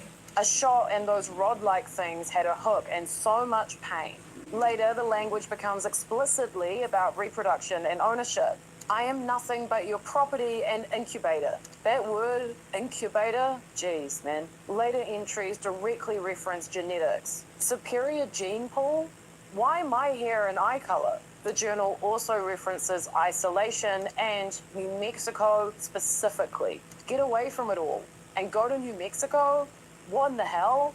There's also an external email dated from December 29, 2020. The subject line references a news article about a woman who accused Brazilian cult leader John of God of rape and who later died by suicide. In the body of the email, the sender writes, "She spoke of this going on at Zorro Ranch. She has said on record that Epstein offered her money to do this, birth babies for black market use. There are no names and there are no dates." Another weird email that is being cited online as proof that babies were killed at Zorro Ranch. Here's what it actually says. Jeffrey is asking if you can FedEx the painting he had made of the massacre of the innocents to the ranch. It's the large 9x9 canvas that we had rolled out for him to see in the entryway where they were killing babies. People saw this as evidence that they were killing babies, but this email is almost certainly describing the subject of the artwork. The massacre of the innocents is a famous biblical scene depicted for centuries in major paintings, including well-known versions by Peter Paul Rubens, showing the killing of infants ordered by King Herod. So it doesn't show that they just said we're killing babies in the hallway. What it does show is something else that's well documented. Epstein deliberately chose disturbing and theatrical art for his properties, including Zorro Ranch. So just to be precise, Epstein openly discussed impregnating women. Victim-authored material echoes those things. No authority has proven that these ideas were carried out.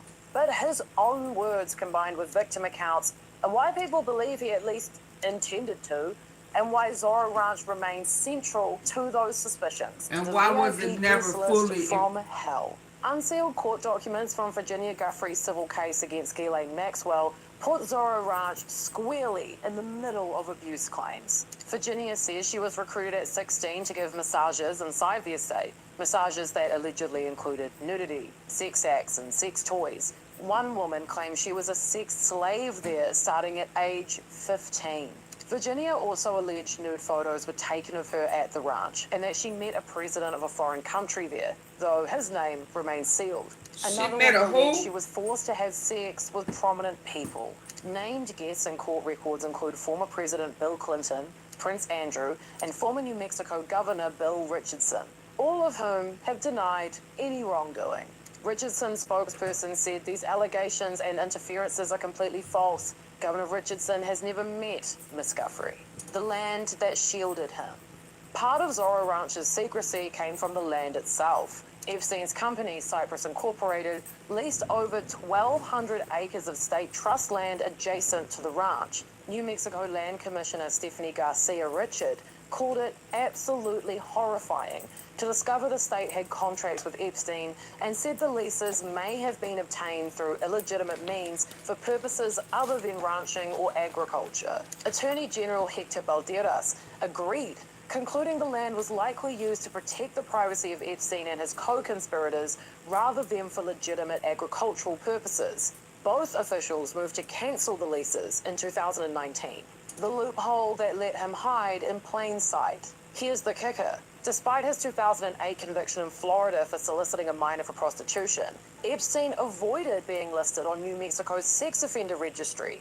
Why? State law at the time only required registration if the victim was under 16, and his Florida case involved a 17-year-old. Balderas later called this a huge black eye for the state, saying, "I believe Jeffrey Epstein knew that we had weak registration laws and that we weren't synced with the federal government." The fake deed mystery.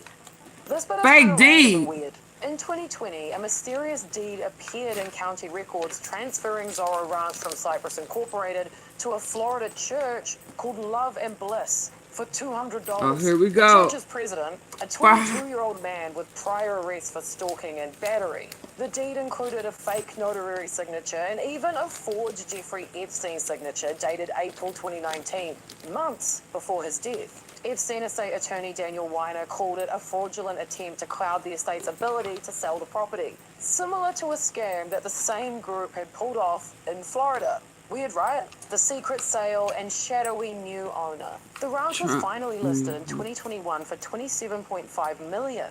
Later dropped to $18 million. In August 2023, it quietly sold to a newly registered company, San Rafael Ranch LLC, for an undisclosed price. Santa Fe County property records list the taxable value at over $21 million, but the new owners are now in court arguing it's worth just $9 million. They want a refund on the $151,000 annual tax bill. Who exactly is behind San Rafael Ranch LLC? That's still not public, adding yet another layer of mystery to a property already steeped in unanswered questions. Why New Mexico? Epstein didn't have obvious ties to the state before buying Zorro Ranch. Land Commissioner Garcia Richard believes part of the draw was the perception that people won't ask questions in New Mexico. And for years, they didn't. The remoteness of the property, the protection of leased public land, and the state's legal loopholes made Zorro Ranch the perfect hidden in plain sight retreat. Balderas was blunt. By the time I inherited the case, you're talking about generations of time had passed. That was part of the illicit cover-up of a very powerful individual. The FBI never came through the gates. Online, this has fueled much darker speculation that Zorro Ranch was somehow protected, or that evidence was deliberately avoided. Some people even go further, tying this claim to rumors of mass abuse or concealment on the property. What we can say is that we now know state authorities themselves formally alleged long-term trafficking activity at Zorro Ranch. On July 8, 2020, New Mexico's Attorney General's office sent a letter to the U.S. Attorney's Office requesting asset forfeiture of Epstein's Zorro Ranch property. In it, the Chief Deputy Attorney General writes that the state believes this ranch was used by Epstein and others to facilitate the commission and prolonged concealment of his trafficking of children. The letter explains that the state had already provided investigative evidence to federal prosecutors and that the ranch, including its improvements and related assets, should be seized because it was allegedly used to commit and conceal crimes against minors. It alleges trafficking of children occurring over time at that location, and yet Zorro Ranch was never properly raided by the FBI, even as Epstein's other properties in New York and the US Virgin Islands were searched. No public explanation has ever been given for that decision. Others argue it reflects jurisdiction confusion after Epstein's death or a strategic decision tied to forfeiture rather than criminal prosecution. So what I can say with clarity is, New Mexico officials believe the ranch was used to traffic children. They formally asked federal authorities to seize it. Epstein died before charges could be filed in New Mexico, and the property was never searched as a crime scene. That unresolved contradiction between documented concern and absent action is baffling. The secrets buried in the desert. Newly released images from the Epstein files show part of the property that were never public before. And in some of these new photos, we see women or girls, their faces redacted in the release. They remind us that this wasn't an abstract place. It wasn't a theory. People were there. And that's why all of these claims, from the mild to the extreme, keep orbiting this one location. The emails alleging buried bodies, the obsession with reproduction and genetics, the victim statements that place minors on the property and worse, and the official assertion by New Mexico authorities that the ranch was used to facilitate long-term trafficking. The ranch was never searched, not properly. The property has been sold, renamed, and altered. Whatever answers might have existed there are, in practical terms, probably gone. And Zorro Ranch becomes something more than just a location. It becomes a symbol of everything we still don't know, and all the people who deserve clearer answers that they never, ever received. And to be honest, I found this video particularly hard to make. I don't think any normal person discusses these type of allegations and isn't affected by them at all. This stuff is just so horrible. It rips me apart. It's really awful. If you want to keep up with this saga and hopefully finally get some answers, Yep, it's pretty bad. Hold on. I'm trying to see what this is before we go.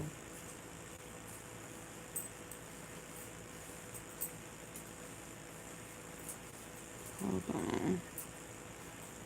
Y'all hit the like button. I'm past 5 hours. Hold on. Past 4 hours. No Department of Justice, Courtney Love investment.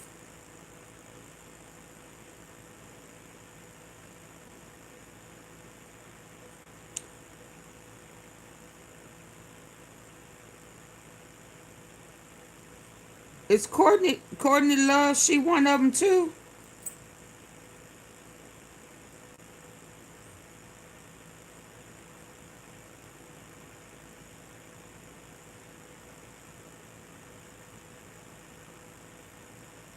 I'm scared to touch the blood ritual.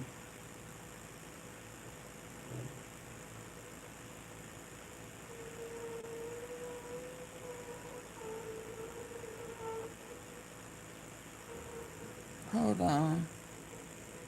I can't remember what I said I was going to do.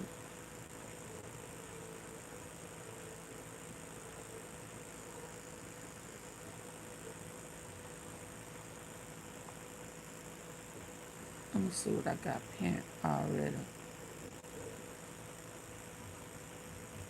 Oh, that one. Okay, this is gone. Thank you. What did I get down here? Chris Johnson. Thank you for the torch. Thank you for the torch. Thank you for the torch. Okay. I'm giving y'all enough just in case I don't come back tonight.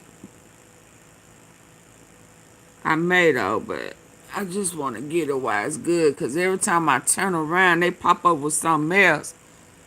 Boy, I just can't get enough. Lord. I just can't. Y'all, look at that pretty purple. That pretty purple. Thank you so very much. That came big.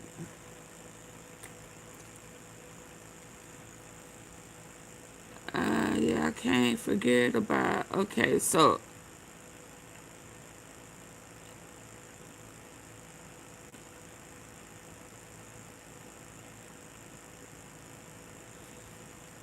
I got two. I got this one is quick, and then one more. Offices of Elon Musk's social media platform X on Tuesday as part of a French prosecutor searched the offices of Elon Musk's social media platform X on Tuesday as part of a criminal investigation.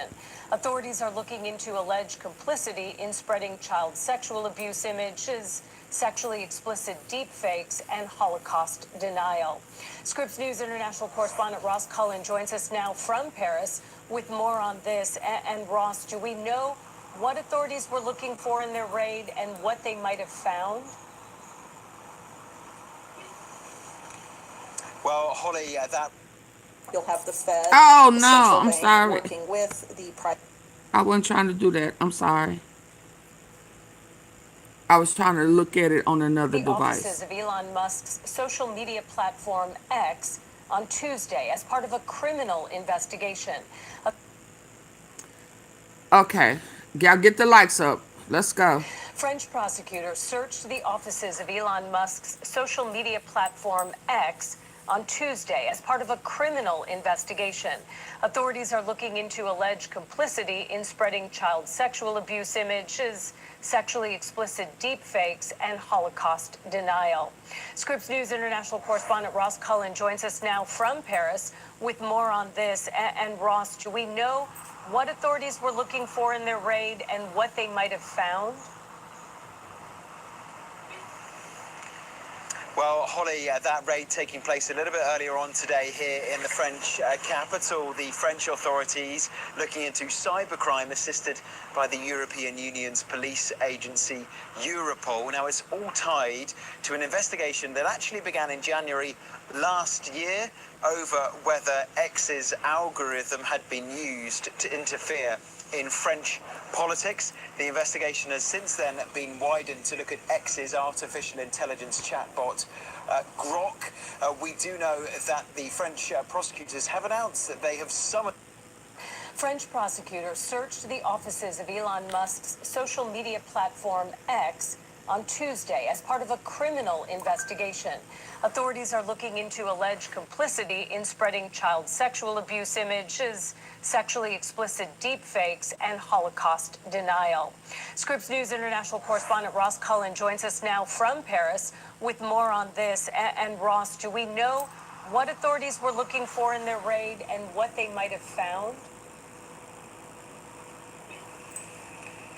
Well, Holly, that raid taking place a little bit earlier on today here in the French capital. The French authorities looking into cybercrime assisted by the European Union's police agency, Europol. Now, it's all tied to an investigation that actually began in January last year over whether X's algorithm had been used to interfere in French politics. The investigation has since then been widened to look at X's artificial intelligence chatbot. Yeah, it Grok. ended. We do know that the French prosecutors have announced that they have summoned Yeah, Elon it Musk ended. here to Paris in April for a voluntary interview as part of this investigation, because there are also parts of the inquiry that are looking at allegations that there was the promotion of Holocaust denial content. Also, there were allegations related to data extraction and also complicity in the possession of child pornography. We know that in the past, X has characterized this specific French investigation as an attack on free speech, and we are waiting to hear, Holly, if Elon Musk will agree to coming here to Paris for that interview with Paris prosecutors. And so, Ross, then what happens next if he decides to come, or even if he says, no, I'm not going to Paris, I'm not going to France? Well, it's an official summons, but it would only be for a voluntary interview. So if he decides not to come here to Paris, there might be formal written evidence that the Paris prosecutors might accept, perhaps if he were to give a voluntary statement rather than appearing here in person. Certainly, we know that there are lots of issues related to X in a number of European countries. There is increasing pressure on Elon Musk's social platform in the United Kingdom, and we do see the wider impact of problems with X in the suggestions by different countries, including France and Spain, that there should be a social media ban on the use of these platforms for anyone under the age of 16 or 15. X is one of those social media platforms that would be targeted by such a ban. And Ross, I know that some authorities have said they're no longer using X. They're going to communicate through other means like Facebook and LinkedIn. But could there be a ban of X in France and then perhaps even in other European countries? Well, that would force a lot of European officials, including the French President Emmanuel Macron, the NATO Secretary General Mark Rutte. It would force these officials who continue to use X to find other means of disseminating their information, such as formal announcements, or perhaps using rival platforms such as Blue Sky or maybe LinkedIn. There has certainly been a call by several European members of Parliament for their leaders at national level to stop using X because of they feel that there has been a degradation of the content on there since Twitter became X, since Elon Musk took control of the social media platform. Certainly there are some people who would like to see X banned, but here in France, one of the words in the national slogan is liberté, liberty and freedom, and so there is always a part of the French society, whether it's politicians or the public, who want to hold those truths of freedom dear and be able to have these social media platforms available to everyone and say it is up to the person themselves to choose whether to use it. All right, Scripps News international correspondent Ross Cullen live from Paris. Thank you for the update, Ross. We appreciate it. Okay, last one. Last one. I was going to do her, but I want to hear about Russia. What? I want to hear about Russia. Russia. I want to hear about Russia before we go. Before we go.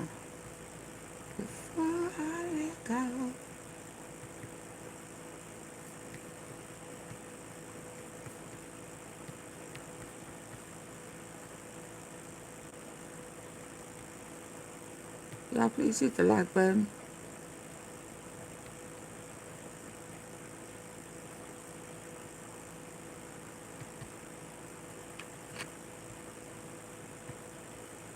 Baby, the tea hot. The tea is hot. Ooh, Lord, we've been all over the place. We done been to Israel. We done been to the Zara Ranch. Now we are in France. Lord. Okay.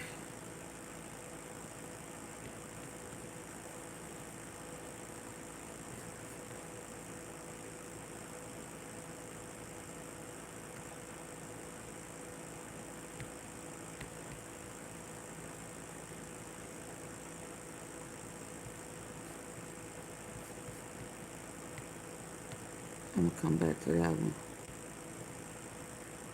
I want to hear about Russia. Russia. Where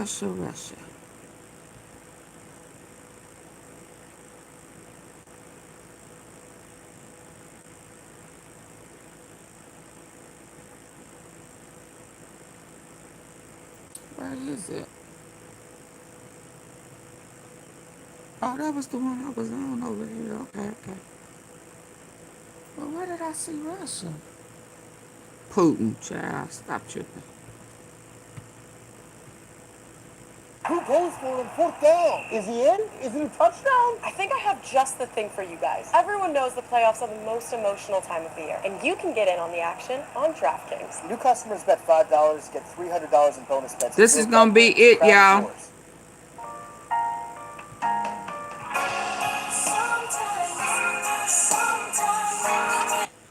Last Friday multiple times. I want to utilize this video to discuss with you all of the references from those Epstein files regarding Vladimir Putin, Russia, Russian oligarchs, and the connections that those references have with the first Trump administration and the current Trump regime. I don't know if I've do seen not this want one. to be conspiratorial.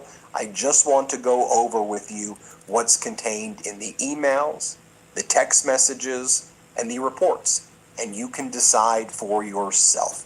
As a reminder, last Friday, over 3 million documents from the Epstein files were produced by Donald Trump's Department of Justice, but that was only a partial production. There are at least 3 million documents that have not been produced by Donald Trump's Department of Justice, and that may equate to 25 million to 50 million pages within those documents that have not been produced. And my belief, based on my experience as a litigator in the past, is that those documents are far more devastating than what has been produced. But there have been bombshells in what has been produced. And as it relates to Jeffrey Epstein's connections with Vladimir Putin, Epstein is referenced as Vladimir Putin's money manager in FBI reports from confidential informants. There are emails between Jeffrey Epstein and world leaders, like the former Prime Minister of Norway, the former Prime Minister of Israel, and other world leaders referencing meetings between Epstein and Putin. There are numerous references to Epstein meeting with other Russian oligarchs. And I just want to go through with you what is stated in these emails, and you can judge for yourself. The very first reference that I've seen in the Epstein files regarding Epstein and Putin is this email right here from November 8th, 2010. It's an email from Jeffrey Epstein to another email account that says, "Do I need to get a visa? I have a friend of Putin's. Should I ask him?" Have y'all heard and this? And then there is this reference right here. Have we May heard this 21st, 2013, from Jeffrey Epstein to Ehud Barak. Ehud Barak, the former Prime Minister of Israel, who was a former Defense Minister of Israel, who was a top business leader in Israel connected to the defense industry there. And here's what Jeffrey Epstein said on May 21st, 2013. Epstein writes, "Putin asked that I meet with him in St. Petersburg the same time as his economic conference. I told him no. If he wants to meet, he will need to set aside real time and privacy. Let's see what happens." Now, there are numerous photos of Epstein in Russia wearing Russia paraphernalia. Him and Ghislaine Maxwell wearing Russian gear together. We see those in the files. Then you had this email right here, September 11th, 2011, and this is from an unidentified account to Jeffrey Epstein. It's referencing someone named Igor, and Igor who has close connections with Putin. And here's what this person said to Jeffrey Epstein. "Spoke with Igor. He said last time you were in Palm Beach, you told him you had an appointment with Putin on September 16th and that he could go ahead and book his ticket to Russia to arrive a few days before you. He also looked into security in Sochi for you.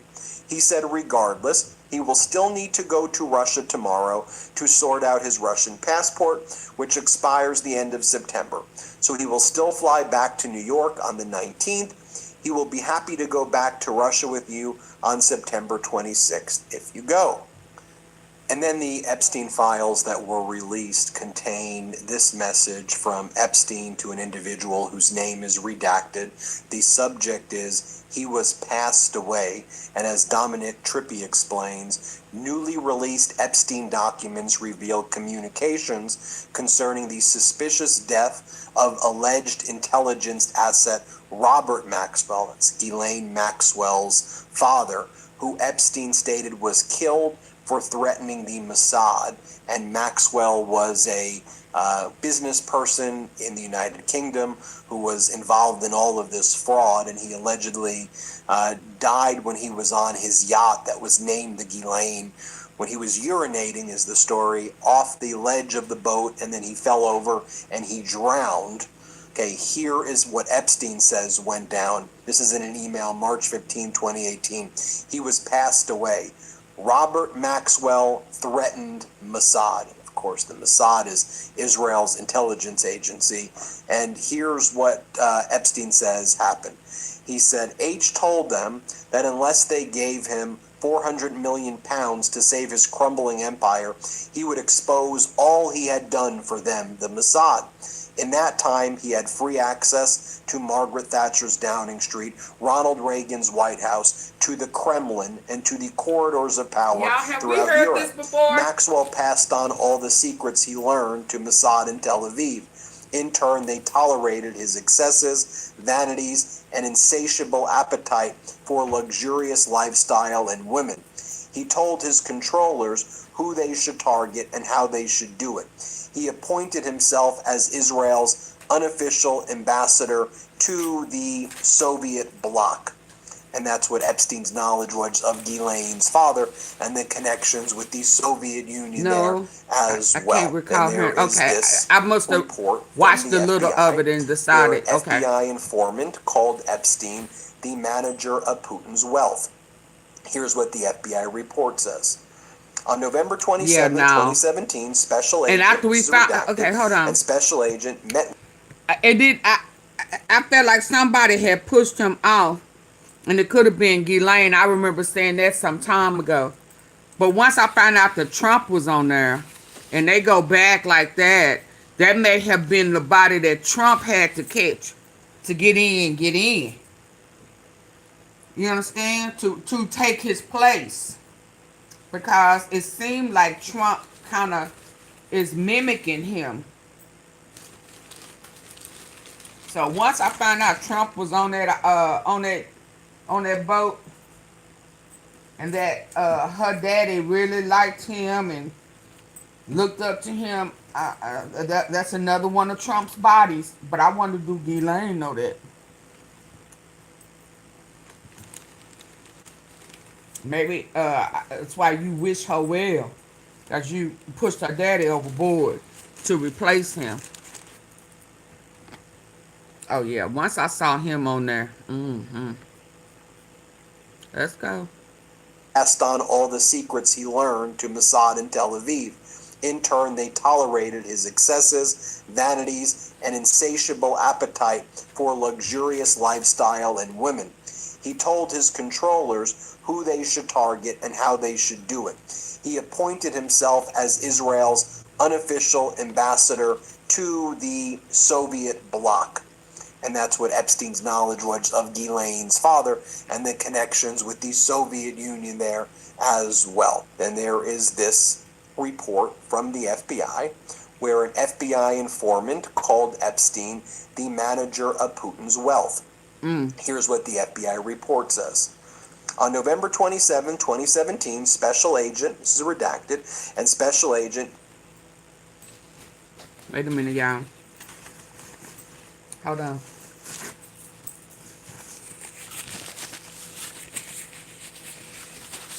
I was trying to back it up a little bit. Spilled some. Hold on.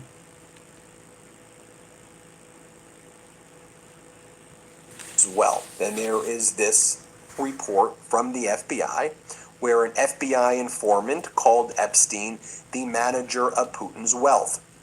Here's what the FBI report says.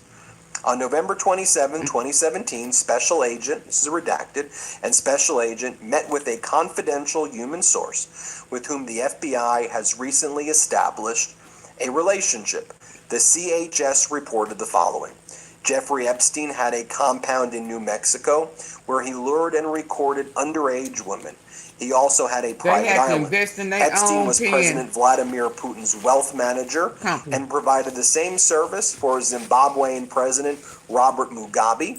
Epstein had some connection to, then it goes on to say, the MIT lab.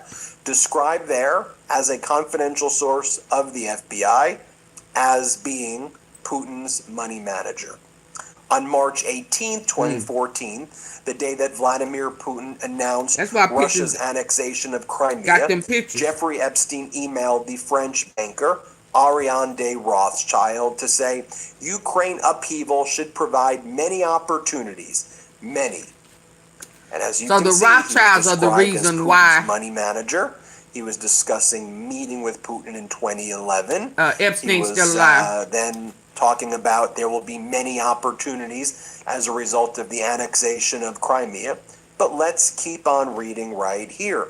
There was then a meeting on June 24th, 2018, between Epstein, and there's an email right here, with other very key people describing a meeting. And the emails between Jeffrey Epstein and Jagland Thorban. Now, who is Jagland Thorban, or Thorban Jagland? Is the former Norwegian Prime Minister. He was also the Secretary General of the Council of Europe from 2009 to 2019. He's also was the Foreign Affairs Minister from Norway as well. So someone with a pretty big portfolio. And these were the types of people that Epstein was speaking with. Former prime ministers, former world leaders at the time. And here's what it says. Epstein says, I think you might suggest to Putin that Lavrov can get insight talking with me. Vitaly Charkin used to, but he died? ? Now, what is Epstein talking about here? So he's speaking with the former Prime Minister of Norway, of who meets with Putin, and he's suggesting that Putin and that Lavrov can come and talk with me. Lavrov, as you probably know, is Putin's top advisor. He's the foreign minister of Russia.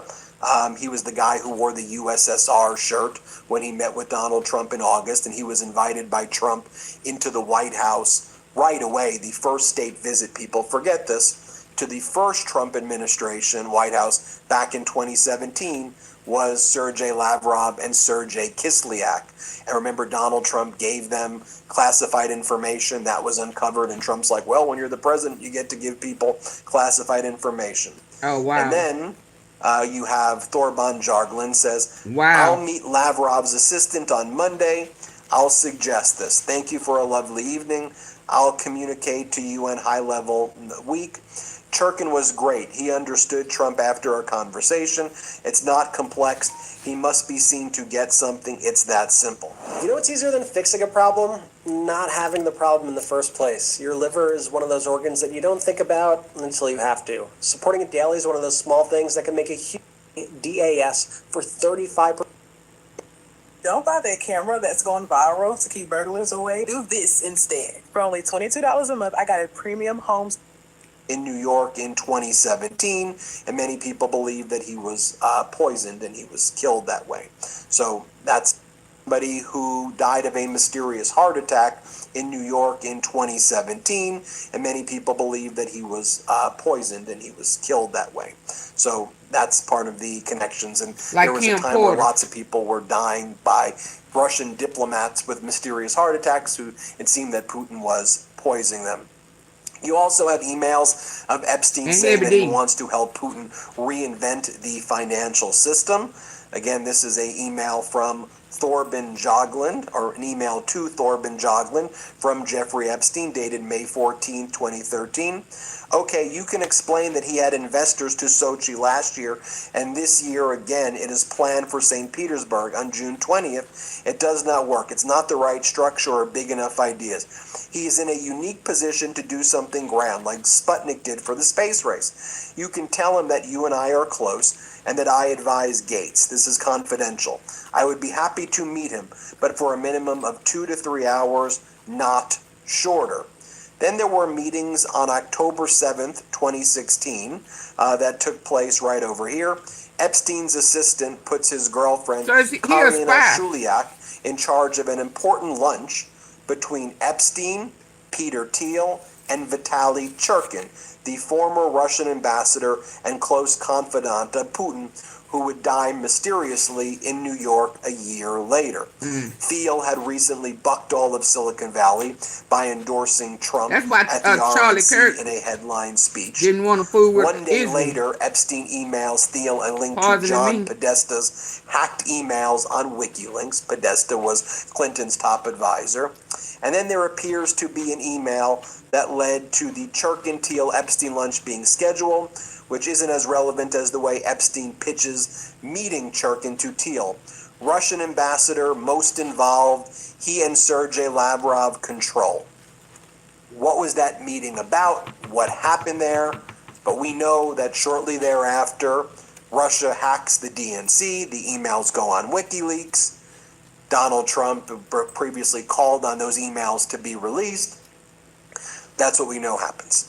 Then you have Epstein to Peter Thiel on June 26, 2016, saying, Brexit, just the beginning. Again, Brexit. In the UK, pulled the UK out of the European Union, saying just the beginning right there. And that was June 26, 2016. That was actually before the election of Donald Trump in the first administration.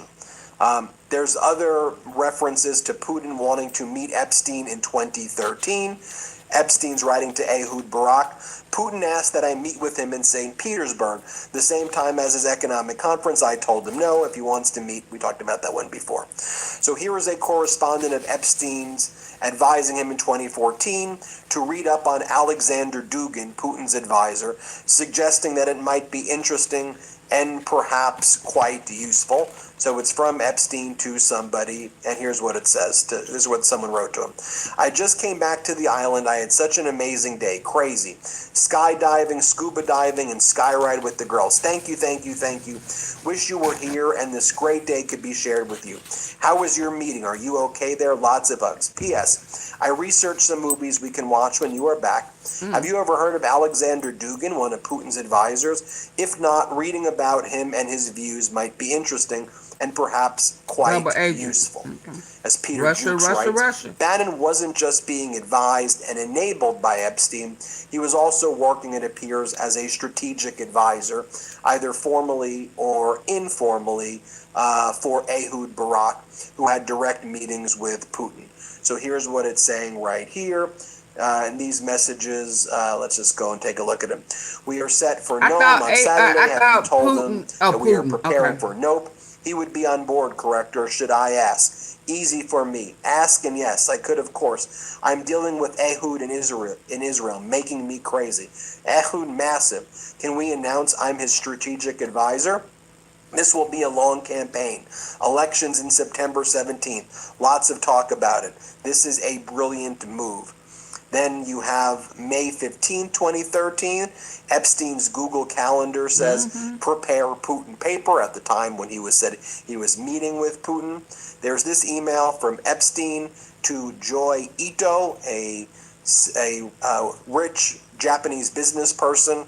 Reid Hoffman is CC'd. It says, hey, Jeffrey, I wasn't able to convince Reid to change his schedule to go meet Putin with you. This email is July 20th of 2014, signed Joy. Another message from Thorben Joglin right here, saying, been busy the whole day, just finished meeting with President Abbas to Putin in December. Discuss further details with Lavrov tomorrow. Unfortunately, I'm busy tonight. And Epstein wrote to him before that, when are you going to see Putin? Are you free tonight for an hour or so around 8 to see Tom Pritzker? Then there are messages between Sultan bin Sulayem and Jeffrey Epstein, with the subject being Putin. And Sultan bin Sulayem is one of the richest people in the United Arab Emirates, who had close connections with Putin. And again, these are these aren't just random musings of Epstein bragging to like random people about Putin. He's speaking with world leaders, like the richest person in the UAE, you know, the former prime minister of Israel, the former prime minister of Norway. That's who he's talking about having these meetings about. They were also discussing these potential meetings with Putin, but then Russia had the terrorist attack on the airplane, and the world was outraged. And Epstein is saying that it's not a good idea to meet with Putin right now because of the plane crash that took place right there. I mean, you go through more of these messages right over here. January 13, 2019, from Nicholas Rybus to Jeffrey Epstein. It's Russia and money Putin is using. Here's another message right here. This is January 19th, 2014. From Thorben Joglin to Epstein. Hi, Jeffrey. I'm in Davos next week. Why don't you come? Terje's also coming. I'm going to Sochi and meet with Putin. We should start planning Easter. Are you still prepared to receive us? And then Epstein goes, you can explain to Putin that there should be a sophisticated Russian version of Bitcoin. It would be the most advanced financial instrument available on a global basis. By the way, they're talking about this in Bitcoin in 2014. I might add. You have Jeffrey Epstein asking in October of 2010, did you have Putin on your boat? Epstein to Thorben Joglin. I still would like to meet Putin and talk economy. I really appreciate your assistance. July 30th of 2015. October 17, 2017. Talk to Putin, read digital currencies. The future. June 19th, 2018, June 17th, 2018, from Thorben Joglin to Epstein. Hi, Jeffrey. Terj invited me to come to you in Paris. Can you confirm it? It's the same procedure as last time, that I can stay with you. Promise to make nice or ruin you. Coming directly from Moscow, meeting with Putin, Lavrov, and Medvedev. Yes, of course, Steve canceled a trip to Europe. I mean, they're talking about Putin meetings at the highest level right here. Let's go look at a few more, shall we? You have Peter Mandelson, who was the former UK ambassador to the United States. He's since been fired because he's all over the Epstein files. He and Epstein are saying the following. This is from Epstein to Lord Peter Mandelson. Can we put together for you the equivalent of a Putin-Medvedev deal? Choose someone who will be seen by your stand-in, run as a team, and the voters would be voting for you. There's also messages about interfering with other countries' elections like this. That Epstein's writing about Bolsonaro giving Steve a big boost. I love to meet Lavrov with you. I love Lavrov. Remind Steve about the invitation to come to Slovakia and meet Fico. And I'm reminding about some of you plus Montenegro. Both he and I will come to Europe for November elections. And what they're talking about during this time period in 2018, Bolsonaro, who is the eventual insurrectionist, but he's the right-wing kind of MAGA guy in Brazil, putting Bolsonaro in power. They're talking about the Prime Minister of Slovakia, and we know through the messages that the Prime Minister of Slovakia's top foreign ministers were in touch with Epstein all of the time. And again, they're talking about manipulating elections. They're talking about high-level meetings with Putin all at the same time. This is August 29th, 2016. Again, this is all before the November 2016 election. I need to attend a meeting with Putin in Vladivostok. Epstein to Sultan bin Salim right there. And so you have all this activity taking place, at the same time. I could keep going, but I think you get the point. So then Trump comes into office, first administration. The first people who show up at the White House are Lavrov and Kislyak.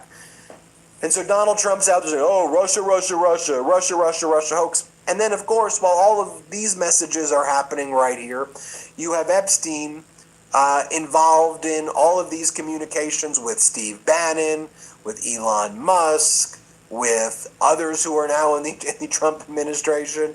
He has intimate familiarity, Epstein, with what's happening in the Trump administration. And so I'll let you form your own opinions about what went down leading up to the 26th election, what happened thereafter. Epstein's knowledge of what Putin may have known about the 2016 elections, but I mean, it's pretty clear.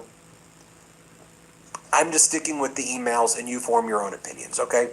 Hit subscribe. Let's get to 6 million subscribers. And what y'all think? What y'all think? That's a lot of tea. My God. What y'all think?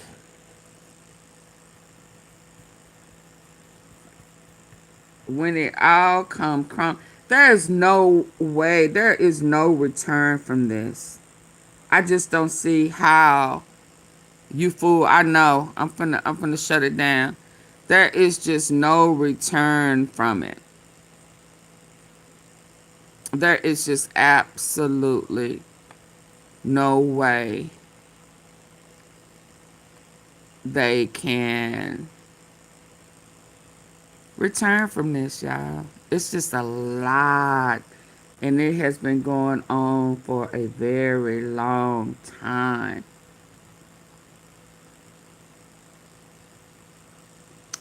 Okay, y'all, I'm go ahead and end it here. Another epic. Thank you, Spec. I hope the tea was hot.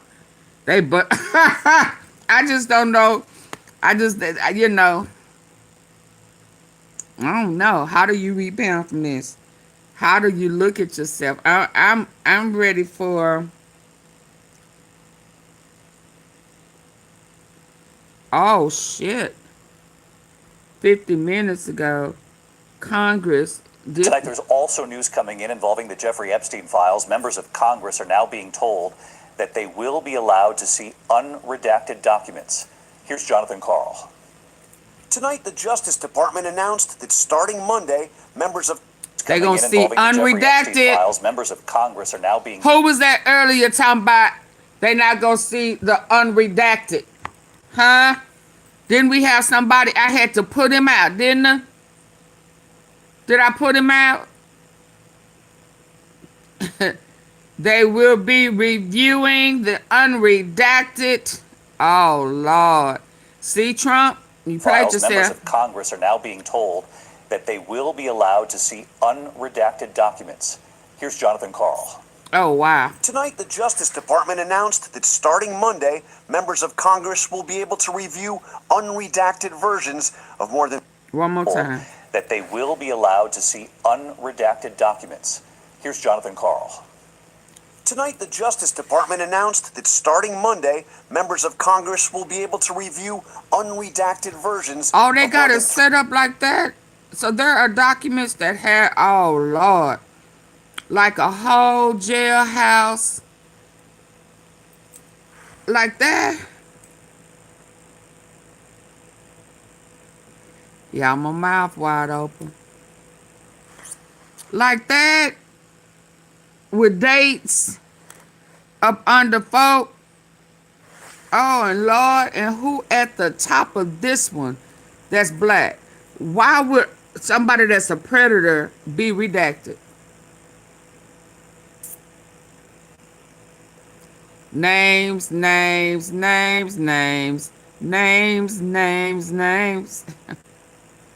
Why would they, if they the top of a chain?